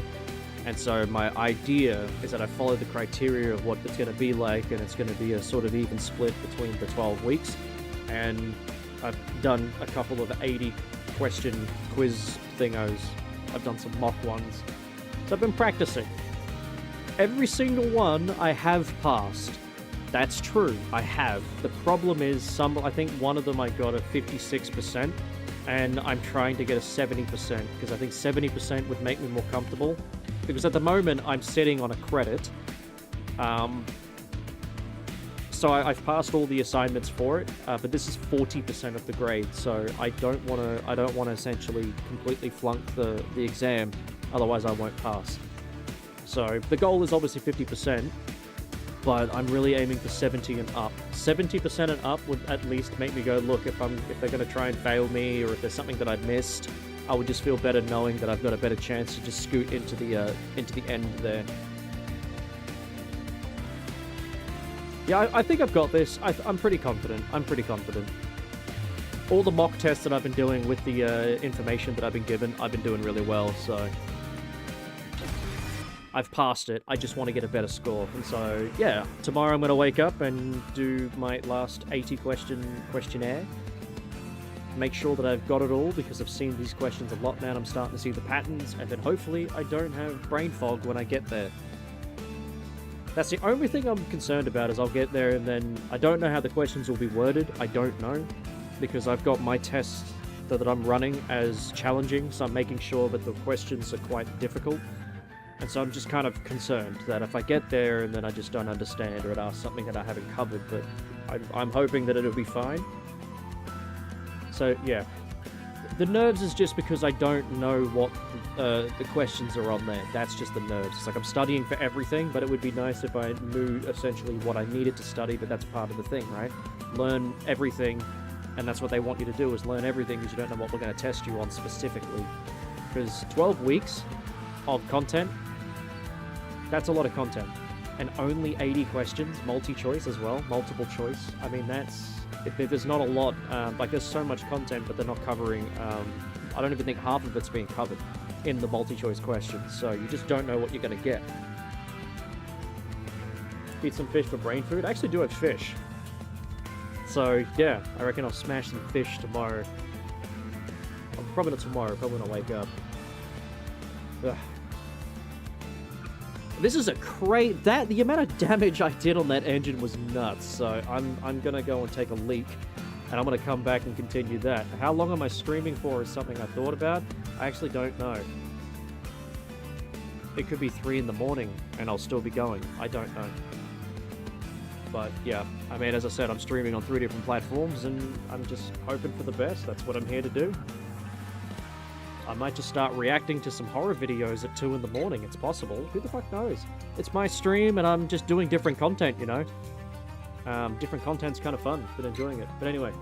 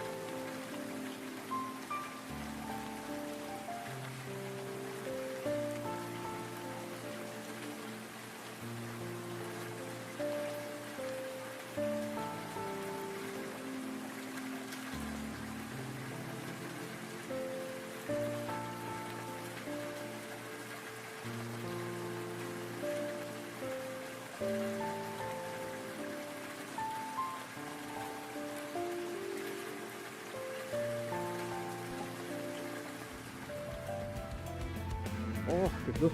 I do know, I was actually thinking about that. I got a message today because I've passed my, because I don't have an exam for it, but I've already passed that unit. So I passed that one with flying colors, so we're good on that end. That was my counseling one. Very, very good. So I'm very excited for that. So we're done there. Job done. Work, my lord. Off we go then. I'm gonna upgrade my character. Okay, Titanite's kinda nice, because then that means we can use him as a blocker. A really good blocker too. I don't think our damage is a problem, to be honest. I'm kinda covering it with my main guy. I think him just as a blocker is just too good to pass up. Too good to pass up. We got the corruption fountain? I mean, hear me out though. I kinda want it. Should we give it to him? Okay, so hear me out, hear me out. This would be better with multi-strike. But...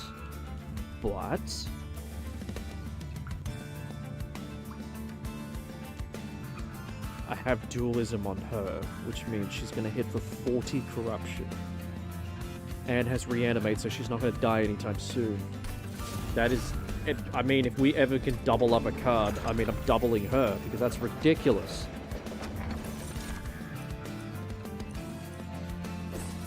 We'll take the guild merchant for now, because I haven't even beaten the second guy. We're not there, we're nearly there. Okay, so... him, then her, then her. And then the idea is to summon in. And then summon in again, and then summon in. Yeah, this is crazy good. We don't have the loam coat yet, so if I put this on, if he gets hit, he's gonna deal 70 damage back at them, and that's only gonna increase. Now he's gonna deal 75.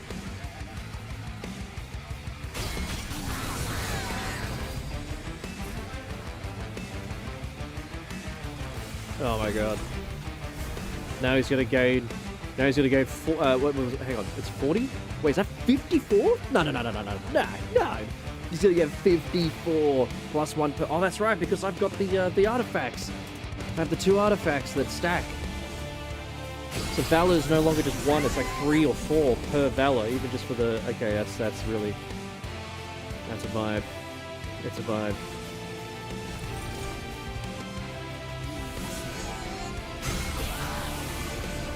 I mean, even for no Covenant, this is kind of cracked. We've got the Loan Coat. That Corruption is doing some... And he's got... You know what? Fuck it, I'm going in with him. You can wear the coat. Oh yeah, it's over. Yeah. He's got 76 armor and he's only going to lose 30 armor. They're not even going to hit his health.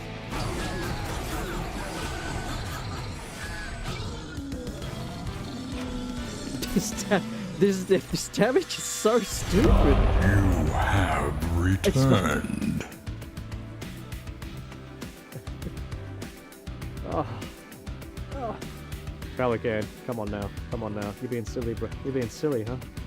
You over here being silly? What are you doing? Thanks, Pelican. I appreciate it. Tier 3. I've got new badge. Well, not new badges, but I updated the badges. So, I changed the flare. Because you've got the grey one now. You've got the shattered badge, but I changed the flare to a more gold, like a charcoal gold shine to it. I thought it was kind of nice. It looks good with a lot of the other badges. The grey one, I mean, yeah. Take the money. I mean, I need it. I've got an exam on Friday, so I definitely need the tier 3. That's tier 3 too. Like, that's like $430. It's not 100 gift subs awesome, but it's I appreciate that, Pelican. Thanks. I've been sitting here talking to myself, well, for the last, what? Oh, I mean, Kayla said a couple of words here and there for about 3 minutes at a time. Yeah, I've been talking to myself for probably 3 hours. About 3 hours, yeah, give or take. So, it's nice. After 3 hours, I'm 4 hours in. No, you're right, Kayla. I'm not blaming you. You talk more than I do in other people's streams, which goes to show. I mean, 3 minutes is a long time for me. I barely talk to anybody. But yeah, I've been sitting here for about 3 hours on my own, with the occasional Kayla saying hi for 3 minutes at a time, which is, you know, we're getting there.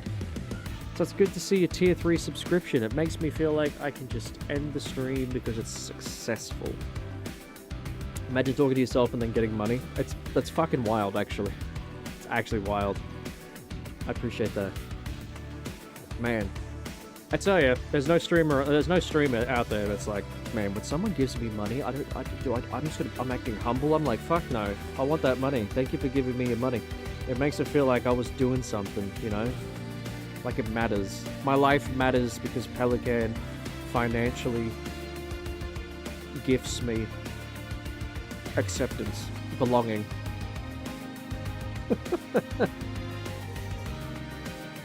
I love you, but... Yeah. You want to do horror stuff? You have a game trailer that I can react to? That's a good point, actually. Horror stuff could be kind of cool. This run's guaranteed. This run's not going anywhere. We haven't lost this. You do have news? Alright, Pelican. Go on. What have you got? Did you have your first? Did you shit your pants? Because that's pretty good news, to be honest. That's real. You know, that's real. I can vibe with that.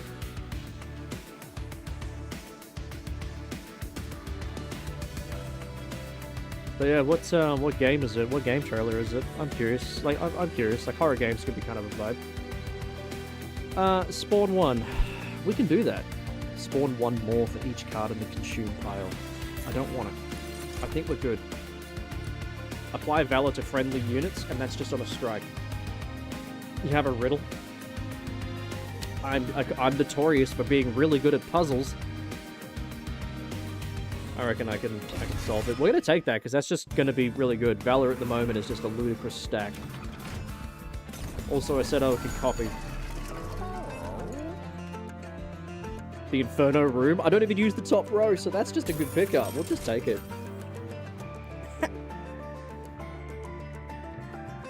That's the link. Cool. I'll check it out after the run, I reckon. I'll have a look-see. This is a good pickup. I mean, geez, we're not even gonna get out of the first row. Like, we're gonna be in the basement. That's just where we're gonna live forever. In the basement. And I'm gonna copy you because this will be good. Now, do I want the extra power or the extra distance? I actually don't know. It's an interesting pick. We'll figure it out when we get there. For now, I'll just focus on slapping and clapping with this. Okay. We got some good cards straight away, which is a bit of a bummer. Although the Lone Coat here is good. The shield was super good too. Oh, I just don't know. I just don't know.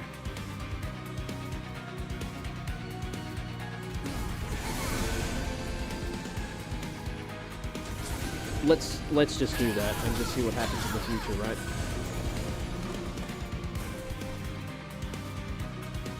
Okay, so now we got her. She's super strong just on her own at this point.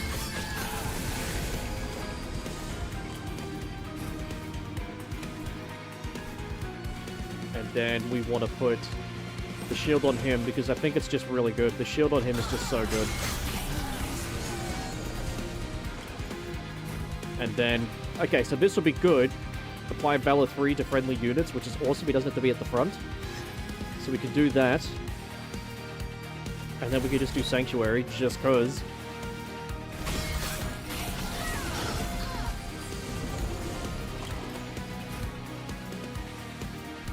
And then we get Inferno room up here.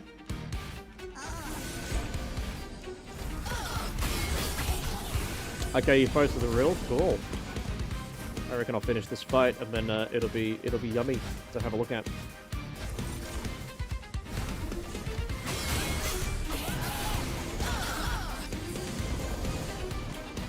Like, this is just ridiculous. She's not even taking damage. That's just how powerful she is right now. So if I do that, I mean, that's something. Final wave! I could have killed him straight away, I reckon. It's kind of wild. And it gave me the Valor right at the end. It's got 113 Valor.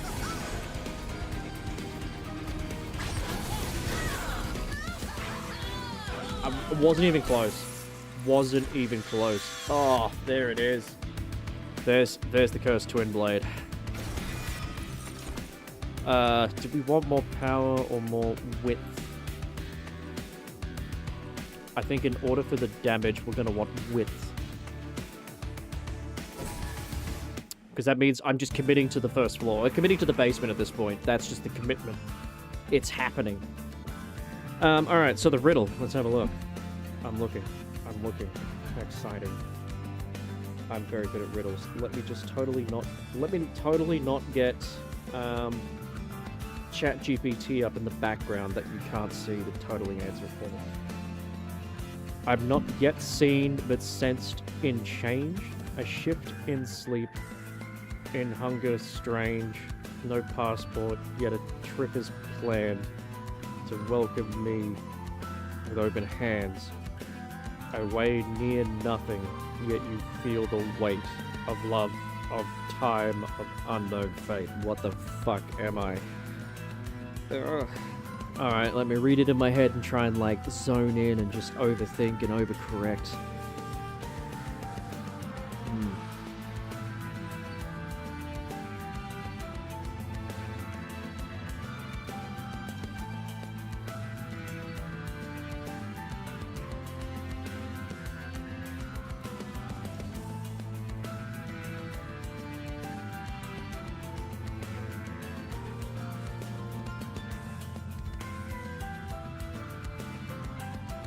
have a fucking clue.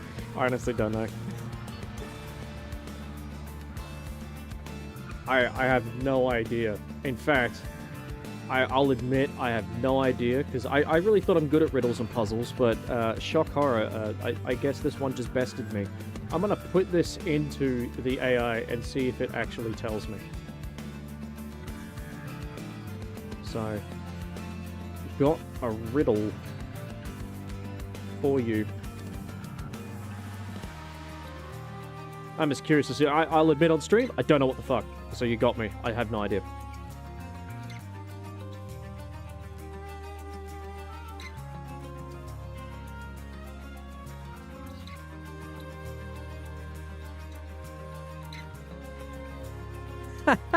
What is...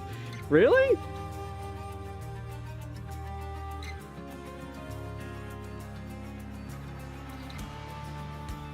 Well, according... Okay, so Pelican, according to ChatGPT, it says the answer is a baby on the way. Or a pregnancy. So... Congrats? Is that real?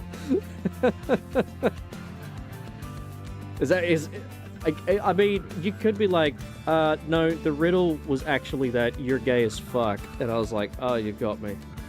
You got me. It actually broke down the here's why. How did this figure this out?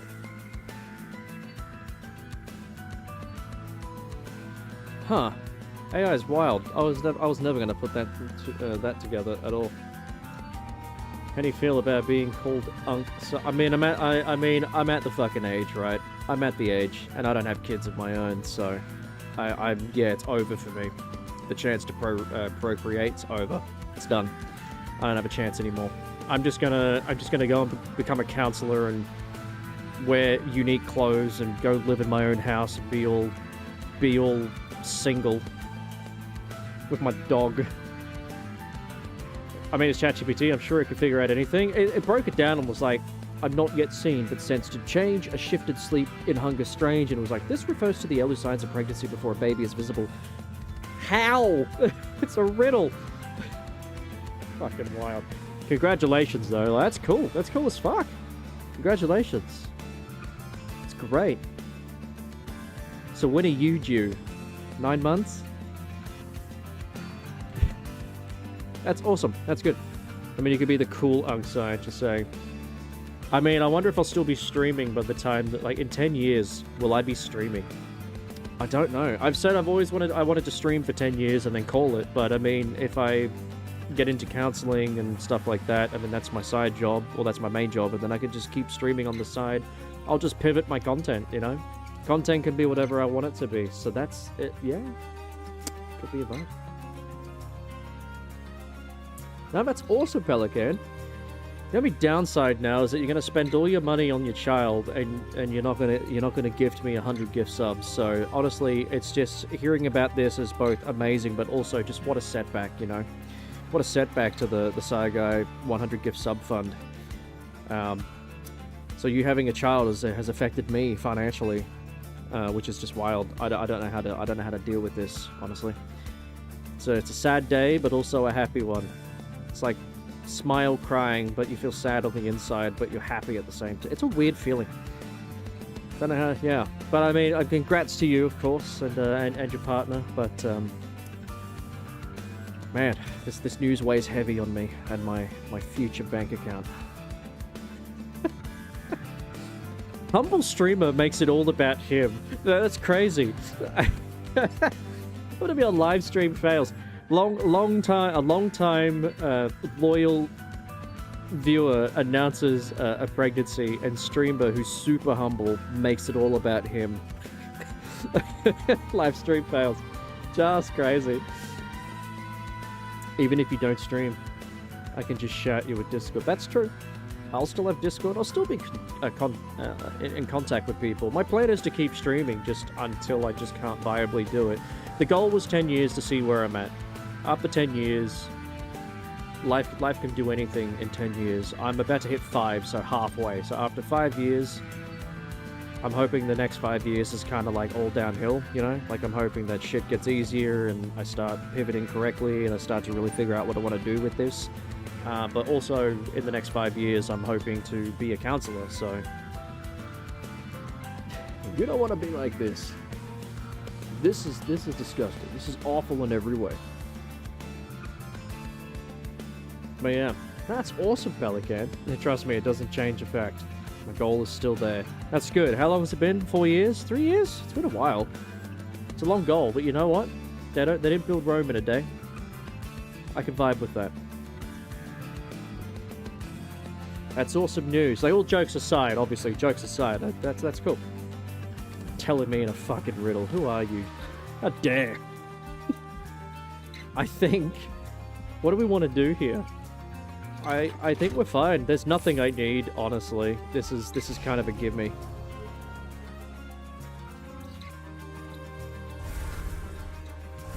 Let's just get rid of them. We don't need them. If the Redeem was played, we didn't see or hear it. Oh, I don't even have StreamerBot up.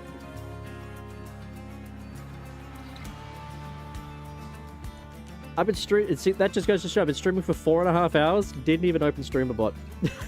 Didn't even link StreamerBot. That's fucking goofy. Alright, hang on. Hang on.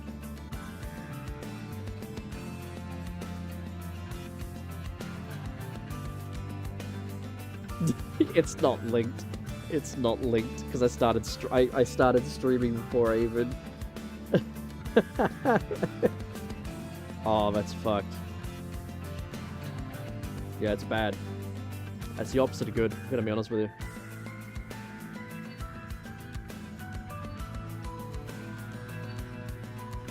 This is why you're the best streamer. Yeah, this is why.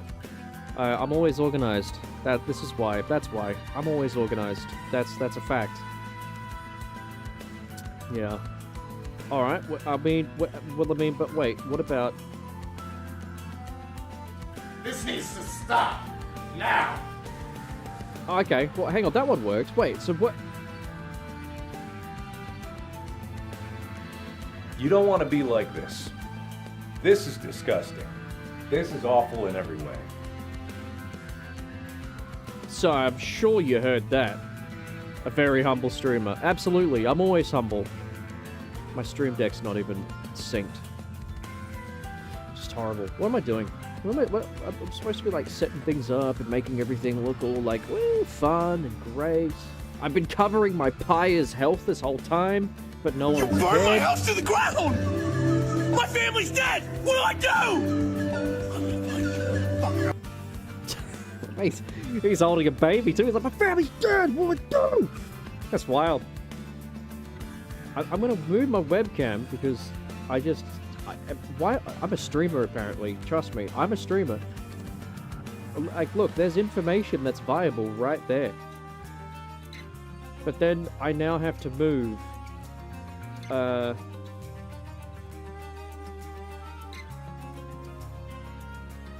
got to link the Markiplier Redeem. That's what I've got to do. That's what I need to do. Okay, so then if I go to, if I do this...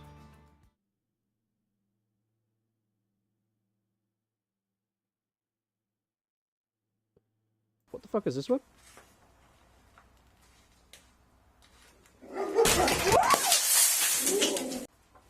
Oh, that's fair. Yeah, that's fair. Hang on, so where'd the... I mean, that's just cute. Oh, here it is. It's this one. You don't want to be like this. This is disgusting. This is awful in every way. If I could kill it, I would. But I legally can't. But I've considered it. Yeah.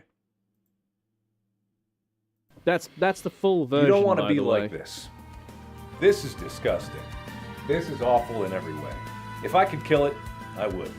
But I legally I can't. perfected it. I did that just But I as a considered it. guess. I didn't even know if that was I look at me go, I'm actually just different. Alright, yeah, so streaming stuff's been done. I'm down here now. You can see the things up the top though. Let me get rid of the you don't need to see the details there, but you know, that's what it is.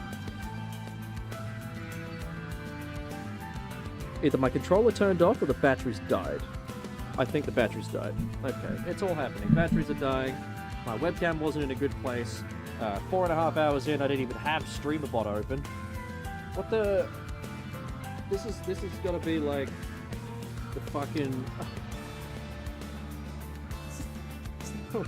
worst organized stream I think I've ever done.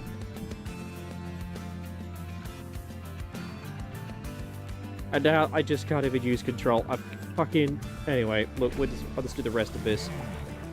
We're gonna go +1 and +1, because we have trample now, which means we're gonna start getting some health. So that's perfect. We're unkillable. Another cursed twin blade. Why? I'm doing it. It's mine.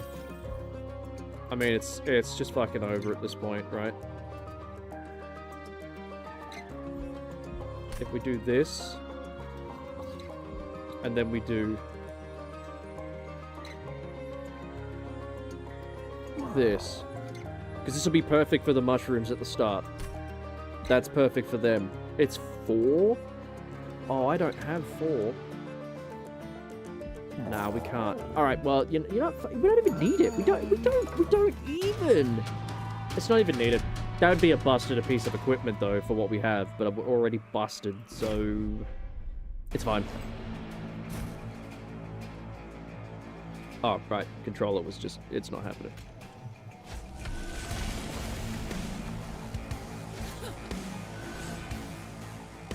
Whatever.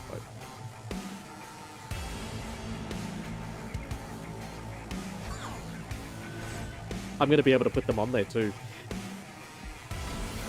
Okay. I drew them straight away. There's just... I had to give up a turn for summoning. But...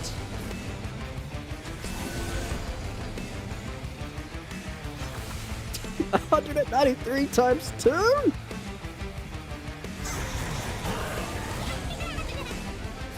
It's over. I don't even care about whatever's going on up there.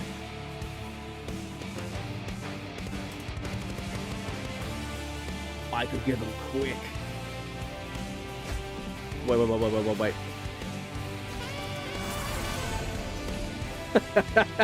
I gave them quick? Nah. This is diabolical. This is diabolical. Actual diabolical shit.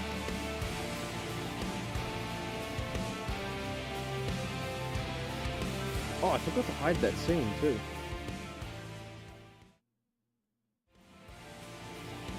Yeah, this is diabolical. Because now we do this. And then... He's still gonna die? I need to keep him alive! I can't keep him alive! He's like my initial block guy. Oh, there we go. Now he's alive. Oh, that's perfect.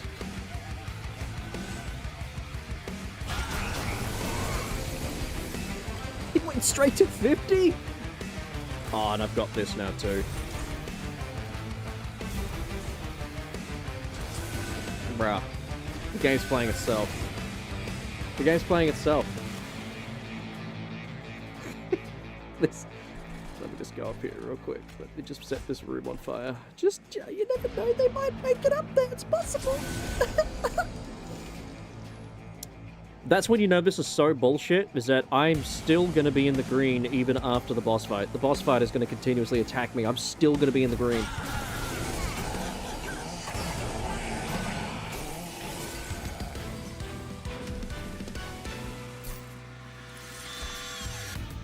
Nope. Honestly, we're good. The deck is pretty much done. I don't think it really matters where we go at this point. Alright, give me this. Do we have any other trinkets that we can probably nab at the start of turn? Friendly units propagate. And we can spawn one. Yeah, nice. This is wild. And we get the artificial. What is this? That is ridiculous. What an actual fucking stack. That is ridiculous. Yeah, this is kind of nuts. I'm just gonna copy this. I don't have to go to the unit upgrade. There's nothing to upgrade. Okay, we could still get steamrolled though. Like, hear me out. This could be the end of the fight. I could just get completely butt munched.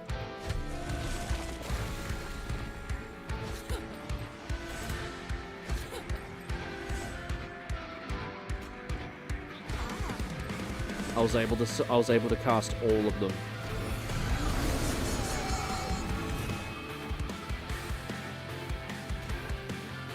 I want to cast that, but he may not survive.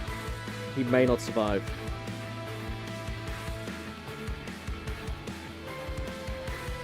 It's just a matter of efficiency at this point. I mean, this could do some good.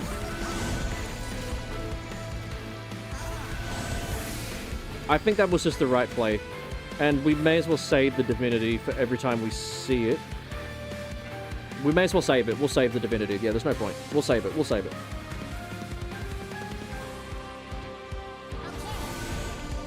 Why are they going to survive?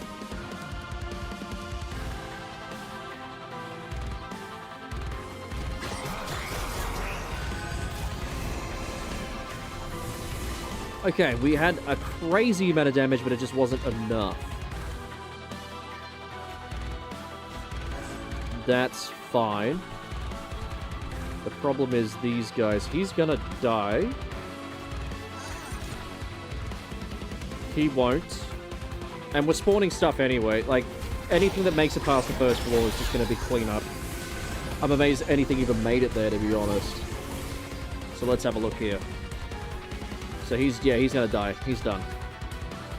So now, the Inferno Room would be fun. But let's just make this... Yeah. That's just ludicrous damage at this point. It's actually dumb.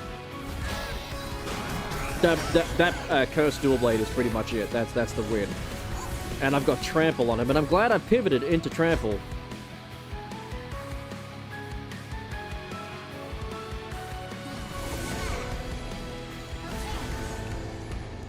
Okay.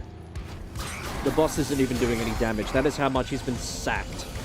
His sack has been drained. No Nut November. Failed.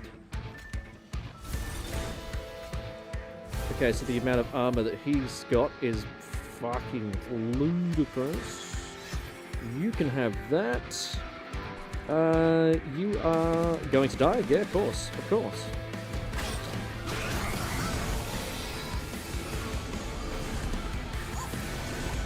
This is dumb. In a good way. I'm really enjoying this. This is like one of those runs. I've been doing dimensional challenges for so long that a run like this is just nice. It makes me feel happy.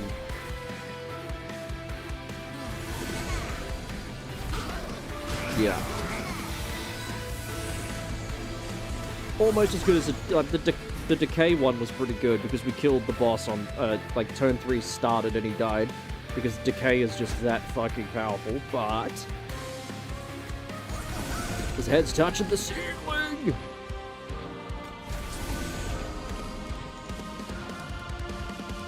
I mean, we're hitting for over 500 damage a turn.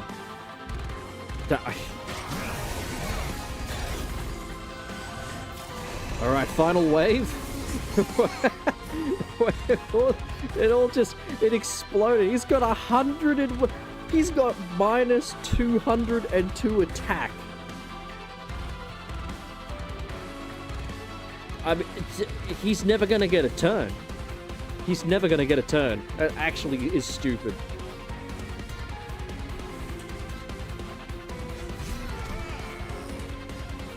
I summoned him just because I'm gonna put him on this floor just to get in on the action. That's all. That's wild.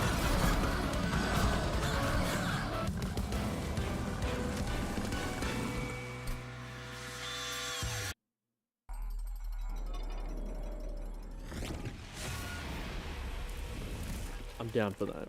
That was nice. Made me feel warm and fuzzy on the inside.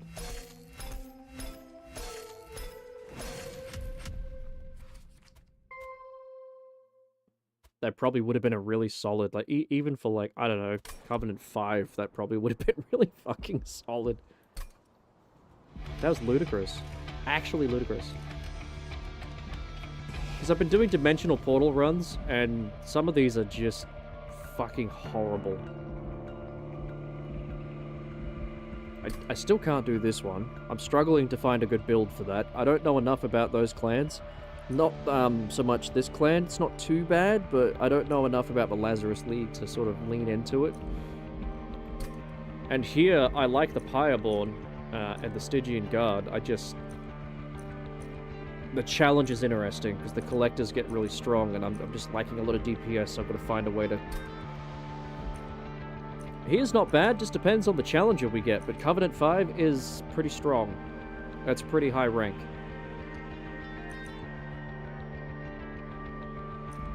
But that's probably doable, more than the other ones for me.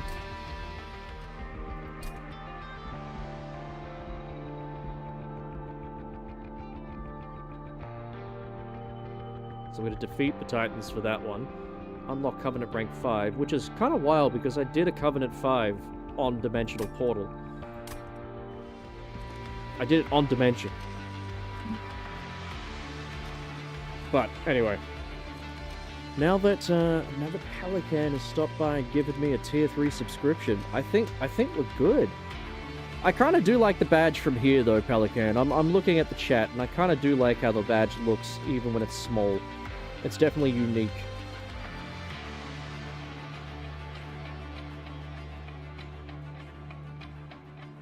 Yeah, I like it. It's good. Anyway. I'll end my stream there. I'm thinking I might just maybe break down. Nah, but not break down. Like, I mean break down like the start of the stream where I was sort of talking to AI. Could be a vibe. I'm live with. I'm gonna be watching some debate videos tomorrow with Haz, so that'll be the content there. So Haz is going to jump into the stream, going to do a little bit of a podcasty thing, and Haz has got some vids for me. I know that you sent me one, Kayla. I know you did. The horror thing.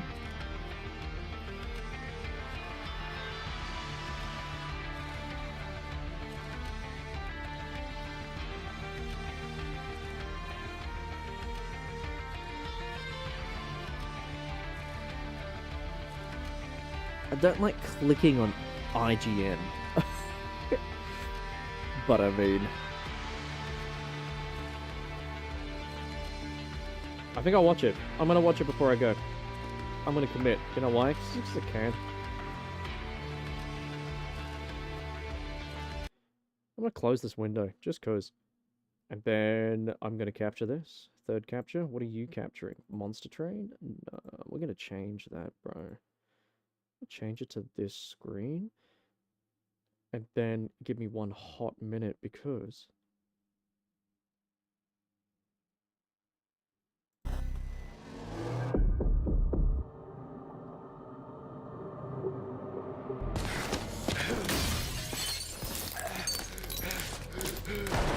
Alright. First person, I assume. Oh, you're being chased, mate.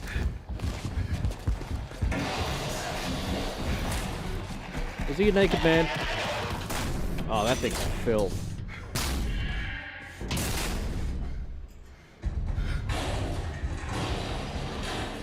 Oh, that sounds like it's gone into the vents.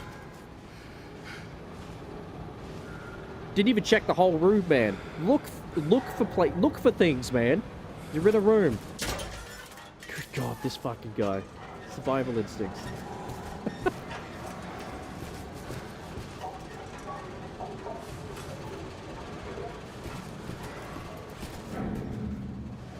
This looks really good, though.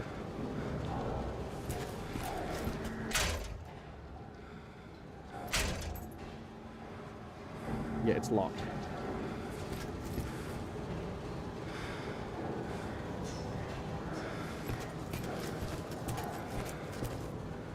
Alright, looks good. This looks really good.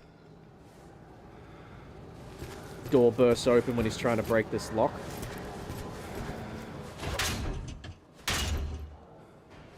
Alright, I like it. I thought he was going to screwdriver it. But I guess not. It's a gun. And I'm telling you now, man, he didn't use the gun on the creature.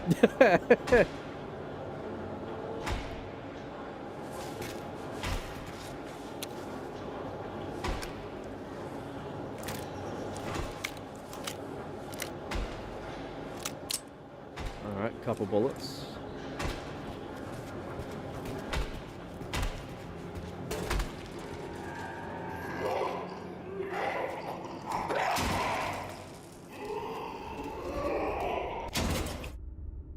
It looks like it's got some weight on it. The gun, at least.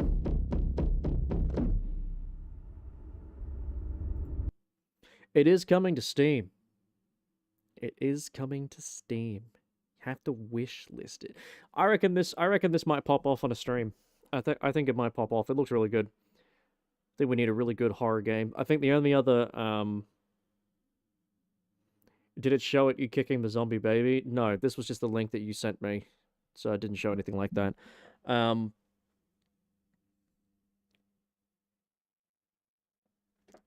think the only other horror game that I'm also interested in is Chronos. I think it's Chronos. I think that was on the Xbox. It was on the Xbox game show or the game reveal. So I think that could be kind of a vibe. I mean, this one looks pretty good. I think this is fine. It looks really good, at least. I don't know if this is a tech demo, though.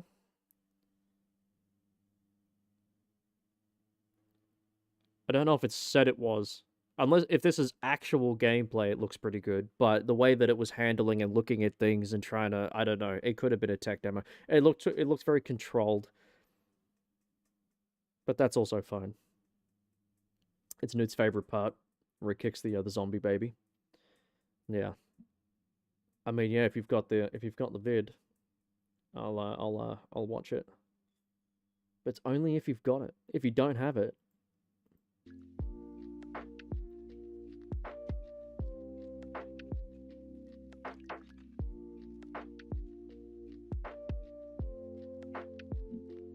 how is Newt anyway? Is Newt fine? Is he alive? He might not be alive actually. He might be like super dead. Poor guy. I was about to say he might be super dead, and I was gonna be like, super dead tired, dealing with work. Hey! So he is actually at work. Yeah. He might be super dead tired. Poor guy. Out there busting his ass with the gender pay gap and stuff. I covered that at the start of my stream, actually. We were going through a debate.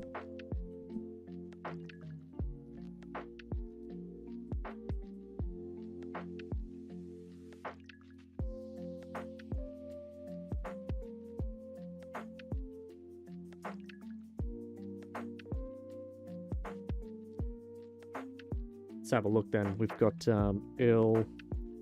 So it's called Ill. We'll just have game trailer and just see if we can get another trailer up. It's a 12-minute demo. That's a long time.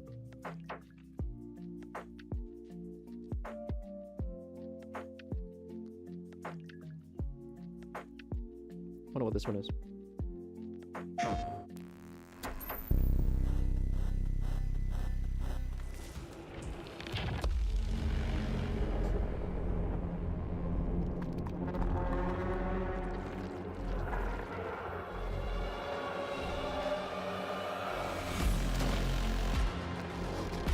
This one? Okay. I think this one's the PlayStation State of Play one that they showed.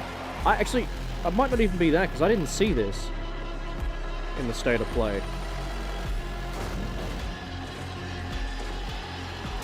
He's tall and naked. Shotgun. Pump that shell.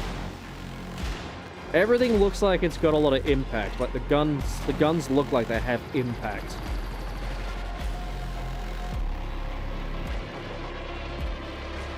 Yeah, that's not good. That's icky.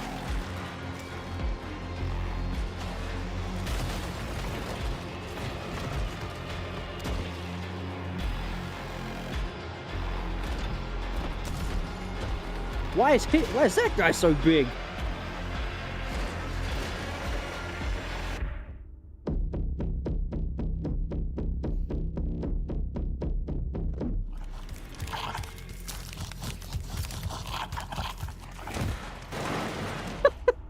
Just fucking... You see why? You're like, get the fuck out of here. Get away from me. Ugh, kids. Fucking hate them. That's gonna be a vibe, man. That's gonna be a vibe. I'm kind of digging it. I'm kind of digging it. I'm wondering where this is based. There was an outdoor area. I'm wondering if this is like a Chernobyl thing. It could be a Chernobyl thing, like based there and all the mutations and stuff. It could be. It could be a Chernobyl thing. It's my kind of game for sure. I think this will be a vibe. I think this will be really good. At the moment, I just really like the look of the game, like the game as well, but the gunplay, the horror looks pretty good too. I think, yeah, I'm gonna really enjoy it. I'll give it a go. But yeah, I didn't see that on the state of play that we watched, so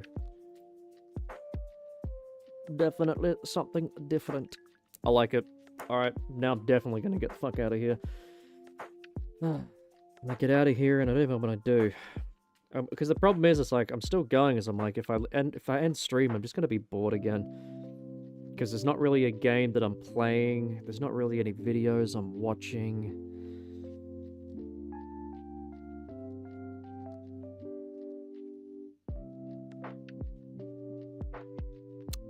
I'm trying to think of what I would actually do if I ended stream, honestly. It's a bit of a sad day, innit? I mean, I should probably go and eat some food or something. I know it's 11:30 and I did eat before stream, but maybe a little bit of food probably would fix me up.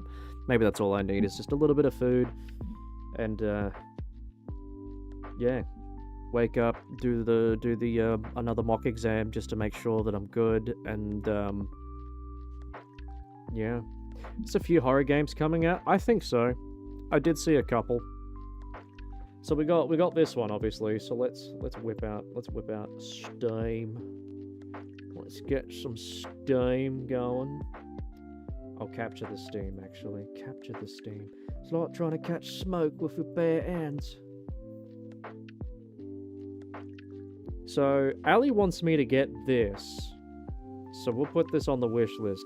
According to Ali sent this to me and said, I'm gonna put you on trial for your bullshit. And I'm just like, what the fuck are you talking about? And then I watched the video, and then I went, she wants to put me on trial for my Asian racist jokes, apparently. I knew the day was gonna come.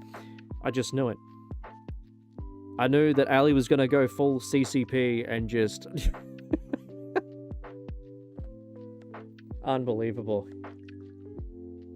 But anyway, I have to supposedly get this, so let me wish list that. So hang on, we got Ill, which we just saw, so let me wish list this just so I know. Planned releases to be announced. It looks like they got a lot there, so it's good that they're just going to really work on it. Chronos? No, oh, was it with a K? I think it's with a C. Yes, the New Dawn, that's the one. Now, I saw this, and I thought this looks really good too. So this was giving me a bit more of like a Dead Space vibe.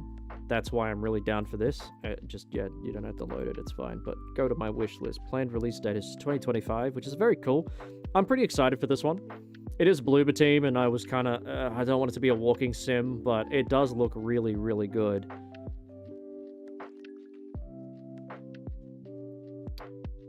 So, yeah, let me just pause that. Okay, so what was another one? Directive 8020.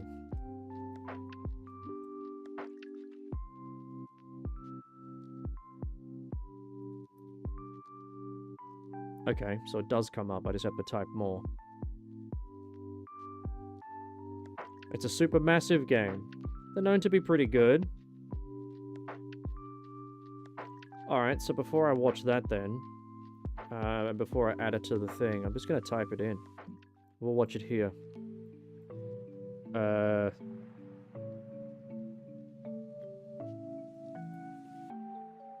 Directive 8020.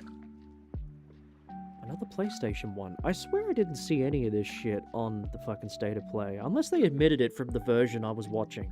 They mustn't have shown everything from the video I watched. Ridiculous. But let me pause my music again. So we'll watch it on the PlayStation.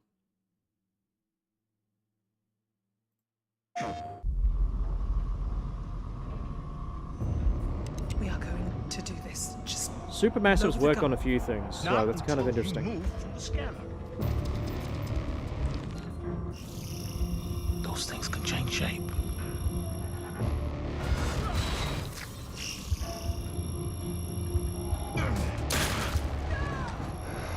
Don't you ever point that thing at me again.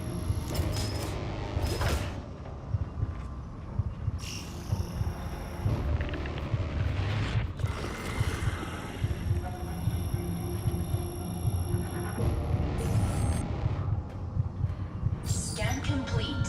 Subject. Oh. I've got it capturing. That's wild. Hang on, let me like click on it again. It is, I am capturing it though.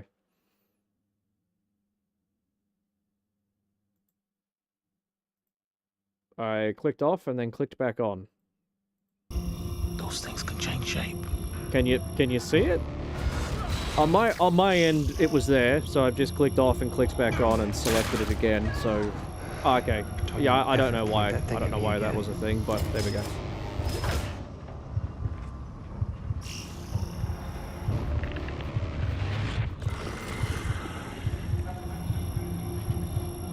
Just giving shapeshifter vibes, like who could you trust sort of Scan vibes. complete. Subject. Kind of like the concept of The Thing. we need urgent assistance. Please help us.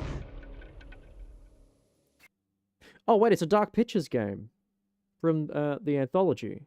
I think when we were watching some horror games and stuff, I got mentioned I should check out the anthology, right?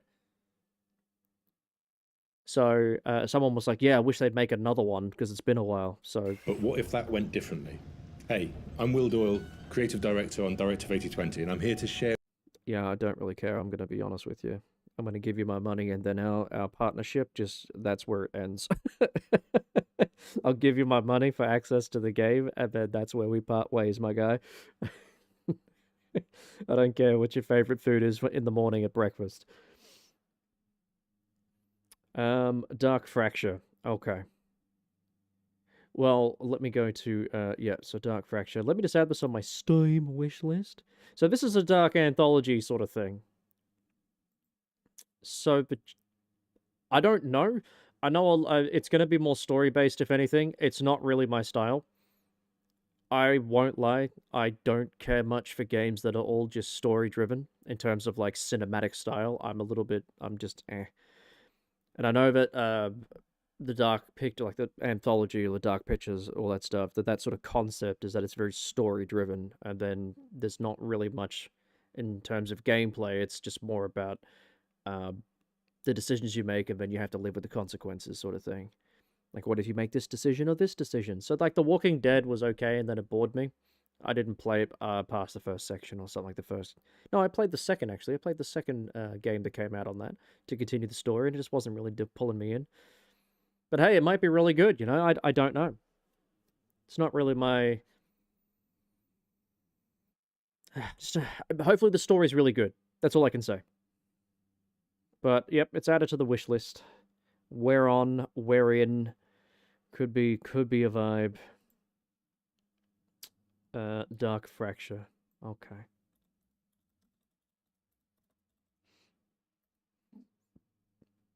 Hopefully you can still see it. Oh, what the fuck? This is out. Because this person from 4 years ago was... Are you sure it's Dark Fracture? It's not like... Actually, to be fair, you didn't say it was a new game. I was just like, all these games have been new. I've never heard of this, but apparently it's out.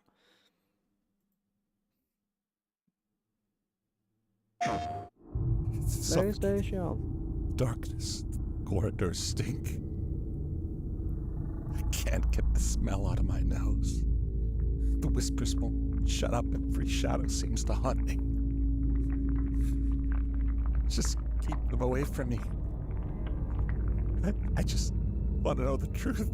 Keep them away from I me. need Clothes. truth. Keep clothes away from me. Why am I doing all these things, you ask? Why are you in my head? I just want to live my life. It was just a job, nothing more. Just a job.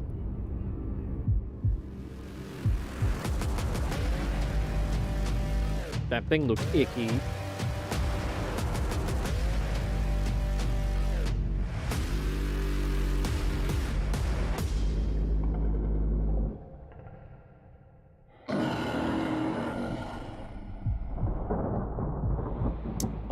I'm wondering what the gameplay is like for it though.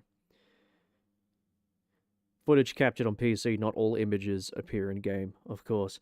So with stuff like that, I'm wondering if this game is also less gameplay and more just a cinematic, environmental shock.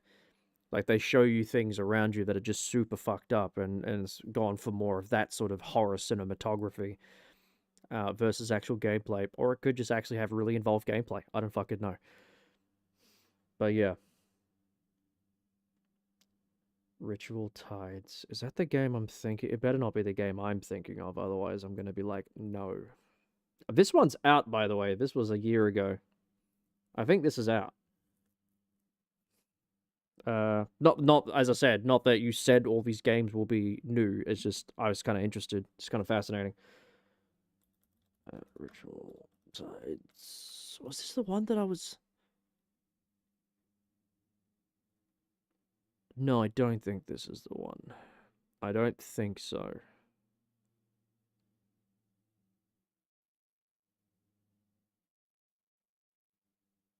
Okay, well, this is a day ago.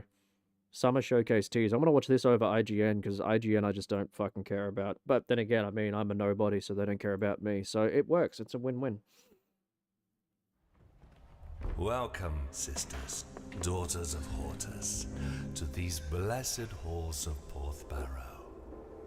You have been chosen, honored to the parish, to serve the will of Mother. So come, step forward. Let us see what flowers she's given us. Such radiant blooms. So full of promise. Now, I must confess a change in plans. You shan't be entering the garden today. Take heart, faithful ones. The garden must still be tended. And tonight, you will be sown!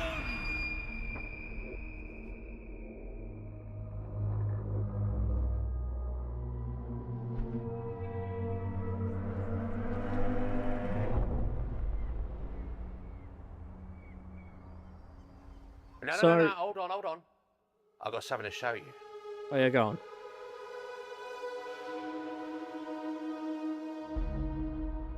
Ah, I bet you didn't expect that, did you? I didn't. No. That's very nice, though. I was about to say exclusive gameplay revealed this August at the Future Game Show, because the first thing I was going to say was, this is nothing. Nothing was shown here. The context, there's no context or anything. It's just someone talking who's probably in-game or a character. But it was just imagery, which I love that they're showing off the art style and the design style. But honestly, these sorts of trailers, this is nothing. There's nothing here, so I don't know. There's no gameplay or anything. So the exclusive gameplay reveal is going to be pretty cool. I'd love to check it out. Otherwise, trailers like this, yeah, there's just nothing to see.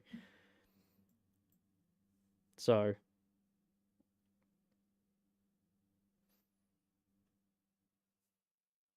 The Occultist. That was the thing I was gonna say. Is like a lot of the games nowadays, when they're becoming more cinematic and less gameplay, those are the ones that annoy me. Because I'm trying to play a game, not watch a movie that I have to. I don't watch a movie that I have to interact with. Otherwise, I'll just watch a movie, because when I'm watching something, I don't want to do anything. But a gameplay makes me engaged because I have to do gameplay. But that's why my critique for games where it's like walking sims, they're boring. because it's just me walking. That's not interaction, that's just padding. And then I have to listen to everything, and then it just gets boring because nothing is happening. You may as well just have played the story out as a big cinematic, and I just watched. It may as well have been a movie. And so I'm just like, I hope, because I know the games are coming out like that, where they're becoming very cinematic. Not saying that they're all shit, I'm just saying. I'm just a grumpy man. I hate everything, apparently. I just don't like anything. That's the truth, all right? I hate everything, and everyone making games, you're all shit.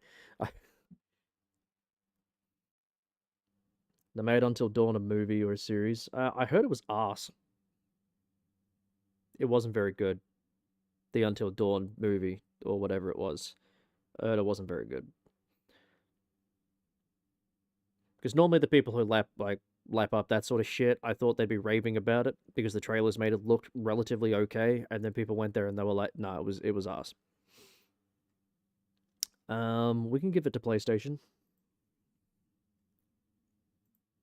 I will say there's a bit of variety here for, like, we finally have horror games, because it just felt like we just had no horror games forever, right? Like good horror games, not just like jump scare fest. Screams drawing me in.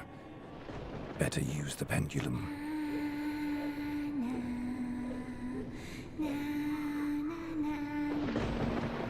Trailer created in engine. Alright, so this is obviously not the final product, and it's not going to look like this or handle like this. You die and... It's cool they used the engine to make it. No. It's a constant struggle between good and evil. Light and dark. Living and dead. The voice actor for Geralt from Witcher 3? Is it Doug Cockle? Is that his name? Is that the voice actor? I think it is.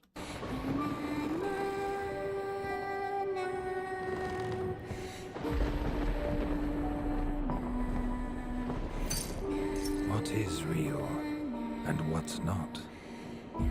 Can a blind person describe the light? Yeah, it is. I haven't heard him in any other game, so whiplashed me a little. Our limitations as human beings prevent us from really seeing what is there.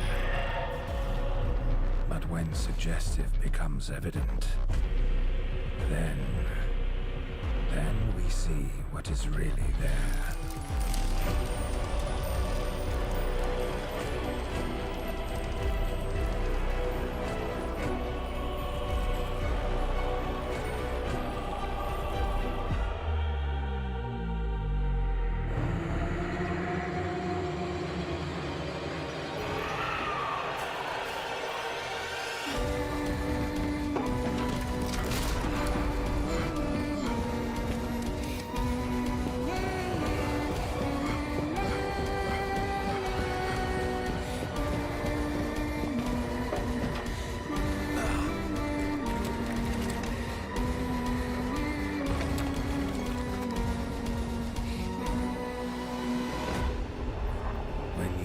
Face evil, fear is not an option.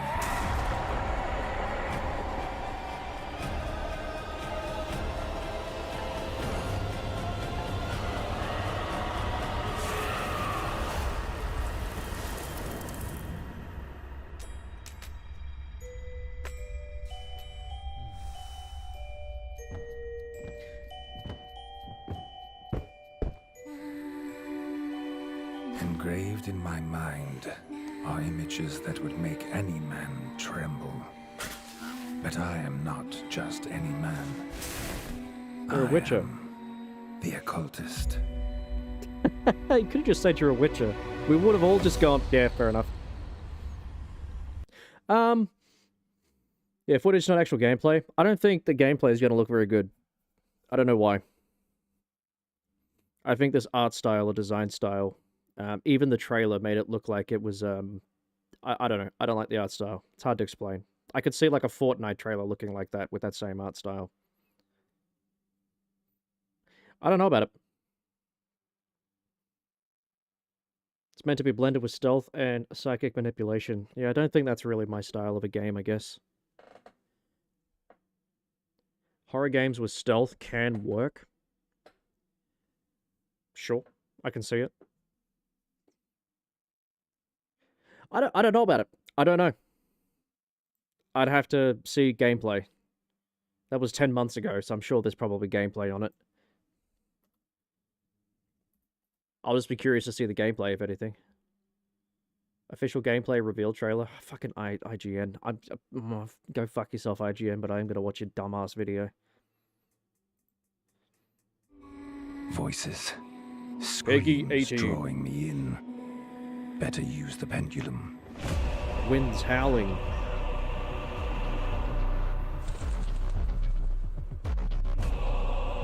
Okay, waiting for the gameplay. There we go.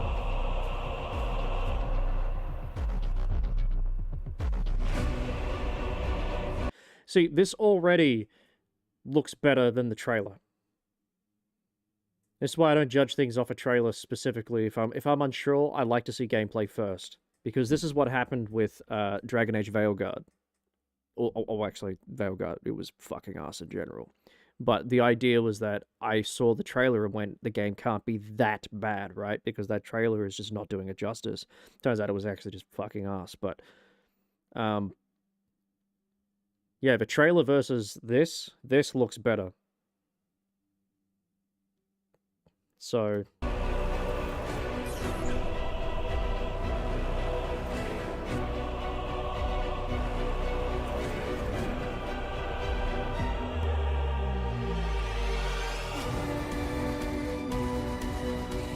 yeah.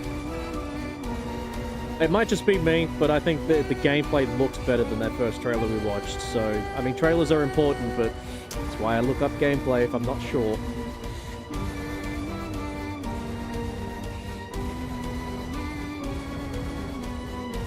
I don't like the backing track, though. Oh, that's kind of cool.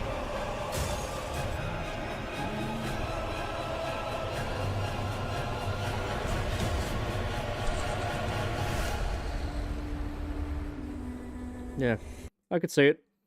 Alright, I'll add it. I'll add it. I think the gameplay did that a lot better of a service. So, Occultist. The Occultist. Oh my. I'll add that to the list. Release date 2026. A lot of these are going to be like 2026 anyway. So I guess next year is going to be kind of bowler. Look up Nowhere. Okay. So Nowhere is next. What was the other one that I didn't really like? It was... well, I guess Directive 80-20 is not really going to be a vibe for me. But as I said, I mean, I have to try a lot of these, right? That's the plan. Ritual Tides, I think, is out. I don't think I was interested in... oh, no, it's not, because they don't have a gameplay reveal, right? They don't have a gameplay reveal, so I can't actually judge it. I did say I'd rather see the gameplay.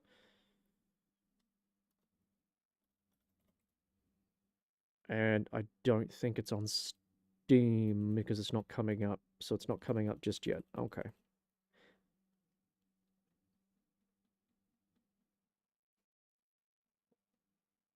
I do. But I did point that out when I read the end where it said I had to wait till August. I did say, yeah, I'd rather see gameplay because the trailer was a nothing burger. There was nothing in it. So we'll definitely wait for August. Otherwise, on that game, I'm just not sold because there was nothing to see. So Nowhere. Let's have a look at Nowhere.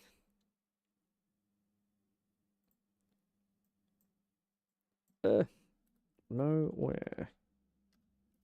Gameplay. We'll go trailer first. Trailer first. Because if I don't know... game trailer. Because a lot of things would be called Nowhere.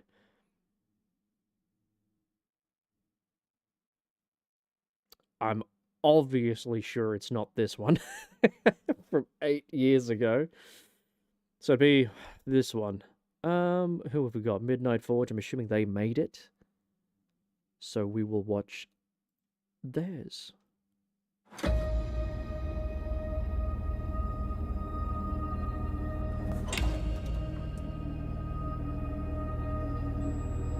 Is that a stamina or a torch bar on the right?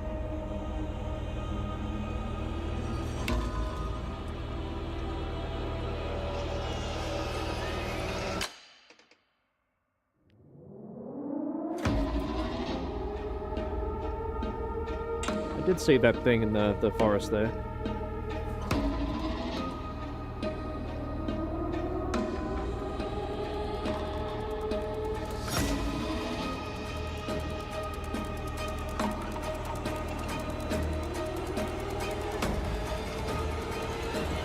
Yeah, I don't know. I don't know.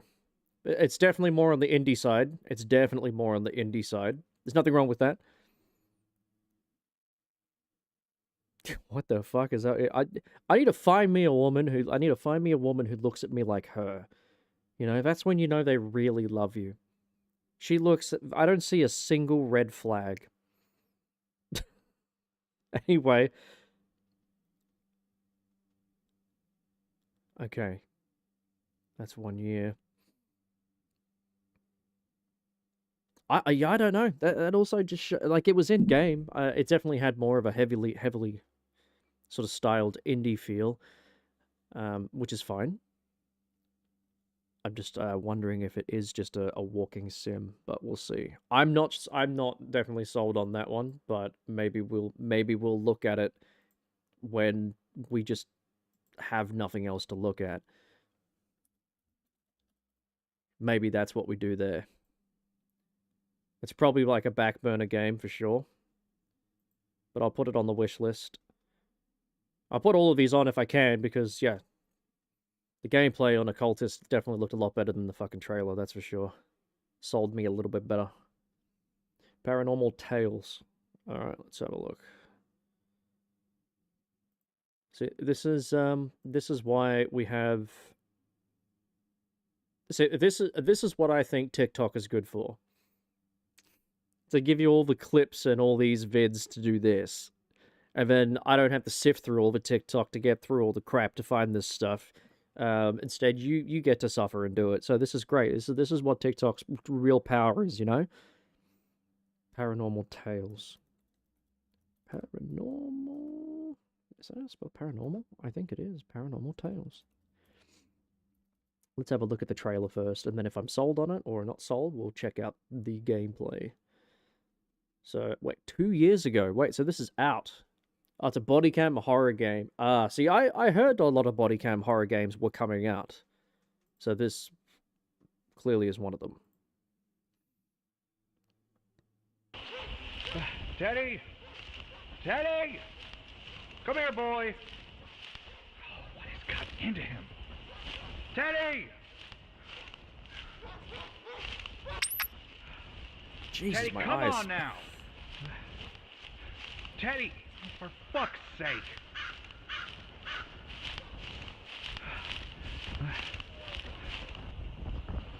Yeah, your dog bark came from the left, not over there, buddy.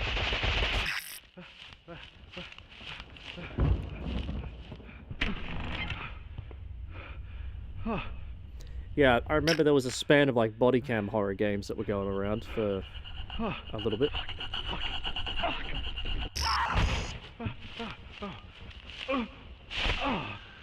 Really? You're gonna trip? Oh, fucking numpty.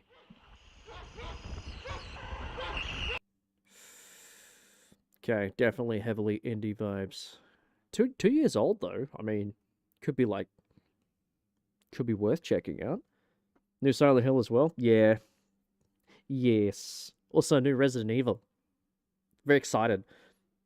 I think the #1 game that I'm looking forward to though, overall, just in general, because I'm biased and bias is just going to be kicking in, so you know, fuck it. But I think the #1 game I'm looking forward to is Persona 4. Yeah. They're giving it the old remaster look. Oh, yes.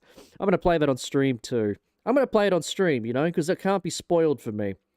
But maybe if people haven't played it, it might be fun for them. Because there is a mystery in that game. Ooh.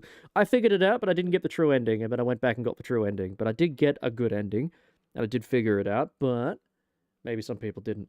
Anyway, could be a vibe. So yeah, there's a few games. I'm pretty sure there's a few body cam horror games that are out. I'm pretty sure there's a few of them currently that I could probably check out. A lot of them are like indie horror stuff, but you know, there's nothing wrong with that. We could definitely have a vibe. I think so. I use Brave. Brave's really fun. Notice how I don't have YouTube Premium, but notice how I didn't get any ads. I'm just saying, Brave. It's saving me money. Money I don't have. Very proud. I'm using it until I can't, because I'm sure YouTube is going to be all over Brave eventually. That's for sure. Since I've been using Brave, I've blocked nearly 2 million ads. Trackers and ads blocked. That is fucking mental. Saved 14.72 gigabytes of bandwidth. That's kind of cool. I've saved more than a day's worth of waiting for shit to load. That's a day of my life that I've saved to spend a day doing something else on this. Harvest Shadows. Alright, we'll have a look. So we've got a couple of maybes, and we have we've got a couple definites. Obviously, I'm playing Silent Hill, definite. Silent Hill F, I believe. Definitely playing the Resident Evil. Definitely going to check out Chronos. Definitely going to check out Ill, for sure. That looks really good. So all those are like the big winners. And then the rest of these so far, like The Occultist, yeah, I'll check it out. It's not number one on the list, obviously, but it's like the next tier where I'm like, yeah, I'll definitely check it out, for sure. And then we're in like the subsections of games where I'm like, if I'm desperate. Harvest Shadows, right. Exclusive extended reveal trailer. 2 minutes.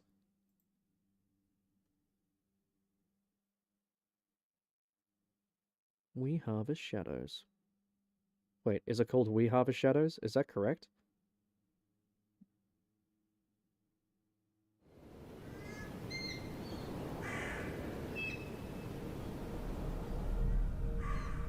Because there was a video below that I watched of Fooster. He was playing a game. And because they came up in the recommendation, I'm wondering if this demo, if he was playing like a demo of the game. 6? Which case... I need to get up. But no matter how much I sleep, I still feel tired. Maybe it's because the nights here feel unsettling.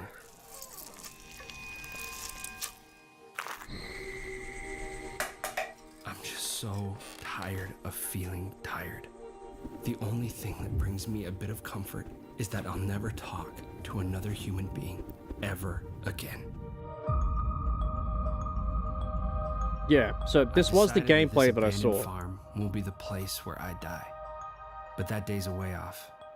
At least I hope so. But until then, that leaves me with an ever-pressing question I can't seem to figure out. How do I fill the time?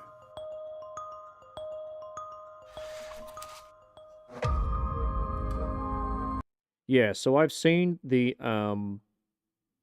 so I will say the gameplay, it's weird. It's weird. I can see what they're going for. Obviously, it was just a demo, and they're still working on it and stuff, but the gameplay is definitely janky, and the jump scares or the horror in that game are also very janky. As in, you know, seeing something behind a tree, and then you can see it poke back behind the tree, and then despawn. Like, you can see the despawns, and it's very janky. And then suddenly you're walking back, and there's just a giant person in the sky just staring at you, and I'm like, okay. It's not like, I think they're going for more of the psychological horror feel, but the horror aspects in the demo that I watched Fooster play just looked pretty janky. So I'm assuming they're working on that. They're looking at it. They're going to tighten it, refine it. This trailer makes it look very good in comparison, I will say. But, yeah, when they add a bit more to the farming aspect, because I'm pretty sure Fooster was only cutting timber. I think he's tried to set up a chicken coop and stuff, but then there was like, the moment he got like the shotgun or something, that's where it just went to endgame for the demo. So they're trying to work up to things, which is good.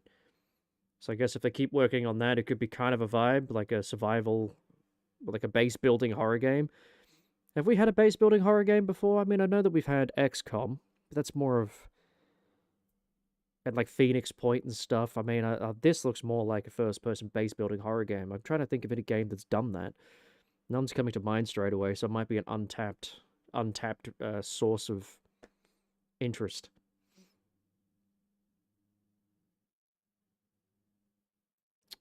Static Dread.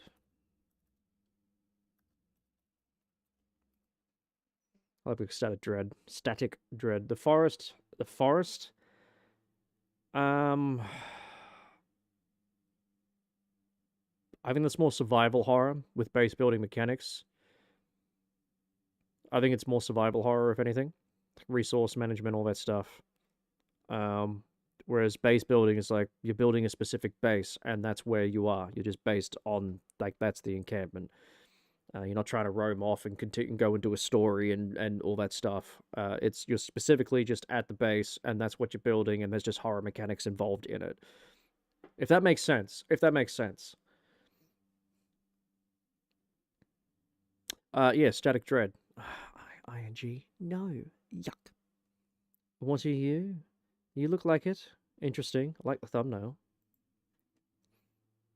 Yeah, you don't know any game like that? That's what I mean. Like, I know survival horrors out there where you can build, like, camps and stuff and then move on and then pursue. But, yeah, like, just a standard base building horror game. That strange I think that might be a little bit of an untapped market. And communications. 3 ships have already sunk. Without the light of your lighthouse, we sailors will be swallowed by the darkness. Hey, keeper, guide us to the nearest port. We pulled this out of the sea. Where should we take it? To the city or the scientists? It's Jackie. A strange island appeared. Find a fast way to it. I need sailors. Will you give them to me? It's me, Jackie. So, a janky Cthulhu thing? He will awaken soon. I love it, they're leaning into the, like... They know the voice acting is arse, and they're leaning into it, and it's got that feel. I think that's fine. I mean, they know what they're doing, and they know what they're making. So it's Cthulhian inspired, obviously. And everyone will die. I reckon that could just be a game to kill time. I don't know, but when I saw this on the State of Play, I have a feeling Scum is just really going to speak to the fucking people with 2 brain cells. And that's definitely not a game for me. I think that sort of humor, I'm just kind of over it. I'm not interested in any of that. But yeah, this could be interesting. They're leaning into the goofiness of it, and yeah, could be. 15 Nights at the Old Lighthouse. 15 Nights at the Lighthouse? It says at the Lighthouse. Oh, wait, it did that Static Dread. Oh, hang on. I just watched that, right? That's the same game? Oh, okay. I was going to say. Is it already out? Because this person looks like they've played it. Of course it's a VTuber. VTuber's what sells, guys. We love VTubers.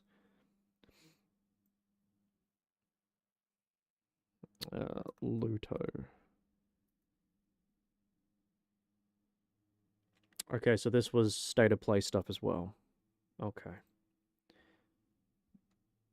Oh, yes. I mean, if it comes to PC... How can you distinguish between what is real and what isn't? Do you trust what you see?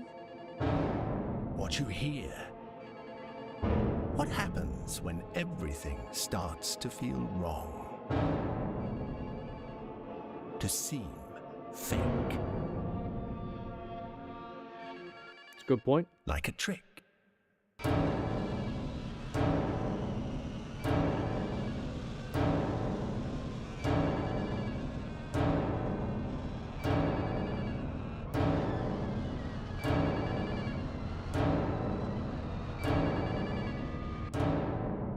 I think...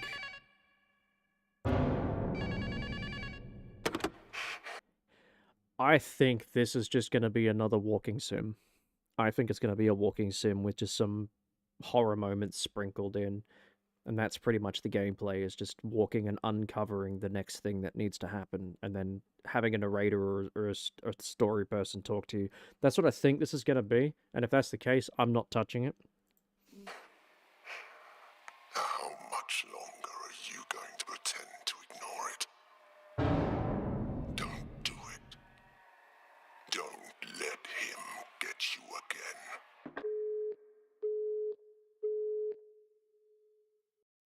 That's what I think it's going to be.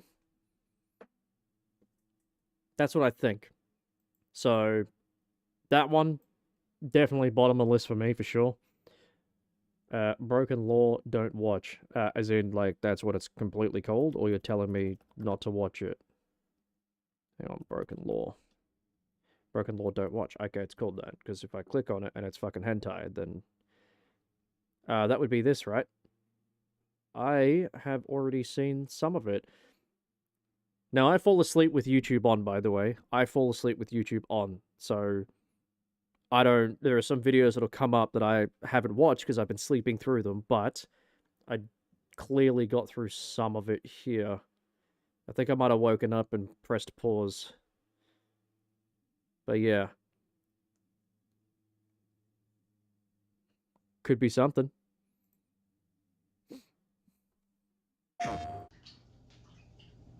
I'll watch it. I think I woke up and just paused the video.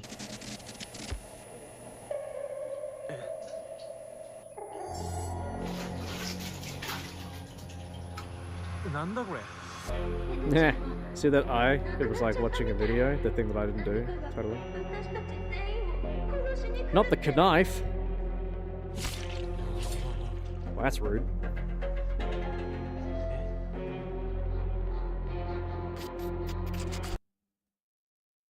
That was in the game, right?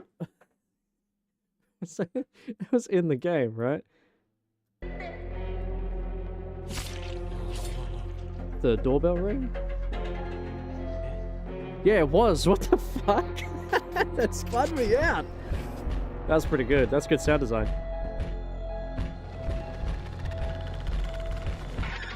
Gotta let me in, bro. I just got a busted nut.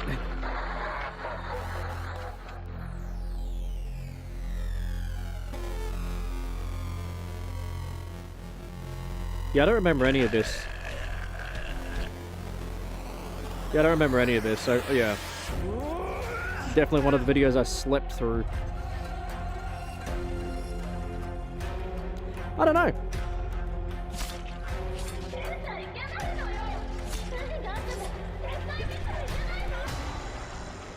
Oh, that thing doesn't... That thing looks pretty cool at the end there.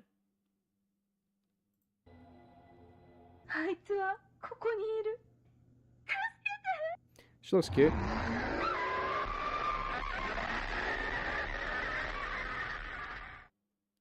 Did you try not looking at it? I heard that was effective. She must have looked at it. What a silly bitch.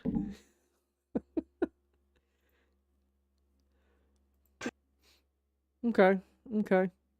I think that's one of the games to play to kill time, for sure. We could do that. There's a lot here. There's a lot here for sure. So we've seen a lot now. We've seen a lot. So now I think I can go.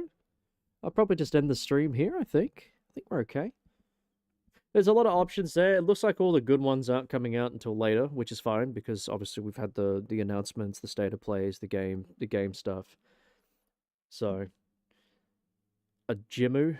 Well, if it's a video that I've fallen asleep or watched, a Jimmy Kimmel. No. Did you spell that right? I spelt it right. Maybe I should type in horror game. Well, the U's next to the Y. Are you sure you spelt that right? Is it this?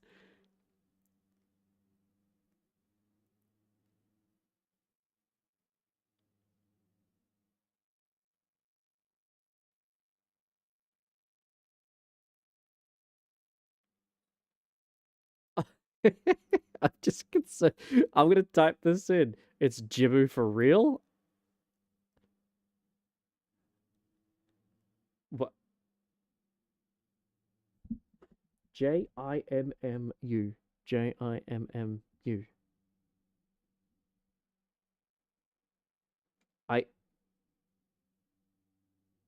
It keeps coming up with at dead of night.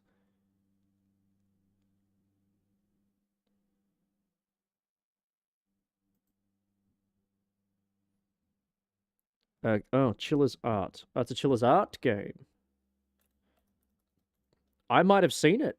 I might have seen it. If it's Chiller's Art, I mean, I've watched a couple of videos on Chiller's Art, so I may have seen it.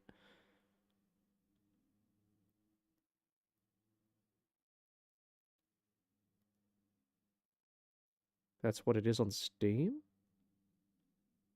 It's definitely not coming up here. Let's have a look on Steam real quick. I've never heard of that then. Jimmu. Oh, it is on Steam. Why is no one... So, does it have an English name?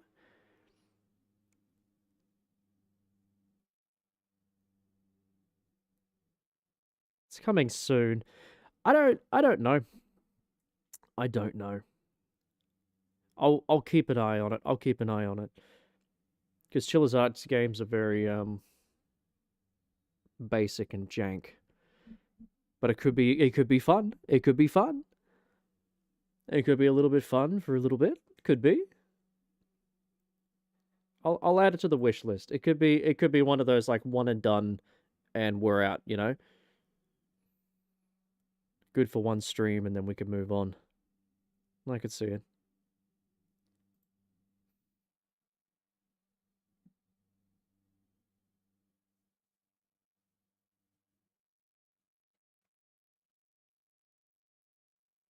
You can also look through upcoming Steam releases. You had a quick look and saw Static Memory. Yeah.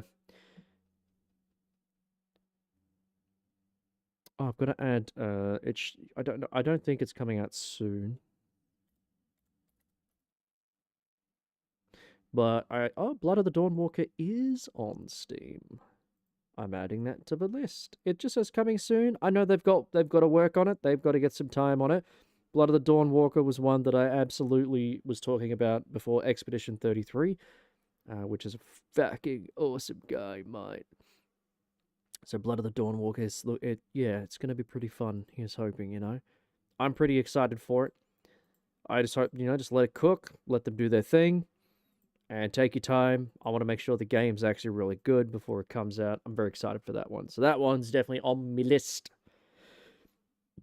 And then what I should do is, while I'm here,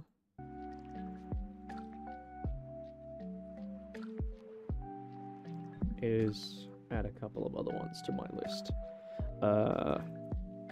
Silent Hill F. $116 is what they're claiming. That was something else I was looking at. In Australia, the games are getting up to like $120. Holy fucking jumping shitballs. Like, it ain't rich people that are playing your games, people. It's the general populace, and the bulk of the populace in a country is of the poor bracket. That's the general worker. And they're the ones who don't have a lot of fucking money. Because it's either they're spending all their time working to make the smallest amount of money they can, or the people who are just working exceptional jobs with lots of money are busy working. They're not sitting down playing your fucking games. That's my story and I'm sticking to it. Don't care. So, anyway, I'll add Silent Hill F for sure. And then I think it's called Requiem. Resident Evil Requiem. Its release date is 20. So it looks like 2026 is it's going to be a little bit hot for some games, hey? Looks like there's a lot of them. Kind of a vibe. So 2026 is kind of where it's at, because essentially we all know that this year the game of the year, or the best game, was Expedition 33. That's just Isn't there also Silent Hill Town something? I'll have a look. I'll check Steam. Silent Hill. Don't think so. Could be, but I don't know. I know the official, like, the next big Silent Hill is going to be Silent Hill F. I don't know about any of the other ones. I actually don't have to check a lot of these other games that may be coming out, actually. Hang on a second. Hang on a second. I don't have to because they're likely going to be on the Game Pass when they come out. So that's fine. Capcom published a sale. See, Capcom just never sponsors me, but they'll fucking sell everything for super cheap. But they'll never sponsor me. Fucking ridiculous, frankly. This screen is just screaming fucking rainbows and shit. So Pragmata was another one that we did see. There was a bunch of like interesting ones that I did see, but I didn't add it to a wish list just because it was an Xbox showcase. There was some interesting ones there. I mean, the game that Game Freak's gonna release looks interesting, and it ain't Pokemon, so that's kind of wild. Bit of left field Game Freak action. Could be a vibe.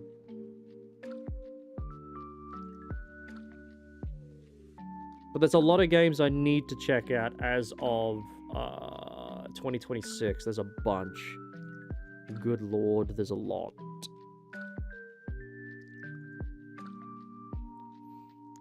Silent Hill Townfall.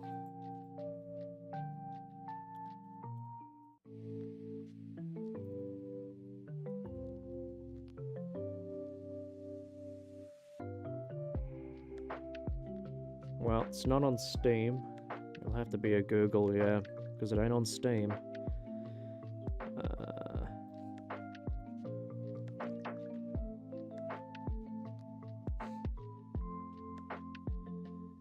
2 years ago. Okay, so it's likely come out already. Maybe.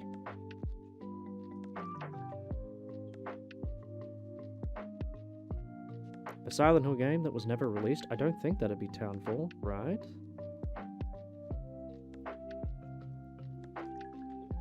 Eight months ago, Silent Hill Townfall in trouble. I don't think it's, I think it's having some issues. I think it's having some issues. So it looks like they're all in on the Silent Hill F. Silent Hill F just seems to be what they're all in on. Must have been making like the dual game, you know, trying to get something out of it. Anyway. Alright, I think I'm done. I'll end my stream. I'm gonna leave. I'm gonna go get some food or something, and then, yeah. Meant to be a spin-off. Yeah, I don't know if it's... I'll have a look off stream. That's what I'll do. Alright, I'll get out of here. I'm back with Haz tomorrow. We're gonna watch some debating videos. Haz has got some videos of some debates or topics that Haz wants to talk about and get my opinion on. So I thought, cool, I'll blind watch them. And maybe I've seen them, maybe I haven't. We'll just go from there. And if I have, then I'll just give a better take. We'll do that. But Haz is pretty keen. I'm pretty keen. So that's when I wake up. I know I'm gonna be the man that does a podcast with Haz. That's what I'll do. So that could be kind of fun. But anyway, there's a lot of games here, a lot of horror. Obviously, the bulk of them are going to be 2026. So 2026 is looking good for streaming, at least for a couple of months, and then we'll see what else is happening or what else comes out. I mean, hell, Expedition 33. I'd be shocked if they don't have DLC by then. Like, wow. Anyway, I'll get out of here. Look after yourself. Take care. Thanks for all the suggestions. I'll have a look at all the horror games, but yeah, all the ones that I want to play, they're not out yet. They're not going to be out for a while. But it's good that they're there, so it's exciting. And we'll go from there. Alright, take care. Look after yourself. I'm out of here.